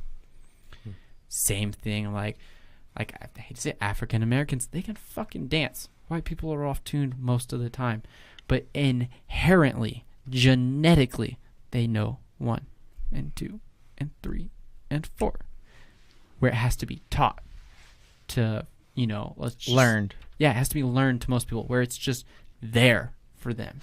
It's just there. That's why Genetically, though, my dad just had his DNA test done, and I see it where we have a certain type of muscle and elasticity within our joints that is a dominant gene. And he was saying that the other day. He was like, hey, I got my DNA done, and turns out that I've got a certain type of muscle mass that is a dominant muscle mass for athleticism. And I was like, that fucking makes sense because of the 4 boys that he had. Dude, your brother's fucking I'm beast. sorry, 5 brothers. I haven't met 5 any boys. of your others. You, muscle toned wise, good. Your brother's a fucking animal. All my brothers are huge. I've dude. never met any of them, but the one I have met, the dude is a year or 2 younger than me. He's huge. Yeah, he's fucking 1.5 foot taller than me, and he's fucking built like to barely fit through that fucking Have you door met my frame. brother? No. Wait. You might Maybe. not have. Did he come to the show at all? What? Oh, did he come to your show? He might have actually come to... Well, I'm trying to think which show. I've been to like 3 shows of your guys'. I think so. I'm trying to remember. Back on topic, dude, like I can see that But- muscle toneness, and then you see how dominant it is in the already dominant the dominant gene pool. That's why they are stomping our ass in fucking anything, any sport, anything that comes to athleticism, because they're the dominant gene pool. It makes We sense. are the recessive gene pool, and genetically, that's why we're trying to fuck with them so much as we are. So how come... This is what I am stumbling on. Oh, sorry. That's my bad. This is what I'm having a conundrum with, is if we are the recessive gene, such like blonde hair, red hair, and the dominant gene is going And to the be darker lighter hair. eyes and the lighter skin. because that is all recessive. Mm-hmm. I am Aryan as fuck. You look at me, I was born a towhead. I had blonde hair until I was about 9 years old. Which ties right back into Hitler trying to create an Aryan race, which is all the recessive DNA from the extraterrestrials, which has kind of made us to this point. Which is why he was trying so hard to get rid of everybody else, because the motherfucker was just trying to make us the dominant gene on this planet. They were trying to take over. Yeah. And everybody's like, oh, he was trying to take over for power. No. He had an understanding kind of like we are kind of coming to now, and he teamed up with the extraterrestrials. Somehow, however, he got in with them. It's a crash in the Black Forest. There was a class. There's a whole... The bell. There's all that shit. And through Tibet, he went in through the Tibetans and all that ancient knowledge that they had into the inner earth and fucking... found the reptiles and teamed up with them. Like, he was teaming up with both sides, kind of bullshit. Like, he just knew, because they what's different about them versus us now is they were open-minded. They were still in that mass expansion and trying to figure things out kind of time period kind of thing. So they were still open-minded to what sound frequencies could do. They were still open-minded to genetics and everything, where now as a populace we're closed down to that. We're just now, freaking 50, 60 years later, talking about genetics when the Nazis were all over that back in World War II. And we've had that technology since then, since Operation Paperclip, and we brought all those motherfuckers over here and learned what they learned. The funny thing is that like, and it's all pre-planned, bro. And fucking since after World War II is when we, like, during World War II, we didn't have any of this fucking racism, there was racism because people were still fucked up with the whole slavery thing, and, like, white people still didn't like black people back then. But I mean on the terms of what's happening now. Since World War II, we brought over Nazis, and the not just mental way, because that's what racism really was, a physical and mental abuse. Now we're going at it genetically, physically, mentally, and probably other ways that I'm not even aware of. And that ties into the whole part with them wiping out a whole generation of adult African American males into the industrial prison system, not only to dumb them down, because think about it, the Black Panthers or whatever, I can't remember. Yeah, back in the 70s. Yeah, they were all about knowledge and everything and figuring out the truth and shit. So you wipe out that whole generation, okay, and then start fresh. And not only is your fresh generation not know any of that information because they were kept away from those people, but they were raised by females, and they were more feminine. They're more sensitive because they weren't brought up with that alpha mentality around them and those alphas. Less likely to fight back. Less likely to fight back, but also more likely to fit into the now. That's how we're getting all these tie-dyed haired, leopard print, fucking skinny jean dress wearing fuckers coming into the music industry, because you're seeing the last stretch of alphas. Okay, the G's. Like, that's basically how, if we're going to go street talk, the motherfuckers that don't care. The G's that say, you fuck with me, I'm fucking with you back. Instead of, I'll talk. You mess with me, I'll fuck you and shoot you kind of thing. And then they never fall through. I'm talking about the real motherfuckers that really see life how it is through their lens. The guys that say, I'm a fucking real man. You don't treat me like one.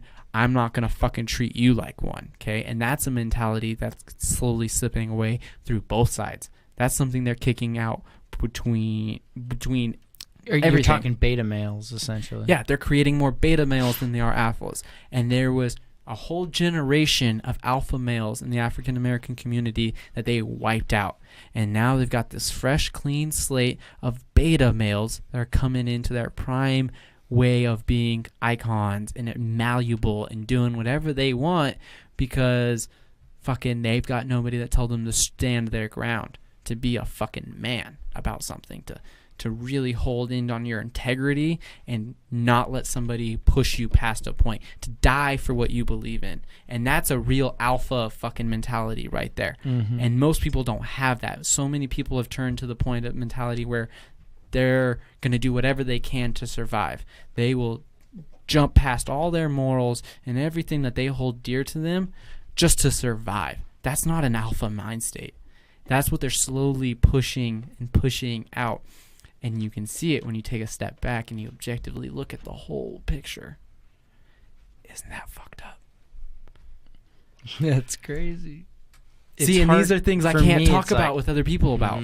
Well, no, that's why I provide this platform so that you can fucking geek and get shit out like this. I think it's important, man. A lot of people don't want to talk about it, but they want to hear about it because they also have the same views, same beliefs, and they are also experiencing the same confusions. Like we were talking about, like, and I'm not the only one that's fucking seeing this. Like, it's evident. Everyone's around. If I was the only one seeing it, you guys would call me out on this shit right now and be like, what the fuck are you talking about?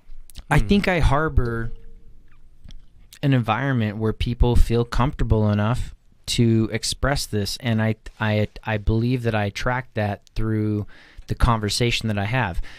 I don't remember when Logan and I started talking about weird shit. I think it might have been when I asked you about We Were Giants and like where the name came from.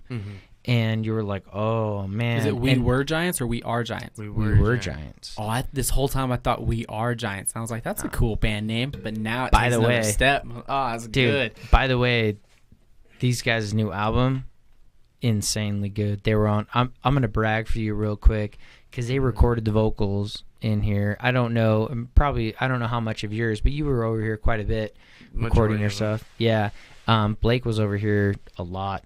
Recording his stuff, which is awesome because I was able to I'm going to put a plug in because the first 3 episodes of Blake have been downloaded over the last few days. They were stale for like a month and a half. The last 3 days, everything We Were Giants is fucking exploding. And I want to contribute that to on your my conspiracy downloads. shit. Like if you hadn't have started down that path of talking about that shit and literally people sitting there and going, oh shit, so this channel I'm listening to is actually putting out real content with real people that aren't fucking puppets, that aren't just spouting the same shit. It's not just an interview. Then they turn around after listening to those conspiracy podcasts and like, oh shit, they're a band and they have a whole bunch of other podcasts. Well, I'm going to go back and I'm going to listen to those real quick and see what else they fucking say. Listen, dude, this CD, honestly, like in my top 10 like albums of my entire life, to be completely honest with you, man, you guys are probably one of my favorite albums. Like there's 9 songs, 2 of them are just an intro and outro, so you've got 7 songs, and of those 7 songs, 5 of them are just fucking bangers. Like, I'm gonna be honest, usually you get a CD and you're like, oh, there's like 2 or 3 good songs, and there's like 11 to 13 songs. So if you take that percentage wise, every song's great on the album. I'm not knocking any of them, but I'm saying like there's 5 that I literally will not skip over, like because it's like, oh well, I'll just skip over this one because the next one's better anyways. But they're all fucking good, and I've been needing a new CD in my CD player. Well, I've been listening to the same CD for too long. It's called The Declaration, by the way. You can find it anywhere, anybody, Amazon Prime, Spotify, Google Music, iTunes, you name it. These guys are everywhere. They were on. You guys got featured on Alternative Press. These guys are hardcore, man. And they're only getting bigger. That's what it sounds like. And we're fucking in here at the ground floor. We're part of it, man. Bro, give me nucks, bro. I'm already freaking... Oh. Give me nucks, because we're all part of this right now. This is a moment right here, because once this hits out, this is about 4 hours of nothing but fucking what we believe to be true from our own personal experiences and research. I guarantee if I edit this tonight, it's only going to take me like 15 minutes to get the audio exported. Video might take me a couple minutes, a few hours. But I think I might try to publish this tonight because Tuesday, Thursdays are my number 1 and number 2 days. I just say fucking do it because I'm willing to let. I mean, I was skeptical about letting people that I know listen to our first episode together, but that's just because I didn't feel real comfortable about what we were talking about. I don't know anything about podcasting, so I was uncomfortable, and that was evident throughout the whole thing. I feel comfortable talking about this stuff, regardless of the anxiety, weird feeling it gives me. I'm used to living in that feeling because I've dug so deep into shit that's made me question what I've been told. And so No, dude, That's why I don't one of care. my favorite Anybody can listen episodes. to this right here. Regardless of what it makes you think about me, I'm spitting things that I've It's real. dug deep into, and if I feel like if I was out of line, like especially with this last statement I said with the industry and African Americans and things, if I was just being kind of like, let's just say a racist douchebag, you guys would have called me out on it.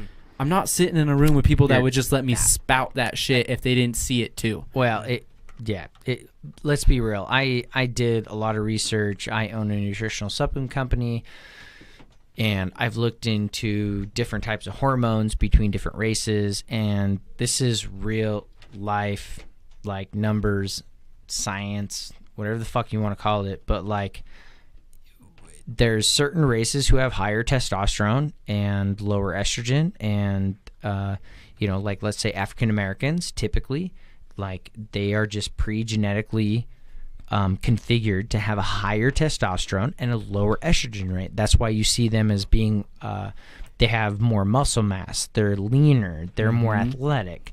That's fucking They grow science. facial hair like a motherfucker. Yeah. I'm not gonna. That's a true fact right there. I'm not even gonna be an asshole. Look, and then you look at Asiatic races, right? Like Asians, where they have a higher level of estrogen And compared to their testosterone. Exactly. They don't look nearly as compared to their- lean. That's harder they for have them to less- stack muscle. They have less body hair. Unless you're Bruce Lee, let's get that out well, on the table. no, Well, that's, no. He still another didn't level. have. You can find women who are that super fucking motherfucker tapped ripped. into some shit he wasn't supposed to. Oh yeah. Well, Or he was supposed to, and he knew he just wasn't supposed to share. he was at the same time he was pretty small, right? Little tiny so yeah, guy. But he didn't like have a full beard. He didn't have like tons of body hair. Stature wise, he was a small dude, and he worked his ass off to get the You can muscle work on Twitch mass. muscles. You can work Yeah. on that, sure. But the way he tapped into how power works as a mental tool to perceive that when I hit you from the 3-inch punch, which we've seen video footage of him hitting people like that, I don't think it has anything to do with his physical stature. Not at all. I think it's all mental. I think mentally he knows for fact, just like I know this is a fucking table, back to the flying thing, that if he hits you from that, you're flying. Not because I'm fucking crazy strong, but because I know I can focus energy and power into that fucking motion and send you back. yeah, he's able to translate that energy. Yeah. Yeah. But in general, like the Asian race typically has less body hair. We're They're more talking fair. Yeah, in broad general. things. Yeah. Which is why and you see it. I'm not saying all of them, but I'm saying in general, like they have a higher testosterone or a higher ratio of a more equivalent ratio of testosterone to estrogen. I'm not saying the men are like more feminine by any means. I'm just saying they have a higher level. So let's say if you're watching on YouTube, right, and you see my hands, we're going to look at like African Americans, and let's say you're split from a 0 to 10, your split would probably be like, I don't know, maybe an 8 to estrogen would be like an 8 to 2 as far as testosterone versus estrogen. testosterone strong. And then as you become Caucasians typically have a more balanced, where they still have more testosterone versus their estrogen levels, and then obviously you have your Asians where it's almost balanced, which I feel like is almost even. They almost parallel, but like it's just enough to split the difference. Which we could argue is a genetic evolution thing that's happened, It's or is possible, it because they weren't sure the right measurements to use, so they fucked around a little bit. Oh, you're talking about when? Oh, you're Yeah. talking about Think the about genetic. that. Yeah. Oh, we Genetic could've been- splicing. We could have just been a bunch of fuck ups, and they're like, all right, well, these black people, they worked out really They're good because they're more- fucking Yeah, they're more physically, freaking- they're like more usable for mining gold. Yeah, genetically they're more from here, so they're more inclined to be in this environment Because Hence that's why where it they came from. Can live in the bush so well. We weren't genetically inclined for that. We were genetically inclined to use our brains more than our bodies. Oh shit! Talk about gray DNA thrown Oh in there. my god! I don't know what the and maybe I might be wrong. Maybe we are a mix between gray and Anunnaki, and the fucking Asians, since they're so much mentally past us, are the gray. More gray DNA. Oh, yeah, dude. We are more stuck in the middle. Because the and gray Africans are more typically have here. slanted style. Look at, exactly, bro. Oh my god. Does Look that at- not change your whole idea about genetics Dude, and how this look world at- is set up? That's why. That's where it goes back to what I said earlier. When I have conversations with people, I'm looking at that third strand because I can tell the difference physically and it varies, demeanor-wise like, and emotionally. The extremes is the different kind of races. Exactly. That's the Data extremes. knows I'm Exactly. The basics Are come down those. to personality types and what people like to describe as like horoscopes or your astral sign and stuff like that, which might have a play into it, but I'm just trying to use that to describe the fact that there's minute genetic things that you can pick up in people, which we describe as the 7 personality traits. Yep. Does that not fucking blow your mind? And these are things that, like, Tim, Seriously, you're just my head having is this exploding right realization. now. It's fucking with your head. I've kind of picked up on this shit since high school. And I've been sitting on it because I haven't had anybody to fucking sit down and have a long conversation, because always I hit at one point when I start going down this rabbit hole and start connecting things that people aren't connecting, I always get stopped at some point and go, nah, that's too far. That's fucking crazy. Mine was Like, Never dude, calm too down. far in Dude, Channel 99, mine wa- dude. No. Channel Mine- 99, we go down the rabbit hole all the way. We are the rabbit hole. Mine was in like confirmed for me when I was in elementary school. I literally got segregated into, remember those like ISATs, the pre Smart SATs, classes. smart. Yeah.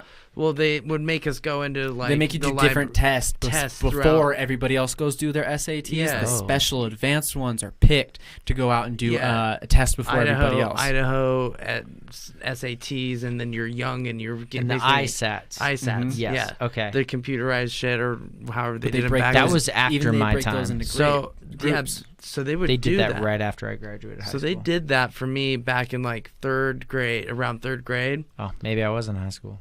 Yeah, third grade. But they would implement it on the younger ones. They're used to it. Before I they didn't implement do it into high Exactly. school. because I didn't think do the about that. ISATs, but I remember they If would they were block just to off shove it on time you, for you'd be pissed. They shove it on him. He doesn't know any better. so when I was a senior, the sophomores were doing ISATs. Yeah, exactly.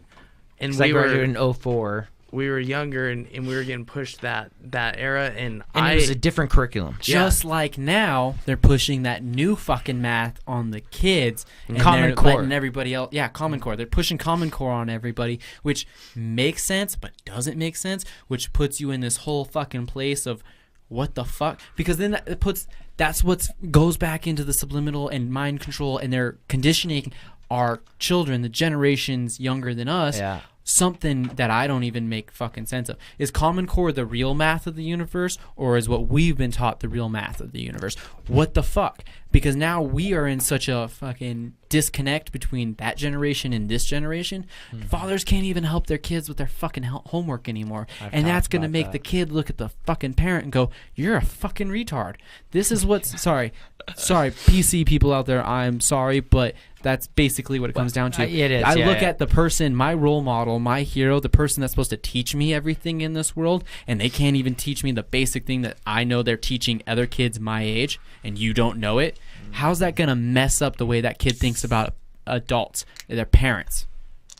And then what's that going to twist? Is that going to make them easier to just push off their kids to the state and say, go ahead and do whatever you want? I don't I can't teach my kid anything. You know exactly everything. it. That's exactly it, bro. Yeah. Because at that point in time in my life, I was coming home and I'm like, yo, I'm apparently getting into a different class, which I was going into AP Science because I was like top 4 in the state of Idaho in third grade. Yeah, I purposely after I realized on my first test when I was younger, and what they were trying to implement in those classes they put me in, those advanced classes when I was in 6th, 7th grade, and saw these advanced classes they were putting me in and the bullshit they were trying to push there. I was like, I don't want to be an asshole, but I've keened to bullshit. Yeah, exactly. I picked that up. I started purposely failing on all those fucking ISAT tests, and then guess what? I wasn't put in those classes. I wasn't bothered as much. And then I was getting pushed the same bullshit as everybody else. Oh, yeah. Which was even easier to pick out as bullshit. I basically was there for I think about a year in that class, and I ended up getting kicked out towards the end because you don't conform to whatever the fuck they're trying to teach. Exactly, and I was literally questioning every piece of science thing that they were trying to teach us because what's fucked up about that right here. Yeah, that's what leads into fucking that course that you were on, that AP Science. If you follow that through high school and then into college, guess what fields you start dropping into?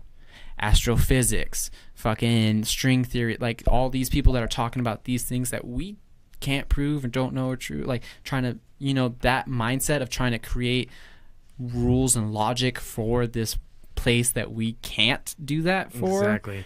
That's a form of manipulating your reality. Mm-hmm. And that's all they were conditioning you to do through those advanced classes, was to get you to have a better understanding of what they want you to know this reality as. Exactly. And then everybody that's not in those advanced classes and doesn't progress into college and then progress into these fields that help push their reality, through CERN and NASA and all those fields that these people are going through when they're quote unquote the geniuses of us, like the smartest of the smart. Mm-hmm. The rest of us get pushed into those basic classes, and those basic classes teach us barely enough to survive.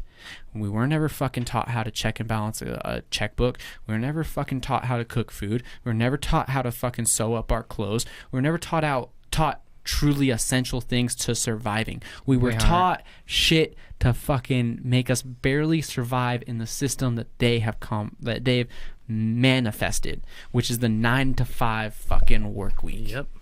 And if you don't fit in that, you're a delinquent, you're a hippie, you're a degenerate, you're going to go into the industrial prison system, or you're going to live on the outskirts of fucking society and be homeless or fucking ignored, considered mentally insane, all these fucking things. Yep. And then you have people like us that were able to realize that as a fucking kid, step back and go, whoa, fuck you, and then be in the middle ground where we have enough understanding of what they want us to know about their reality. We can function in their world. We still have a more open enough mind to where we can look at the real world and draw real conclusions. Mm-hmm. And we are the people that they fucking hate. Mm-hmm. We are the people that they're scared of, because we're the fucking chameleons that can come back and forth through both sides and kind of fucking spread the truth back and forth. We are the ones that they are trying to fucking really conform.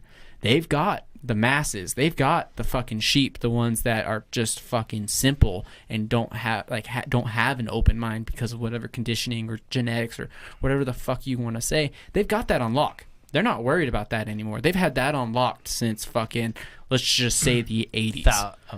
Or 1,000 fucking years. The masses as a general, man. Like, who fucking knows? But only recently have they lost control over us. Hence the technology. That's why they're afraid.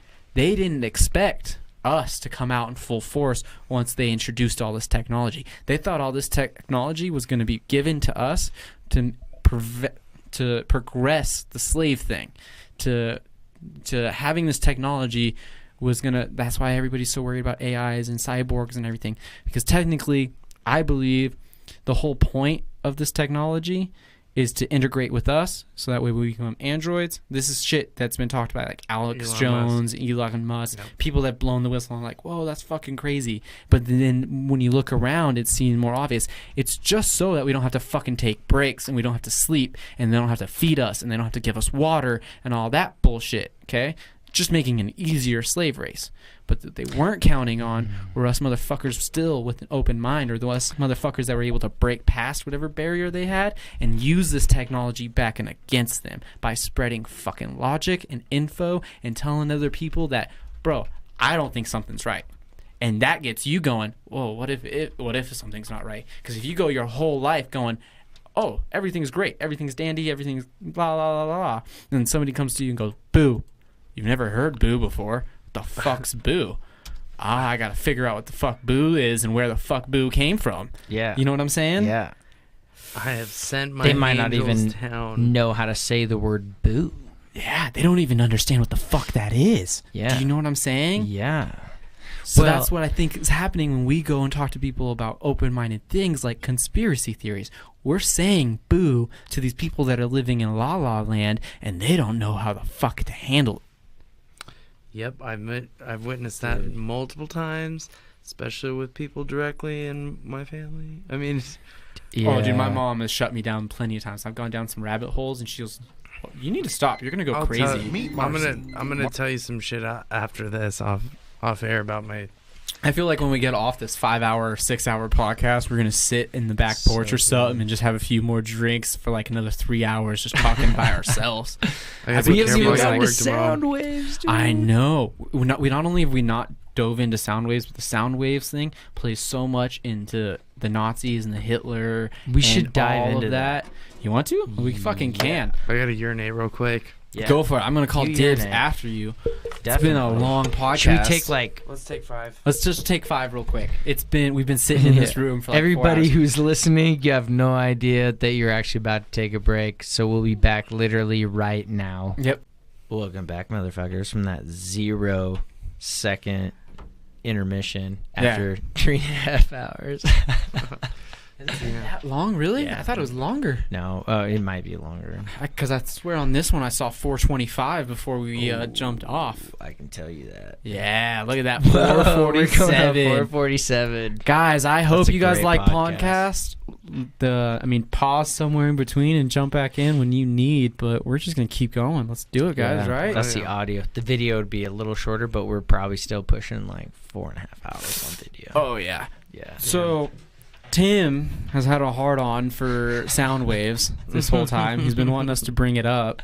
So, might as well jump into it since we've digressed into so many other topics, except for the one that he really, really wanted to talk about tonight. So, you want to jump into that, Tim? Yeah. All You right. blew my mind the other night when you started talking about I understand wavelengths, frequency, and all that stuff to a certain degree. Very elementary. Mm-hmm. And when you started talking about it, you blew my mind because I started thinking, like, yeah, if you can harness that and knowing that, like, radio waves, sound waves were considered a negative. That's almost out, by the way. Mm-hmm. It's got to last me a couple days. Be safe. I feel you. Thanks, man. Well, I'll refill this one later. Yes, thank you. But when you look at like those wavelengths and knowing that in certain areas, like where it can be magnetized to influence a greater negativity when it comes to those wavelengths, I started thinking about, oh, okay, well, maybe it's possible because they have found that gravity, there's 2 forms of gravity, and gravity is a measurable form of energy. And there's like a gravity 1 and gravity 2, essentially. That's how I'll break it down for people who don't want to get into the science of it. And gravity 1 is going to be short wavelengths of energy. Mm-hmm. And gravity 2 is going to be large wavelengths. So when you're talking like gravity 1, hold on one second. Yeah, I think pause that's real quick. No, I think we're good on this. Okay, because I don't want to lose this audio. This was way too important for freaking. This is still flying right now. All right, so We're good. All Yeah. right. It's just it's probably because this has hit a max on here before it thinks. It's kind of like Netflix. Like, are I you still gotcha. watching this fucking episode? I got you. So everybody Yes. that's listening, sorry save for that. that interlog. We just saw something pop up on the screen saying we were gonna lose this quality. Yeah. And we don't want to lose this podcast. It's been too intense. Yeah, way intense. It just means Audacity needs to get its shit together. But OBS, you're still on point, dog. But so these forms of gravity essentially are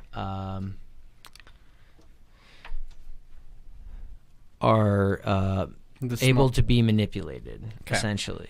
And by manipulated, it's you have to figure out the negative. You know, you have to figure out what is the antonym, essentially. The opposite frequency. The opposite frequency bounce to off be of able it. to bounce off of it. And sound waves, from what I understand and what I gather in my interpretation, they are the negative energy to gravitational pull 1 or gravity 1. That the is short gravity. A good way to explain, yeah, it's about basically what the understanding that I have of frequencies and how they work. So my knowledge of it goes from my research when I did, like I said earlier in the podcast, I did 2 hard years of doing nothing but this. Dropped out of high school, got my GED right after that, and I just had free time to work and do nothing kind of thing, that period of your life. So I just dove down these rabbit holes of knowledge that I could as far as I could. So basically what I've got on frequencies. Frequencies make up everything. The fact that there's solid matter, there's liquid and everything, those are all different frequencies. Water is in 3 states, right? Solid, liquid, and steam. All those are basically gas. Gas, sorry, that was a scientific term. No, I you're just totally totally fine. jumped right No, over. it's the same thing. But for people who want to be like all fucking articulate, they would be like, that dude doesn't know what the fuck he's talking about. No, it's gas. But he's not a scientist. So those 3 forms is what water takes, okay? Basically, all that are those molecules moving at different speeds, different frequencies. When it moves super slow, water becomes solid. When it moves at a normal pace, water is water. It's a liquid.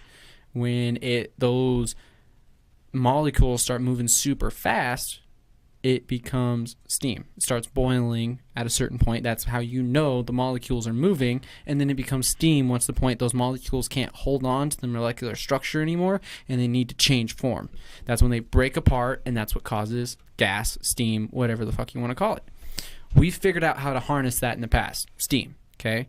Let's just keep that in mind. I'm going to tie that back in later, okay? We figured out multiple different things to harness for energy and power and for our own uses, just as us, as our intelligent species, okay?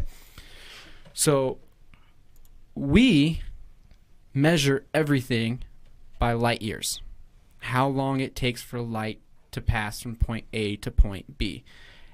Light has a fixed frequency. It can only move so fast, hence why a light year is a specific date. Like it takes a year to get from point A to point B. I don't know what that exact mileage is. 128,000 miles or something like that. Yeah, Tim's a fucking doctor. Just kidding. He's not a doctor. I don't want anybody getting any false information, but he's very smart. But whatever that distance is from A to B, that's a light year, okay? Because it's set at a set rate. Sound, you can adjust depending on the frequency. It can be 299. There we go. 792,458 million miles per second. Yeah. See, meters per second. Freaking. So I take it back. Tim's not super smart. He just knows how to use Google. 186,000 miles per second. What did I say? I don't know. 128. Yeah, it's 186. Yeah. But that's it's just freaking. It's crazy. So when you look at sound waves, you can adjust the frequency. So you can either have it running baseline. Let's just say that is a light year. Okay. So you turn your frequency to move through from point A to point B just as fast as light does. Okay. You're looking at it takes that same time.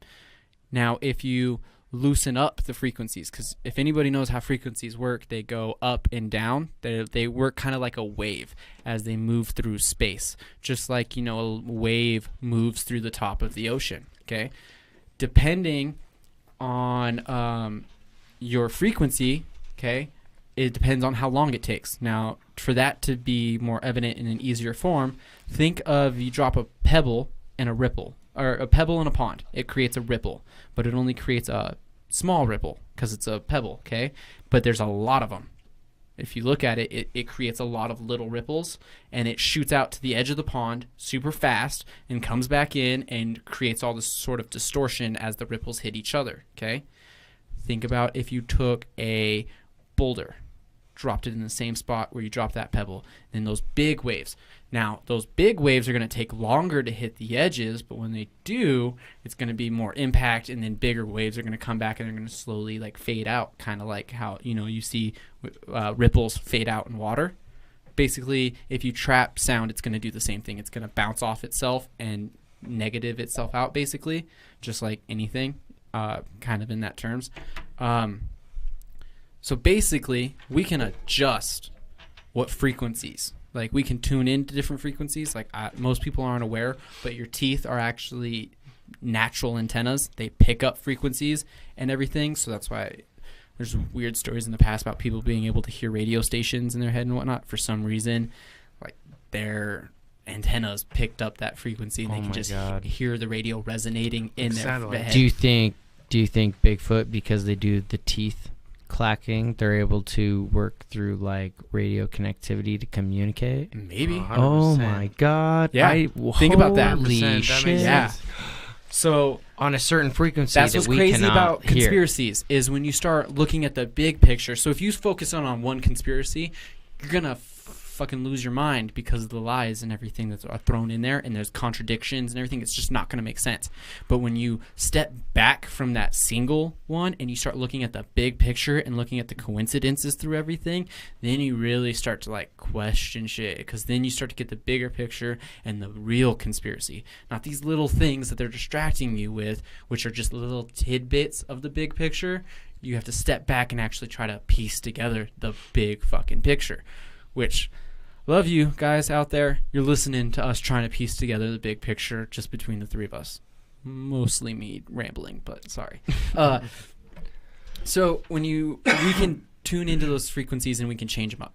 Okay, so if taking the ripple effect, if you change to, I don't know how frequencies work, so if it's up decimals or down decimals, but if you make your sound wave bigger, it's going to take it longer to reach that same distance that light took in that year. It's going to take like 2 years, okay? Let's just say, because if you double it up to be twice as big, it's going to take twice as long to get there. But if you shrink it down to be twice as small, it'll get there twice as fast, okay?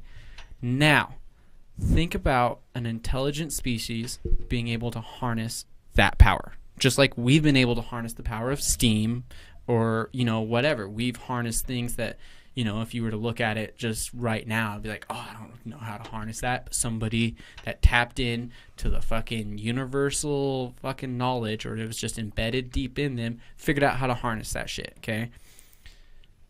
That doesn't mean that other entities or ourselves figured out how to harness that energy. We're big on atomic energy. Like you said, the aliens came here looking for atomic energy. I believe they have sound wave energy. And we are trading information back and forth with them. We're not... President Eisenhower. Yeah, we're not releasing a lot of this sound wave fucking technology because it's so revolutionary. It would change the whole perspective of everything, that they're keeping it under wraps and they're releasing it smaller tidbits than they are releasing any other information. They just now came out with this thing where they're theorizing that you can levitate things with sound waves. So they just published like this big article where they levitated it looked like an airsoft BB and a beetle and liquid and stuff, which is bullshit because I've seen actual footage from the 50s of a scientist that was levitating golf balls. This is bigger than anything they're fucking levitating right now. And then magically he disappears. All of his research, poof, and fucking gone in the wind. Okay, but luckily that video survived because he sent it to his fucking granddaughter or however the fuck he got it out of there. Just like Tesla, bro. Mm-hmm. Oh, it's crazy. Tesla describes doing experiments with sound waves in his freaking laboratory in New York, and described that it was causing earthquakes within the building. It looked like the steel beams that were holding up the warehouse, which he was doing his.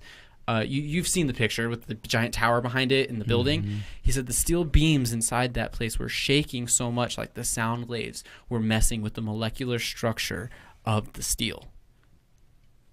Like vibrating. Like they didn't look like they were there, like they were phasing in and out of reality. Is the only way I can kind of describe that. Into terms which everyone will have an easier understanding of, is if this table right here, if we focus the sound waves on it and it starts breaking up the molecular structure of this table, in theory, we should be able to pass my hand through it. Okay? Just in theory, we should be able to pass freaking a solid thing through that because it's not solid. The molecule structure's freaking the fuck out. So if you put something solid through it, you should be able to. That's all in theory. This all ties back into how the Egyptians are theorized to build the Great Tower, or the Great Pyramid of Giza, and all these other things, because they are much an older society than what the historians are telling us. And that is evident by the fact that they keep pushing back when they say they believe that the fucking Sphinx was made. They keep pushing that back. Like every few years, they'll push back when they believe the Sphinx was made by a couple thousand fucking years. Yeah. So that means it's much older than they fucking believe it is.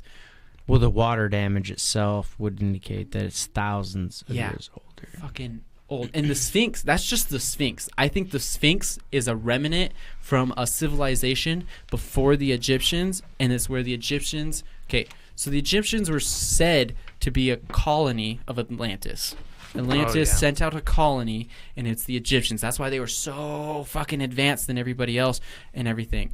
I believe that they were sent to that location because it was a base of operations or something special about that area of Egypt, either for sound waves or frequencies or something that they... Ley lines. Yeah, exactly. There's something important about that fucking location. Otherwise, the Sphinx wouldn't be there. And I think the Sphinx, honestly, predates the Egyptians. If I'm going to be 100% honest from what I've read and learned and everything, I think the Sphinx was there first, and that was their landmark to be like, oh, shit, this is where we're going to set up our colony. And then that's how Egypt grew from there and everything like that. We can go into freaking Atlantis because I've done some research into that, and they believe they found the actual location of Atlantis in Africa, not sunken in the ocean like everyone believes it does. On the mass. It's called the Eye of Africa. Anybody that wants to research that, go into your Google Chrome and type in the Eye of Africa. It'll pop up. It's a giant circle area in Africa, the Sahara, which is a whole bunch of conundrums within itself if nobody knows anything about the Sahara. It's mostly freaking salt water or salt sand, like sand from the ocean, which is crazy. Now, when you zoom out, if you're on Google Maps or anything, from the Eye of Africa, you zoom out and you look at the way it looks like there's a giant washout. Like if a wave hit a beach and then took a whole bunch of sand away.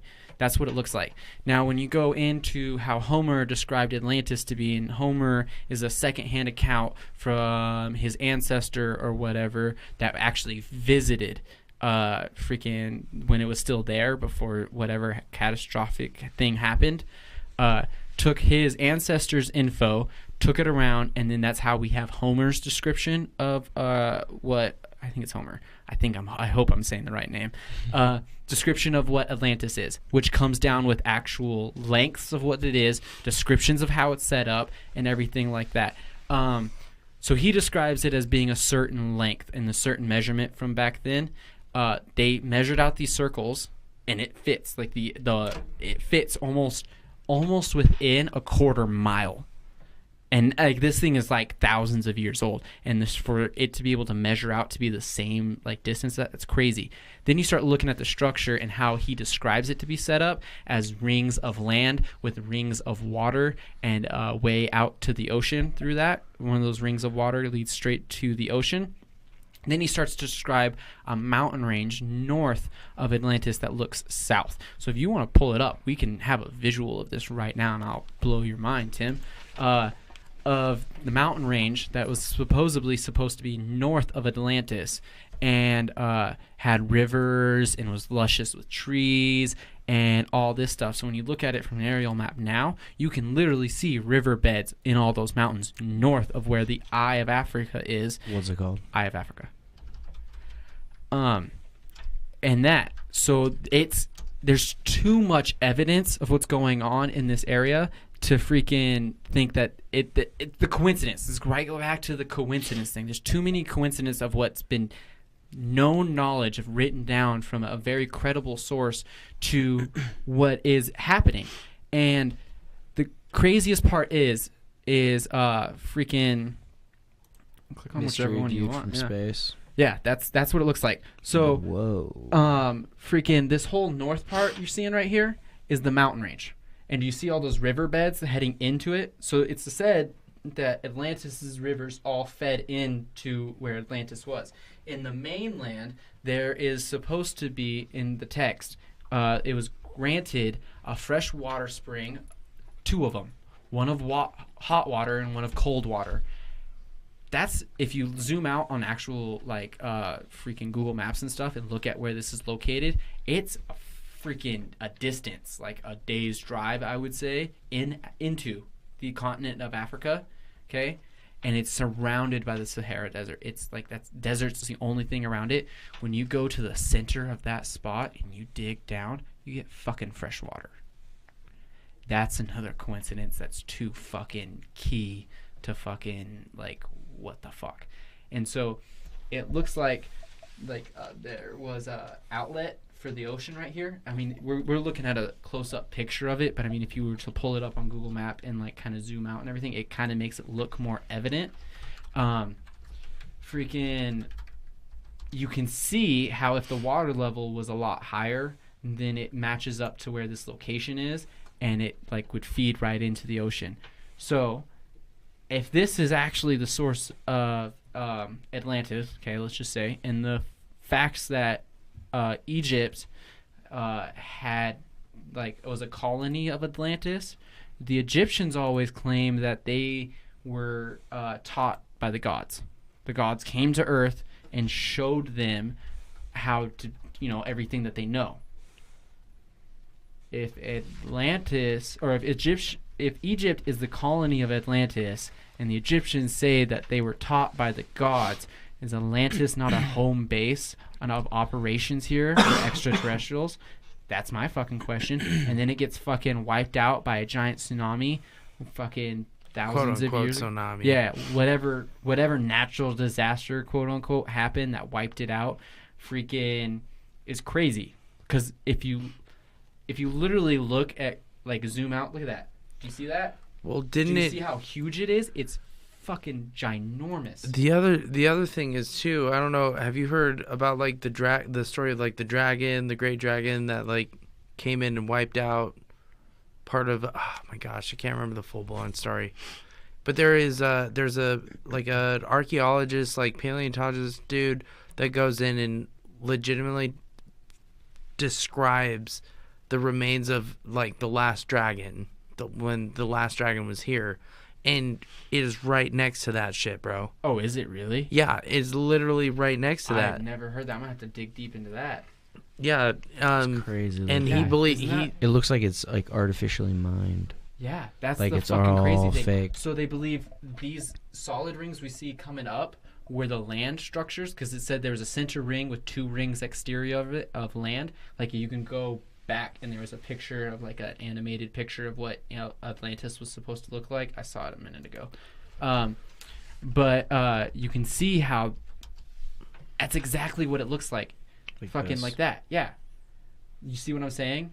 Yeah. And freaking that structure that's there, that's how it's described in his writings that have been passed down, and we know him to be a fucking excellent philosopher and everything. We take everything that he says to heart and everything. The Odyssey, or if I'm thinking of the same person, I hope this whole Atlantis story comes from Homer. We should probably Google that real quick.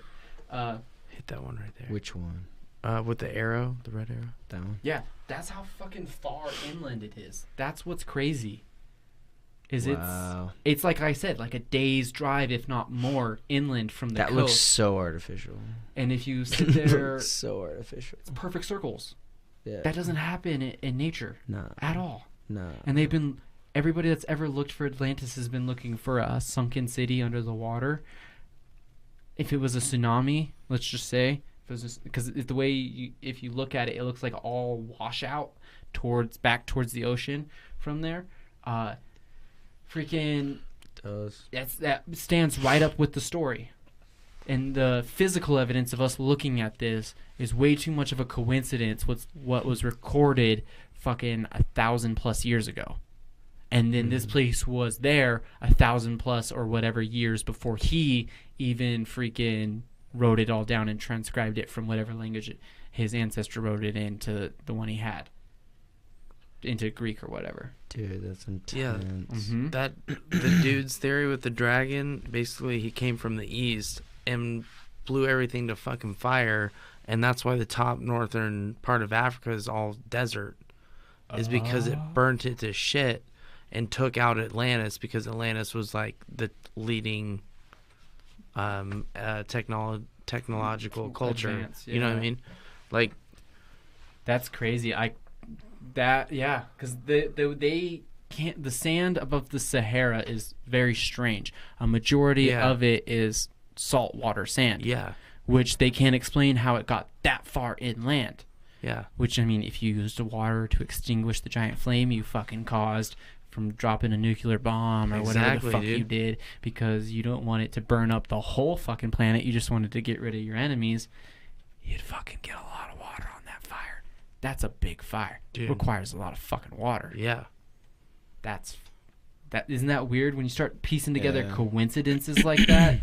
Like, me and Logan have never talked about this, but the story he has collaborates basically pretty aligned with what I have. The dude, not to get too far off topic, but that dude, like, truly believes that there is basically a dragon egg in northern Africa, like, being processed right now.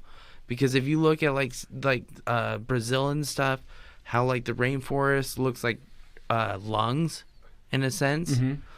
He believes, like, he knows biology and stuff, and he says, like, basically a giant embryo is, like, processing an egg, which is the same area where that apparently happened. There's been, I mean, if you look up sightings of giant birds, like giant birds, like dragon-sized birds, you'll find happening them. More and more. Yeah, I mean, if you people just Google, like, giant bird sightings, and these are like Bigfoot sightings, and people claim to see huge, like, birds, like 20-30 feet in diameter. Yeah, I was like, it kind of makes me think of the This movie is February Rain of Fire. this year. Have you ever seen that movie? What is it? Thunderbirds. Rain of Fire. Rain of Fire. It's about dragons and stuff coming back. I in know which one you're London talking and about. stuff. Yeah. Well, Look the at crazy that, man. thing That's about the size that, of a. That's the size of a fucking plane, dude. That could be a dinosaur. Could be. And we wouldn't know that because they could live in one of the 70% of where we've never been. And especially something flying, like a pterodactyl. Let's just say, if they're still pterodactyls, I wouldn't be surprised. I mean, it'd be crazy. It'd be crazy that they had lasted this long with very little genetic change. Mm-hmm. But I mean, I wouldn't be totally caught off guard by it. Like, that's a giant bird outside the fucking plane. Outside of an airplane. And we've talked about. Meet Tyler. No, I don't want to fucking meet Tyler. I don't want to. Right now. I thought he was wearing like one of those vests over the top, tied like for tennis. Yeah, I we've talked about like outer atmosphere, like a whole. Yeah, I heard you guys talk about that, and I got a whole thing about that too. Yeah, we might have to save that because this is going forever. Oh, I know, we're going crazy. It's like going towards midnight. To tie up the whole sound Let's thing. tie this all up real quick. To tie up the sound thing, it's believed that the Egyptians used sound waves to levitate the rocks to create the pyramids and everything like that. If you take a step back and you looked at it objectively and you just kind of took the frequency thing at face value, it makes a lot more sense than what everybody's trying to say how they built it, with teams of hundreds of men and pulleys and all this crap. You're good. I'll just sip on this. All that crap. I mean, having a technology which made it a lot easier and was able to freaking, make the job go by a lot faster makes a lot more plausible sense. Like, if you were to do a job right now and create something, would you use a giant labor force that you were going to have to take care of? Not pay, because they didn't pay their labor force back then, but take care of. You had to feed, clothe, and whatnot, and get water to these people. Or would you use the technology that you have available that makes that job a lot easier? Yeah, see? Yeah. And then that ties into so many other things. Our species we're pretty aggressive. And I would assume that a higher intelligent species would look down on us as so prime. Like, when do we ever really think of, like, going and hanging out with, like, apes? Yeah. or going and hanging out with Joe Rogan gorillas. says it best. If we were to walk through the jungle right now and stumble upon a clan of apes that have rocket launchers and cell phones, what the fuck would we think? Because they're just blowing each other up and taking dick pics. Mm-hmm. That's exactly what Joe Rogan says. Like, if you have to look back, if we were the extraterrestrials and we just stumbled upon a giant group of apes that are doing nothing but killing each other and fucking and all this crazy stuff, but they have so much more potential, what the hell would you think? I don't know, man. Yeah. When I think about that, like, it's hard to think. It's hard to perceive that only because we use technology, and I wouldn't see us as apes, but I guess like a higher intelligence that's at that next level would view us as a very primitive species. Cockroaches, insects, whatever. Yeah. Whatever their perception of us would be. I don't see it being great. Sure. They're not going to stumble upon us and be like, oh, crap, it's the gods. Hey, Yeah. whoa, you guys are primitive. Yeah. Like, that would be a weird situation. Well, we're going to have to actually dive into sound. We're going to have to do a whole nother podcast, it sounds We're going to like. have to do, like, literally, we're going to have to jump into how sound waves interact with the physical environment, the I'll stop right there anti-gravitational with like, the properties. And Egypt, and since this is going to be recorded, I can tell myself a reminder from Egypt. I'm going to jump into Coral Castle, Yes. and then how that correlates with the Tibet, and how that ties back into with the Nazis, and then that's a whole, right from that point, we go down a whole nother rabbit hole. That's shit. a whole nother freaking 4-hour Dude, podcast. this podcast could literally be 5 episodes at this point. Oh, like, yeah. I could publish 5 30, 45-minute episodes, and that's awesome. Oh, you're going but- to piss so many people off if you do it that way. It's I'm gonna not going stop to. off, and they're Yeah. going to be like, I have to wait for the next episode? Yeah. Oh, I didn't Hey, subscribe what for this. That's what they do on TV, bro. I know, It but is we're what they better do. than them. We're better than them. Yeah, I don't blue ball people. Y'all are gonna get the full episode because you already made it this far. So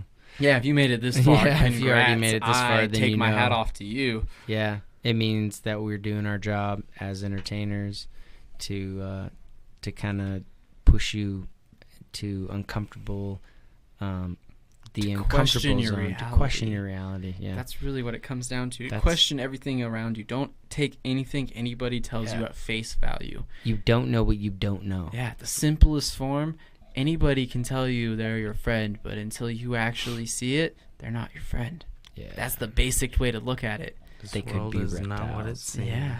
Nah. Yeah, they could be reptiles, they could be grays, they could be skinwalkers. They They killed your buddy and they're wearing his skin. Oh, Watch shit. out, motherfucker. Or they Ah. could just be shape shifting, and they could could be just shape-shifting. take on your Depends friend's on what image. theory you chase after. Shit. That's what I love about conspiracy theories, honestly, is the fact that you can take one direction with something yeah. and you can go multiple different ways with it, because Oh, yeah. any one of them could actually be it. And the pondering about that's just as fun in my eyes about pondering a new business like adventure. Like, bro, we need to create like a party company. We do this and that. That kind of like thrill and excitement when you get talking about ideas like that. Same thrill and excitement you should get when you talk about conspiracy theories. Dude. Because any of those options could be real. Oh, yeah, we need Twilight music Twilight for Zone. the beginning of this. Everybody who's listening in, thank you so much again for staying with us. This was an awesome episode, as you know. Go ahead and follow us on any social media platform. You can subscribe, give us 5 stars on any podcast app. We're going to do another follow-up on this. I'm going to get these fellas out of here. It's touching midnight, and in 3 hours, we're going to be seeing shadow people. Oh, I got to figure out which house I'm going to go to. Oh, shit. I can go to my buddy's house, which has got some weird energy in it, or I can go to my house and see what's happening in that corner of my house. Oh, my God. I think tonight I have the balls to go sit in that room with the lights off. You should. You should do a seance. Oh, no, fuck that. I'm not going to go that far. I'm just going to go sit in there and see if I see anything. That's about as far as I'm willing. I'm not going to, like, ask anything to I'm not going to say a word. I'm just going to sit there and see what happens. Yeah. Because, I'm not going to ask for anything. I'm not going to ask for shit. Come back. Report. That's a real yawn, everybody. Tim's tired. No wonder he shut the podcast down. All right, guys, we're going to get out of here. We appreciate you listening. I'm going to second that from Tim. And also, if you made it this far. Also follow We Were Giants because those guys are badass, and they're on every single platform, and you can listen to them on every single platform. They're everywhere. So they're taking over. You guys shout out We Were Giants. They tie into this. Oh, lastly, since you've made it this far, almost 5 hours into this podcast, I'm going to let you guys in on a little sneak peek. Here soon, we're going to have a sponsor that's going to offer some great discounts for their products. And I'm not going to give anything away, but you listen in here soon. It's almost finalized. We're going to have some great things coming out here for all of our dedicated listeners. I hate to burst everybody's bubble, but unfortunately, this partnership we're doing is only in the 50 states. Not allowed to send packages to UK or out of country, not yet. Not an international company quite yet. So you guys out there that I know are listening in the UK and Sweden, Denmark, all those places, because we see your downloads. We appreciate that. When we can eventually get you this product from our sponsor, we will do everything we can on our part. So keep listening because you're important, and we need your support, and we love you. So, all right, we're signing off. Channel 99. Have a good night, everybody. Turtle Talking. Peace out.